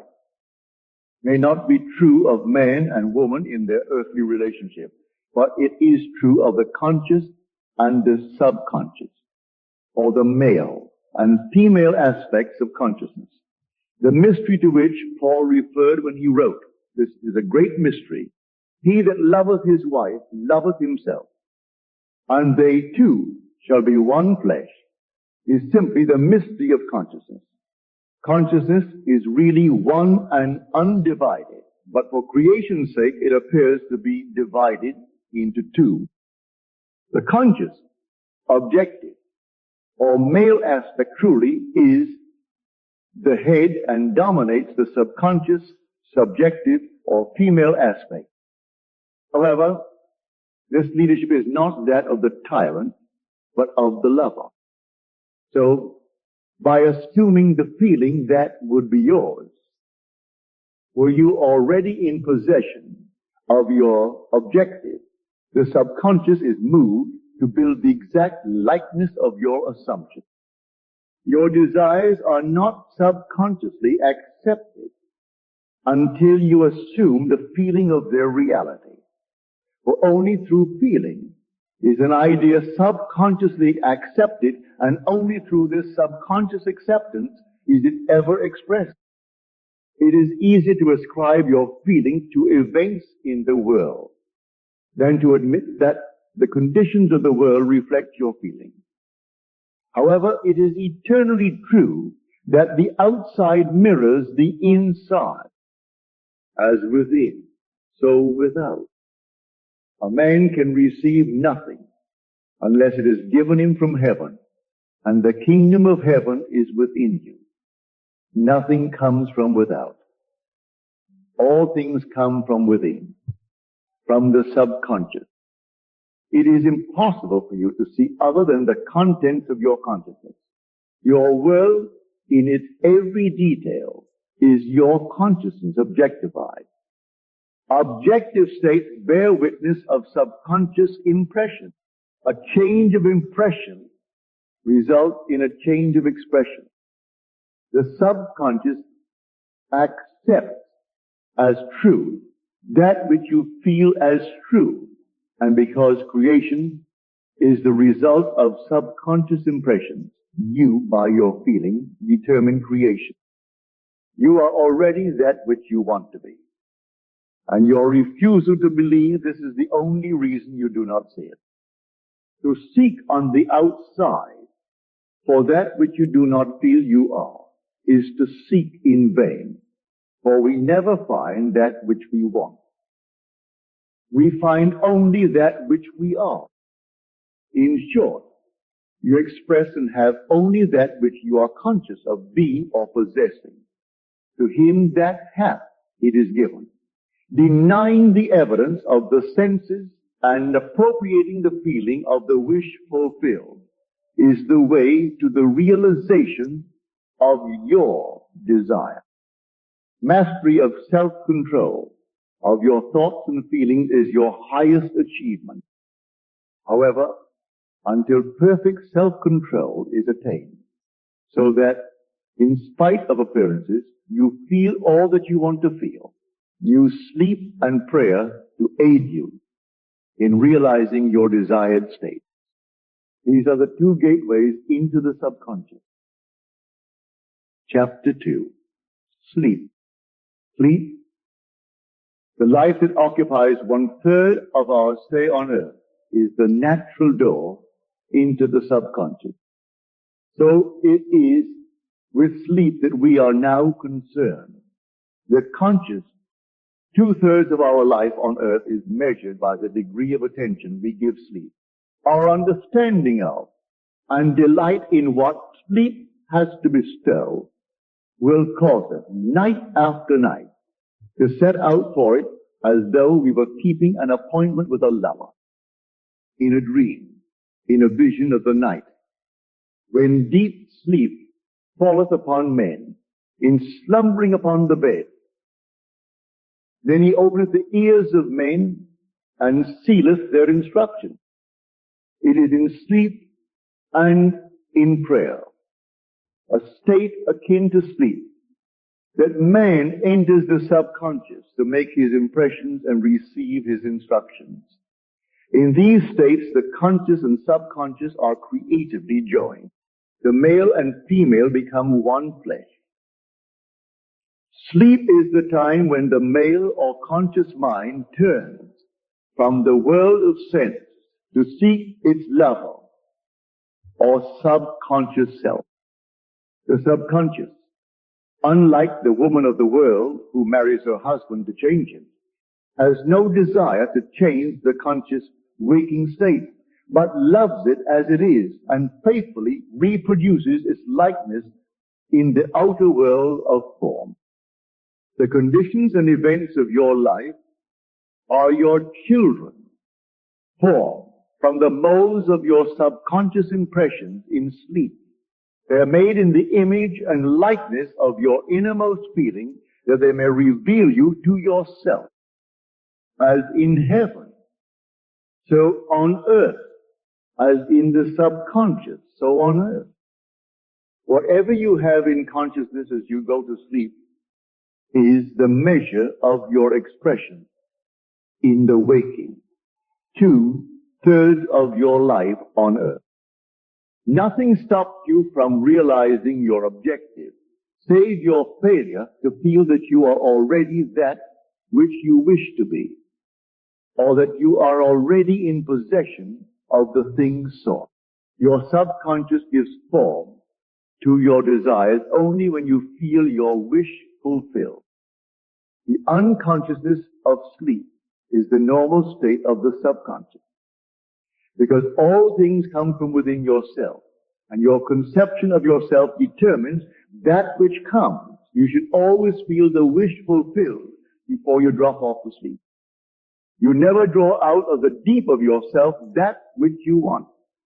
You always draw that which you are, and you are that which you feel yourself to be, as well as that which you feel as true of others. To be realized then, the wish must be resolved into the feeling of being or having or witnessing the state sought. This is accomplished by assuming the feeling of the wish fulfilled. The feeling which comes in response to the question, how would I feel were my wish realized, is the feeling which should monopolize and immobilize your attention as you relax into sleep. You must be in the consciousness of being or having that which you want to be or to have before you drop off to sleep. Once asleep, man has no freedom of choice. His entire slumber is dominated by his last waking concept of self. It follows, therefore, that he should always assume the feeling of accomplishment and satisfaction before he retires in sleep. Come before me with singing and thanksgiving. Enter into his gates with thanksgiving and into his courts with praise. Your mood prior to sleep defines your state of consciousness as you enter into the presence of your everlasting lover, the subconscious. He sees you exactly as you feel yourself to be. If, as you prepare for sleep, you assume and maintain the consciousness of success by feeling, I am successful, you must be successful. Lie flat on your back with your head on a level with your body. Feel as you would were you in possession of your wish, and quietly relax into unconsciousness. He that keepeth Israel shall neither slumber nor sleep. Nevertheless, he giveth his beloved sleep. The subconscious never sleeps. Sleep is the door through which the conscious waking mind passes to be creatively joined to the subconscious. Sleep conceals the creative act, while the objective world reveals it. In sleep, man impresses the subconscious with his conception of himself. What more beautiful description of this romance of the conscious and subconscious is there than that told in the Song of Solomon? By night on my bed I sought him whom my soul loveth. I found him whom my soul loveth. I held him and I not let him go until I had brought him into my mother's house and into the chamber of her that conceived me. Preparing to sleep, you feel yourself into the state of the answered wish and then relax into unconsciousness. Your realized wish is he whom you seek. By night, on your bed, you seek the feeling of the wish fulfilled, that you may take it with you into the chamber of her that conceived you, into sleep or the subconscious which gave you form, that this wish also may be given expression. This is the way to discover and conduct your wishes into the subconscious. Feel yourself in the state of the realized wish and quietly drop off to sleep. Night after night, you should assume the feeling of being, having and witnessing that which you seek to be, possess and see manifested. Never go to sleep feeling discouraged or dissatisfied. Never sleep in consciousness of failure. Your subconscious, whose natural state is sleep, sees you as you believe yourself to be. And whether it be good, bad, or indifferent, the subconscious will faithfully embody your belief as you feel. So, do you impress her? And she, the perfect lover, gives form to these impressions and now pictures them as the children of her beloved. Thou art all fair, my love. There is no spot in thee, is the attitude of mind to adopt before dropping off to sleep. Disregard appearances and feel that things are as you wish them to be. Or recall of things that are not seen as though they were, and the unseen becomes seen. To assume the feeling of satisfaction is to call conditions into being which will mirror satisfaction. Signs follow, they do not precede. Proof that you are will follow the consciousness that you are. It will not precede it. You are an eternal dreamer, dreaming non-eternal dreams. Your dreams take form as you assume the feeling of their reality. Do not limit yourself to the past, knowing that nothing is impossible to consciousness. Begin to imagine states beyond the experiences of the past. Whatever the mind of man can imagine, man can realize. All objective states were first subjective states, and you called them into visible by assuming the feeling of their reality. The creative process is first imagining and then believing the state imagined. Always imagine and expect the best. The world cannot change until you change your conception of it. As within, so without. Nations as well as people are only what you believe them to be. No matter what the problem is, no matter where it is, no matter whom it concerns, you have no one to change but yourself, and you have neither opponent nor helper in bringing about the change within yourself. You have nothing to do but convince yourself of the truth, of that which you desire to see manifested. As soon as you succeed in convincing yourself of the reality of the state sought, results follow to confirm your fixed belief.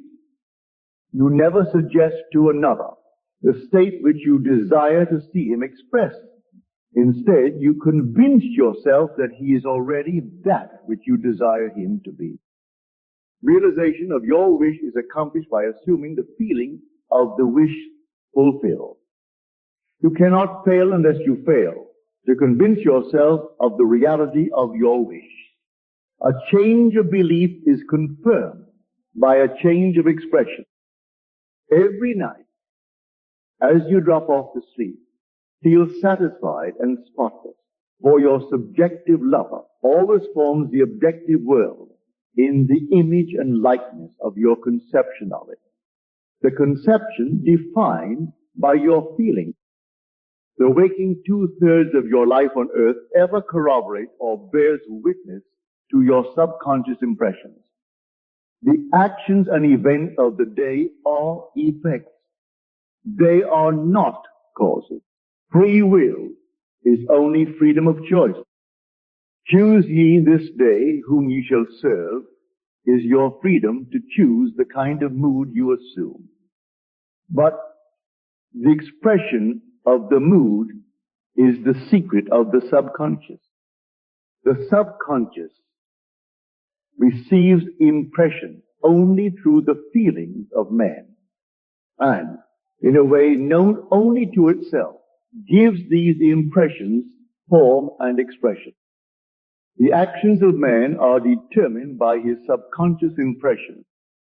His illusion of free will, his belief in freedom of action, is but ignorance of the causes which make him act.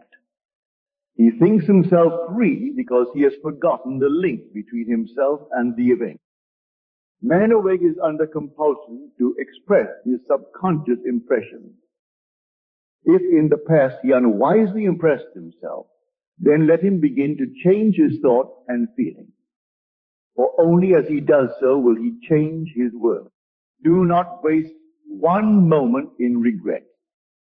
For to think feelingly of the mistakes of the past is to reinfect yourself.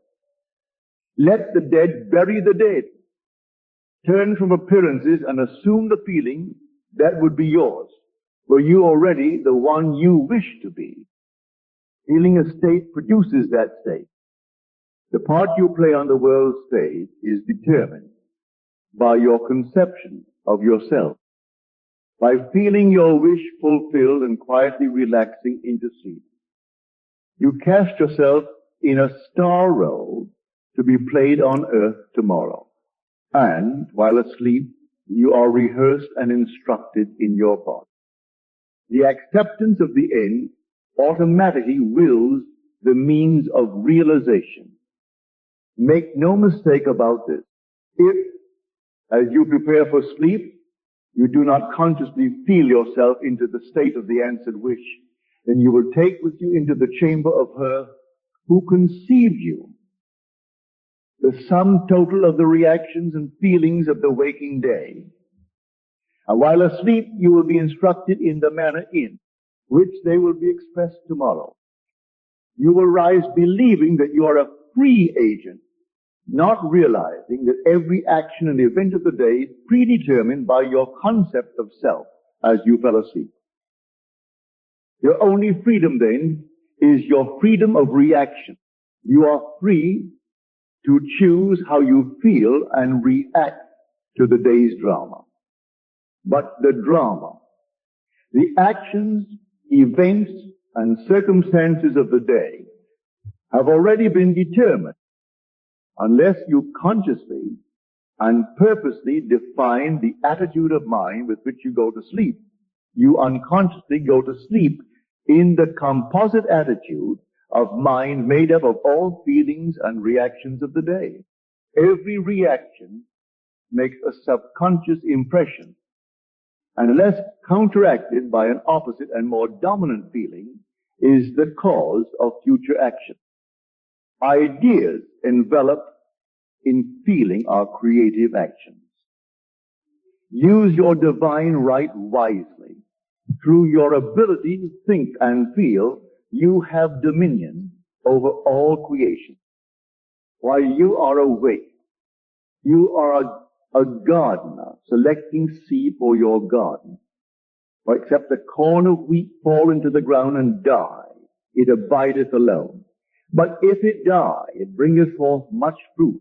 Your conception of yourself as you fall asleep is the seed you drop into the ground of the subconscious. Dropping off to sleep feeling satisfied and happy compels conditions and events to appear in your world which confirm these attitudes of mind. Sleep is the door into heaven. What you take in as a feeling, you bring out as a condition, action, or object in space. So sleep in the feeling of the wish fulfilled. Chapter 3. Prayer. Prayer, like sleep, is also an entrance into the subconscious. When you pray, enter into your closet, and when you have shut your door, pray to your Father, which is in secret, and your Father, which is in secret, shall reward you openly. Prayer is an illusion of sleep, which diminishes the impression of the outer world and renders the mind more receptive to suggestion from within. The mind in prayer is in a state of relaxation and receptivity akin to the feeling attained just before dropping off to sleep. Prayer is not so much what you ask for as how you prepare for its reception. Whatsoever things ye desire, when ye pray, believe that you have received them, and ye shall have them. The only condition required is that you believe that your prayers are already realized. Your prayer must be answered. If you assume the feeling that would be yours, were you already in possession of your objective? The moment you accept the wish as an accomplished fact, the subconscious finds means for its realization. To pray successfully, then, you must yield to the wish, that is, feel the wish fulfilled. The perfectly disciplined man is always in tune with the wish as an accomplished fact. He knows that consciousness is the one and only reality, that ideas and feelings are facts of consciousness and are as real as objects in space. Therefore, he never entertains a feeling which does not contribute to his happiness, for feelings are the causes of the actions and circumstances of his life. On the other hand, the undisciplined man finds it difficult to believe that which is denied by the senses and usually accepts or rejects solely on appearances of the senses because of this tendency to rely on the evidence of the senses. It is necessary to shut them out before starting to pray, before attempting to feel that which they deny. Whenever you are in the state of mind, I should like to, but I cannot. The harder you try, the less you are able to yield to the wish. You never attract that which you want, but always attract that which you are conscious of being.